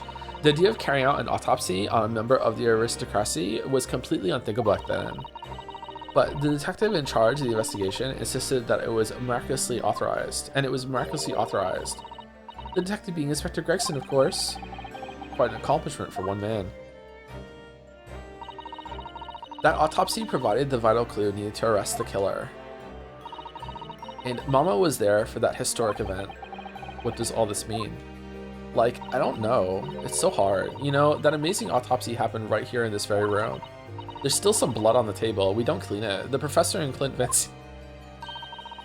They both spent their final moments before their burial on that dissection table there. So this lab, Mama's lab, was instrumental in some of the country's most important events. And now I have all my fucking plushies all over it. Isn't that just great? She really is proud of her mother. I wonder if you tell us more about exactly what happened back then, Dr. Gory.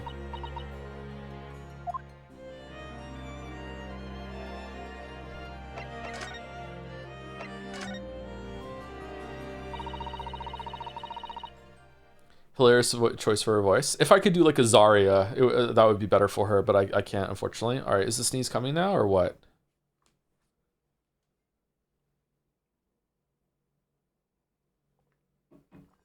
Nope, it went away. Okay, the professor's execution was Mama's first big case. She had to be in attendance at Barclay's prison execution chamber and sign the certificate to confirm the convict's death. Mama is the best coroner in the world, you know. I was so proud of her. But the execution didn't actually take place. No, and worse still, Mama actually helped with the jailbreak. Ooh, I didn't want to know. Oh dear, you found out recently, you mean? I believed in her, in Mama, but now I wonder if I'm starting down the same path as her. You mean because you admitted the time of death on the doctor's report? Minthara voice? Fresh cadavers? That's because Lord Strongheart forbade you from including it. Just like Mama, I'm sure she was coerced by somebody too. Yes, that's my feeling as well.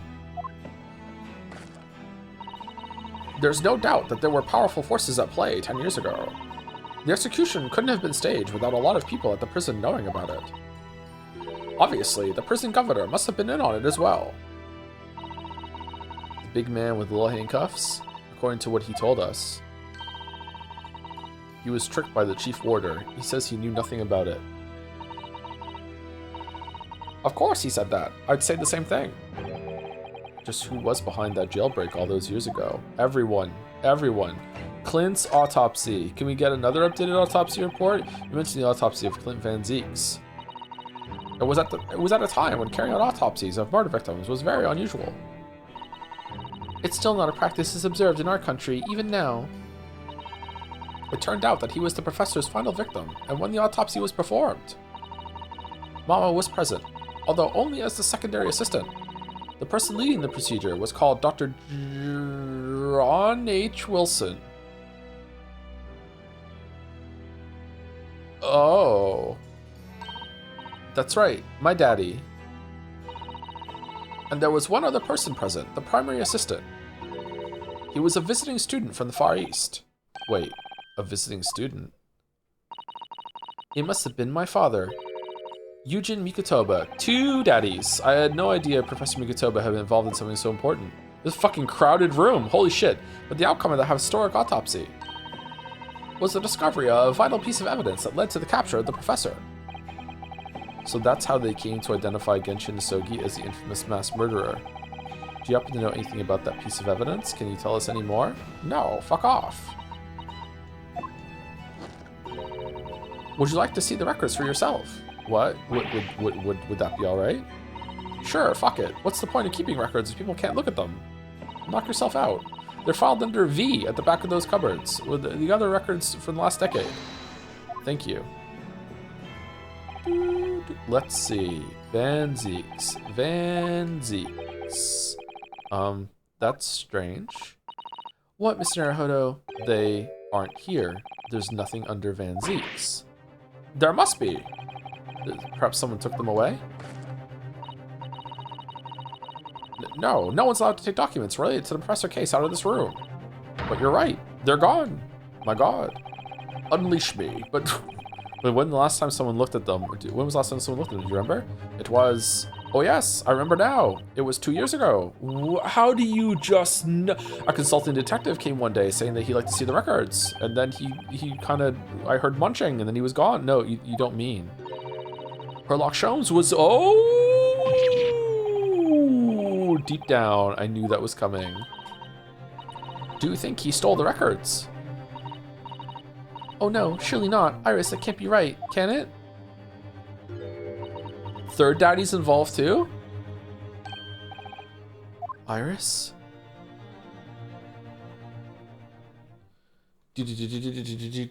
Do. Always be pawning. Oh yeah, those things are fucking gone. Those are pawned for money for sure. Yeah. Thank you to QSDC for the tier 3 at 26 months. Thank you very much. With Joms. Thank you very much for the Joms resub. And thank you to Mythos000 for the 11 months. Join the Serpent King as family. Together we will devour the very gods. That's kind of Minthara area too, the way I say it. Yeah. It's hard to do that voice. I should practice. Together. Runo, I hope you don't mind, but what is it, Iris? I've just remembered something very important I have to do. I'm going to have to leave you now. Huh. Oh, this is very sudden, Iris, and not at all sus. We're just gonna let you go. Well, we'll come with you then. Nope. You and Runo can take your time here. Bye for now then. Good luck. We're done though. We're done. We can go. Wait a minute, little girl. I remember now. You've been here before, haven't you? Have you, Iris? Yes, 2 years ago, when that detective came. You were with him, weren't you? You were a living specimen then too. That's the way it usually works, yes? Was I? I really don't remember. Anyway, sorry, but I must dash. Even more sus? Wait, Iris. Wait, he says, so I look like a waiter? I'll brew you up a pot when you get home, of poison tea. But what's the matter with her? She's behaving really strangely all of a sudden. Uh-oh. Well, in that case, we won't keep you any longer either. It's been quite a while since I had any visitors. This was really fun. But next time you come, I'd prefer if you were ready for dissection. I can't make any promises. Sorry. I have 499 more scalpels to get through before I can order some more. It's a bit strange that the records of Clint Van Zeek's autopsy have disappeared, but I think we've asked all that we came to ask now.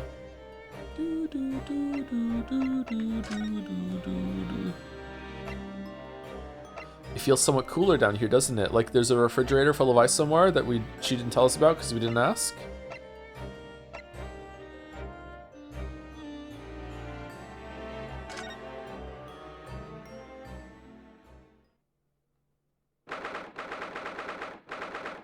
Second November, room on Fresno Street. That's a new box. That box wasn't there before. What's the box here for? The police are still busily investigating here then. But Gina's nowhere to be seen. Where is she? This is a long-ass investigation. Yes, it's been blissfully quiet, hasn't it? Perhaps she's out investigating on her own, practicing what her boss taught her. Well, I expect she'll be back before too long. Shall we wait? Actually... There's something different about this room since the last time we were here, isn't there? We could always use the time to investigate more thoroughly.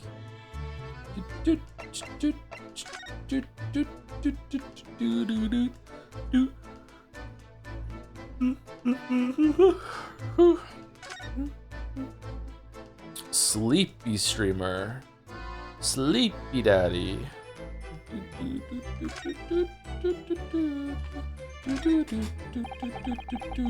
you have a favorite use of You Didn't Ask in a story? Not one that comes to mind, sorry. Most of the time I don't like them. This little trunk wasn't here before, was it? Oh, it appears to be made of metal. It must be very heavy. I wonder to whom it belongs.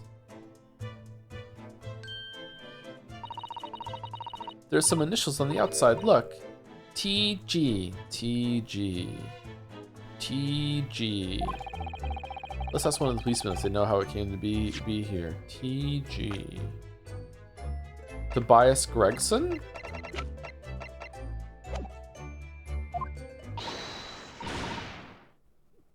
Oi, what do you think you're doing? Oi. Is that a new sash she has? That's my trunk, that is. Ends off. Gina. Where are you hiding? I don't know, you leave something unattended for a few seconds and every Tom, Dick, and Harry's got his greedy eyes on it. Just a wild guess, Gina, but... What? Spit out, Odo? Is it fair to say that you've only owned that trunk since this morning's trial? What? What are you trying to say? There's a cut on it. There's like a slash on it. What? Come to think... Come on, this trunk goes with me everywhere. Always has. Where have you been the last year? Trying not to incur your wrath, mainly.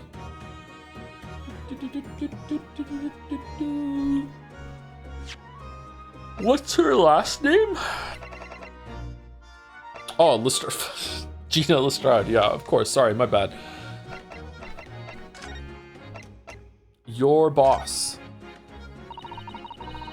You should hear him talking at the yard now. They should be ashamed of themselves. They're saying it was the boss who killed all them bludgers. Ah, you mean the whole Reaper thing? Yeah. Apparently, the boss was investigating stuff that no one else in the yard knew nothing about. This is a very Sherlock Holmes pose here. Stuff to do with all them criminals what got off scot-free. Yes, the ones prosecuted by Lord Van Zeeks who used bribery and corruption to evade conviction. Well then, obviously, it was that bloomin' Reaper giving the orders, weren't it? Thank you very much to Marsh Malona for the 3-month resub with the message I haven't been able to catch streams for a bit and I've been a bit behind on the VOD, so apologies if you discussed this, but one thing I really like about Greatest Attorney is that as much as I do have some issues with Kazuma returning, I at least very much respected that main character's clock that the masked man was Kazuma nearly instantly. It would have been unbearable if they were just as clueless. This game has actually been pretty good about that the whole time, yeah, when it comes to like things that are really, really obvious to the audience, and it's like the characters usually pick up on it pretty quickly. Yeah.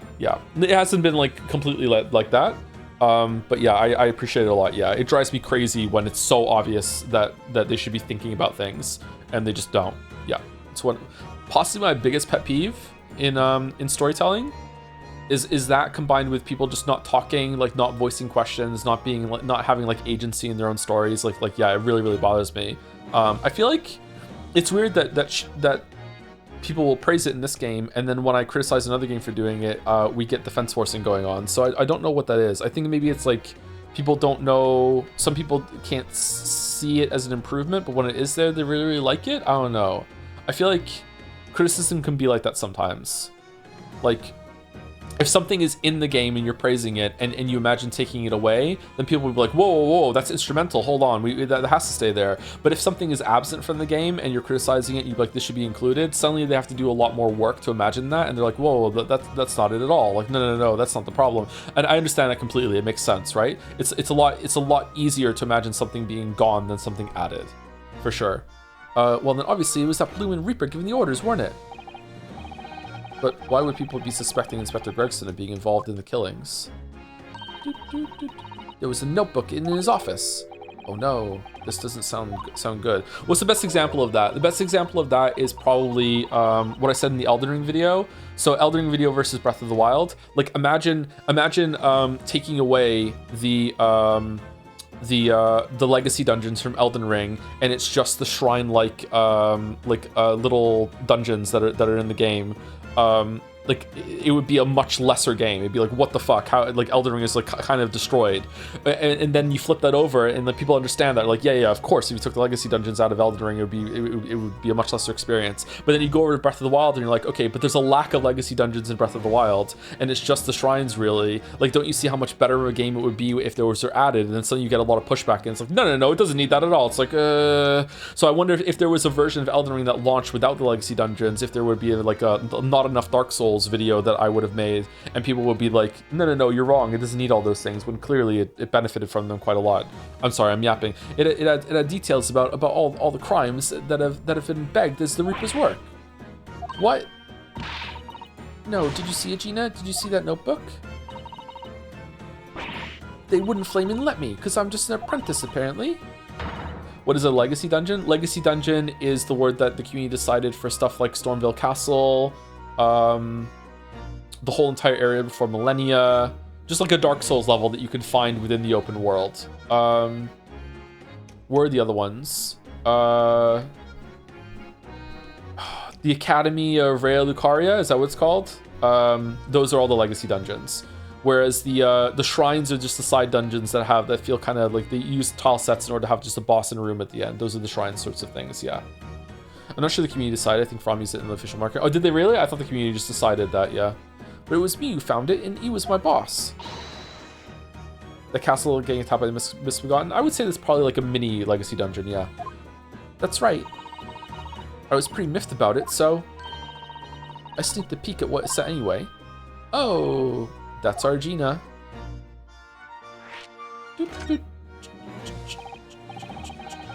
So you managed to see what was written in Gregson's secret notebook anyway, did you? Way I see it, it's my right to read what he wrote. And what had he written, Gina? I'm not telling you, fuck off. Dates, times, places, names, and an all long list of them. All details about the bludger supposed to have been done by the Reaper. But there could be an explanation for that. Perhaps it was a record of the Inspector's investigations into the Reaper's activities. Exactly, that's what I said. That's the first thing you think, right? Yes, the first thing I thought too, yeah. As it happens, it was full of names I recognized anyway. Well, the Reaper's targets were almost exclusively known leaders of London's criminal underworld. Well, yeah, but there was one name right at the end that was a bit odd, and even if he did do it, Gregson turns out he's just Batman, which means I'm Robin, and everyone knows Batman's good. Billionaire putting on a suit and using all his technology to go around and beat up criminals in the city. What's wrong with that? That sounds fucking base to me. At the end of the list, you mean? I'm pretty sure the date against it was the 31st of October. Oh, the day before the inspector was found dead. So, what was the odd name? If it weren't a name like I'd seen before, it was something like, nah, it's no good. I can't remember it. I don't think it was an English name, put it that way. Oh dear, what a pity. There was something else too. Can you at least try? I don't know if it matters, but the same name kept coming up over and over. Shin it was. Don't suppose it means anything, but... Assassin? It's Assassin. Did you say Shin? Yeah, what does it mean something? God, was Assassin trying to kill Natsumi then in Japan? What a coincidence. Lord Van Zeeks knew the name too. He mentioned her as well. The woman who actually did the deeds. And now, we find out her name appeared in Gregson's secret notebook. We haven't seen you for a little while, have we, Gina? Well, of course not. I've been busy, ain't I? Investigating all that. The lads at the yard are trying to trace the boss's movements the day before it happened. The day before? That would be undercover investigation into the Red-Headed League then. Only the boss didn't go, did he? You found some cub what was pretending to be him, didn't you, Odo? Ah, oh my god. Fucking hell. Shit my eye. Yes, it was Mr. Vigil who actually went to the park on Lime Street that day, posing as Gregson. Dip to black, not to white. What the fuck? Well, anyway, you ain't the only one turning stuff up. I've got me own ways of getting results. When me and me partner get together, there's nothing we can't track down. Oh, little Toby. He's such a faithful friend. Oh, she named the dog after Greg's. Fuck, I'm stupid. It took me until now, Toby Tobias. Fucking hell. She named the dog after. Wow, she really liked Greg's and fucking hell. So you tracked anything down then? What'd you think, eh? Of course we have. Can't tell you though. Police business, innit? Ugh. You just realized? Yeah, as soon as I hear Toby, I think of Spider-Man, so that's why. Anyway, the point is, if you lot ever need any help, you know who to turn to, right? Me and Yellhound dear. Right, because he looks oh so hellish, honest. The Hellhound. Gina, about your Hellhound there. Okay, you just put him down. Fuck. Chief Inspector Toby, you mean? He's the pride of the force, he is. In Japanese, police dog means something quite different and not altogether nice to those involved in crime. Oh. But here in Britain, it's a wonderful compliment, it seems, for a canine at least. It should be. After all, in the Great Exhibition case the other day, it was Toby here who managed to locate Drebber's workshop. Maybe it's time for another demonstration of what a super dog can do, eh? Do we have something the Chief Inspector could catch the scent of, I wonder?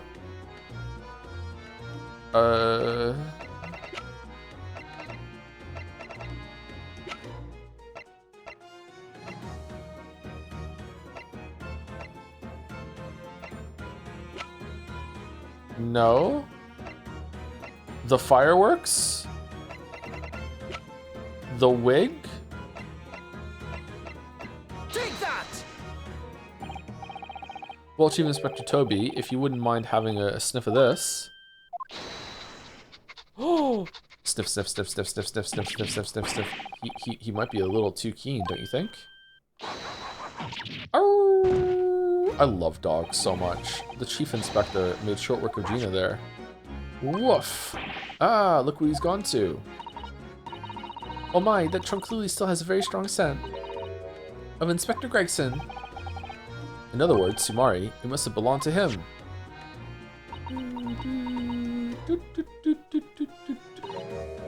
Oh, alright. It's a fair cop, I suppose. Get fucked, Gina. But you nearly got away with it, too, if it wasn't for your pesky dog. You always talk so proudly of Chief Inspector Toby's nose and what it can achieve. Did it not cross your mind that he might identify something that was right next to us? Yeah, that was a bit of a bloomer, weren't it? That's enough now then, Gina. Eh? The older I get, the more I prefer dogs to cats. I wonder why. It's training to have a kid. It's the parental urge as you get older. I think it's time you told us the truth about that trunk. It weren't like that. It just weren't. What are you talking about? I know what's going through that head of yours, but it ain't what happened. Alright then, what did happen? Well, like I said before, we were trying to trace the boss's movements. So I let Toby have a whiff of the boss's overcoat, and as soon as I done that, he went off like a shot. Straight to that sandwich. Sandwich? To a sandwich, not a bag of chips? I thought that the wig was gonna lead us to whoever was wearing the wig and brought Gregson here. Mr. Naruhodo, I believe Gina means the witness.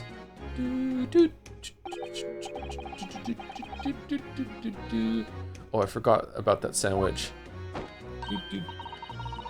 Jo has never met my cat. She's ironically trained me for a kid better than any dog ever could. Most insane high needs creature I met. Really? A cat with like a lot of needs? Sometimes cats can be needy. Weeaboo Will was telling me about someone in his family that has a dog, and the dog has decided that he will not drink any water that isn't running.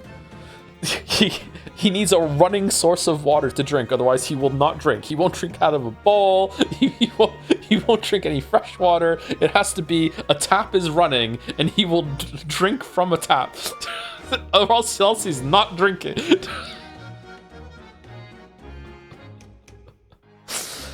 Oh, suspicious of standing water. Yeah.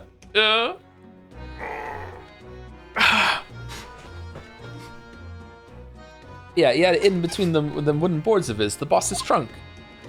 To be fair, it's a good instinct. Developing it's crazy. You mean when they heard the sound like a gunshot and all piled in here? Exactly. He nabbed it from the scene. Let me impart some pet wisdom, although this isn't a very nice thing to say because it feels like you're not, interacting with the animal. Don't feed your cats and your dogs from the table. If you do it like even once is enough. Now, whenever it's food time, your food is their food too. I don't share my food with Gatsby ever. Like he has at some point, like I've dropped a French fry or something on the ground and he's eaten it.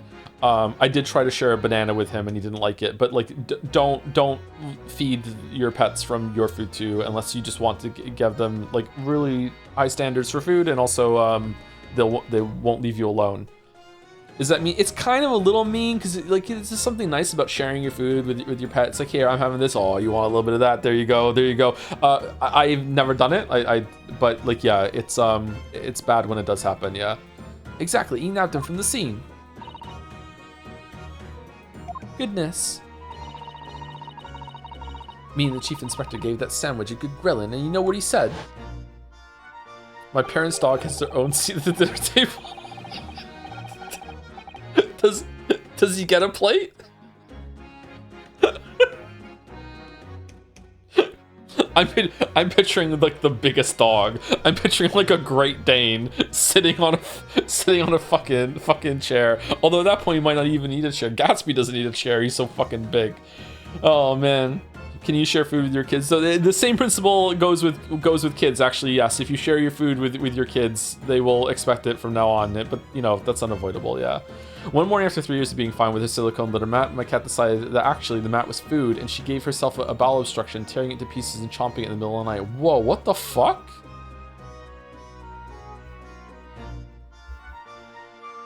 Why did the cat decide that? I thought it might fetch a good price, and the chap wouldn't be needing any more, but that's all he did. Nothing more, nothing less. Would you Adam and Eve the cheek of it, eh? Stealing the dead boss's stuff to flog. What else did they steal? Did they steal a gigantic fucking like trunk full of ice and blood? So Miss Venus wasn't the only one to meddle with the scene of the crime then. How could they? So anyway, that's how it happened. And it's a pretty decent trunk, so I figured I might as well make use of it. Is there something wrong with that, eh? Well. Oh, is that the trunk they were talking about? It was just a small trunk. Okay, I was completely wrong. Fucking holy shit, the horrible morb. Maybe you and Sandwich should try to find the answer to that question together. My dad feeds our dogs parts of his sandwiches from the bed and asks why they're always loitering around and even trying to look on our table. Your dad's eating in bed?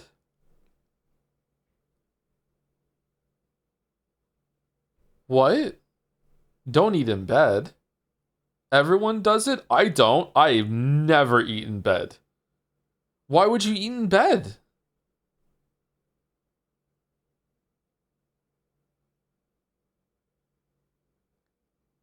Eating in bed is an unforgivable sin. Yeah, the crumbs and everything. Never. Okay, maybe at some point in my life when I was a kid, I took a cookie or a chocolate bar upstairs and had like a quick snack. But no, I don't eat in bed. No. Sleepy or sick? If you're sick, okay, that's fine. That's fine. If you're sick and you can't get out of bed and someone brought you some food, that's okay. That's fair enough.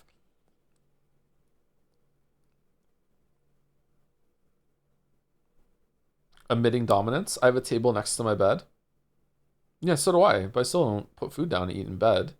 Maybe if you're okay, if you live in a situation where you have like you're living in a shared living space, like you have like roommates and stuff, and your room is the only private place in the whole place, and you kind of want to go and like watch something privately in your room while you're eating your food, like you want to watch some Netflix and you don't have a place to sit. I guess that's fine, like sitting on your bed and eating some food, because it's like you don't have a couch in your room, right? So I guess that's fine. But generally though, I don't think you should be eating in bed. He makes 2 sandwiches, then goes upstairs with the dogs in tow, lays down, watches something on his phone while eating, and as the dogs sit right next to him staring at him, same if he's laying down on the sofa. Is he making, like, preemptively, like, one of the sandwiches is for the dog?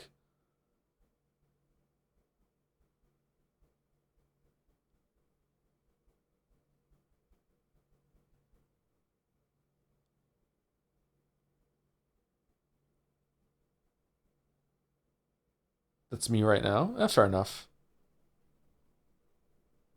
Yeah, you know what? Maybe I'm judging it too harshly. I personally wouldn't do it because I only want the crumbs. I clean my sheets fairly regularly, actually. I haven't done it. I'm overdue to clean them, actually. Fuck, I need to do that soon.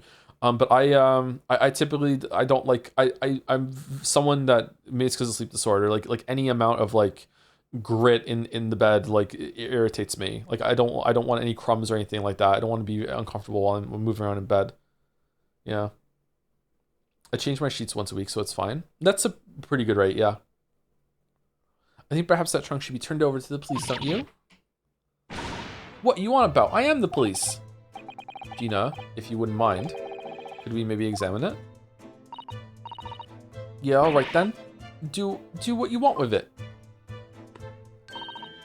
Thank you. We shall make a detailed record of our examination of the evidence. Gregson's trunk has been admitted into the court record. Inspector Gregson's metal traveling trunk was removed from the scene, but subsequently recovered by Gina. Okay. Grrr.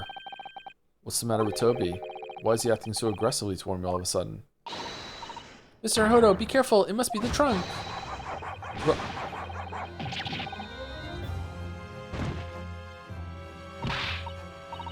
Toby, oi! What are you doing? You're gonna lick his face off. Mr. Hodo! Mr. Hodo! Gina, quickly, hail a carriage. Did we get attacked by the dog? Ryu, it's a puppy? Just say no? I'm getting some big deja vu right now for some reason. What the fuck? Did something like this happen in the first game?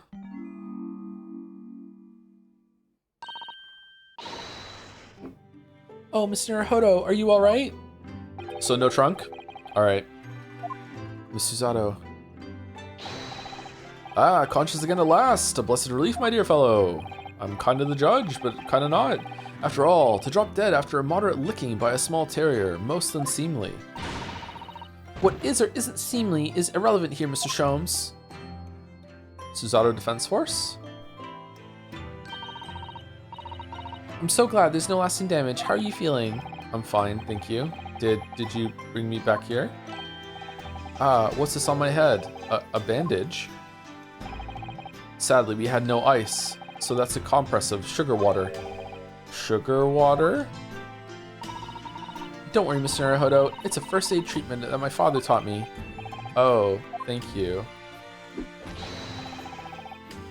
So let's take tea when you're feeling up to it. But of course, no sugar in the patient's cup. The bump on my head is throbbing sweetly enough, don't worry. Hee hee. Whenever you feel ready then. I love Susie, she's so good. Should we do the shovel bit? No. You can either stop right here for a decent stopping point, or you can stop after the next scene for a proper section break in the game, but it's a bit of a longer scene. Let's finish this scene. I'd like to finish this scene and go into the trial tomorrow. Or would we like to have this as like a buffer for the start tomorrow, so we're not getting into the trial right away at the beginning of tomorrow? What do you guys want?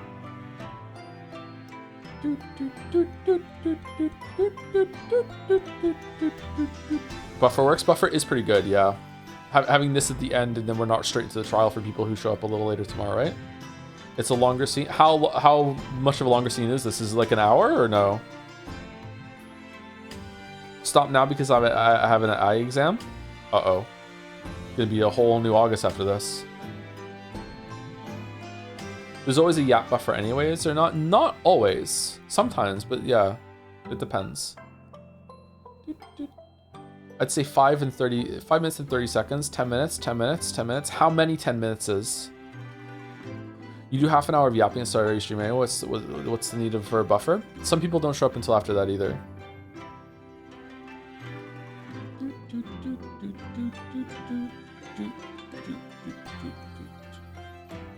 It's a crazy scene, could take you up to an hour. Okay, we'll stop then. I feel like I'm being criticized for my yapping.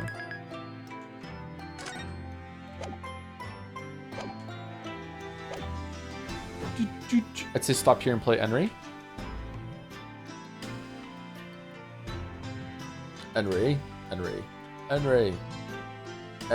Anyone live?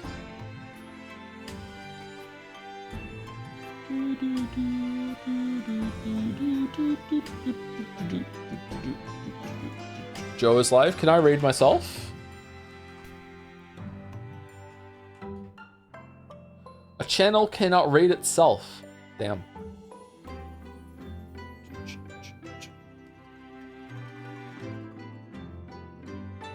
Oh, my head hurts from having the headset on. Okay, that fucking hell. Jelly's live? All right.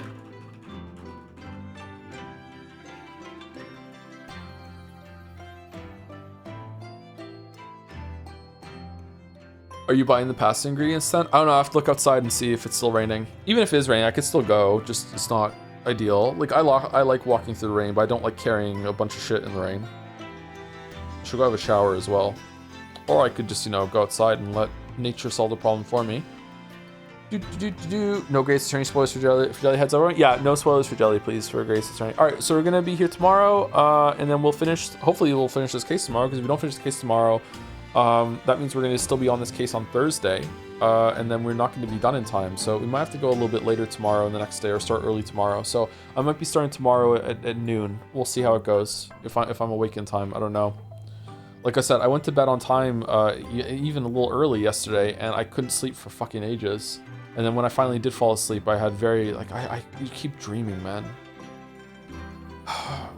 Is there, like, a record of when I say I feel like I'm on a really bad run of sleep right now? Like, I wonder if it's seasonal. I wonder if it's like every single year around this time, I start complaining more about sleeping. I wonder if it's something to do about the weather changing from spring to summer that just messes with me. Hasn't been that hot, though, so it's not the heat. Is that an hour early? Yeah, it's about an hour early, yeah. Everything about getting a Vespa or something? I don't know what a Vespa is, sorry. Anyway, raid's going through. I'll see you tomorrow. We'll talk about Vespas tomorrow, maybe. Have a good rest of your night. Thank you for watching. Is a Vespa a scooter? Maybe that's what it is. Anyway, see you later, everyone. Have a good rest of your night.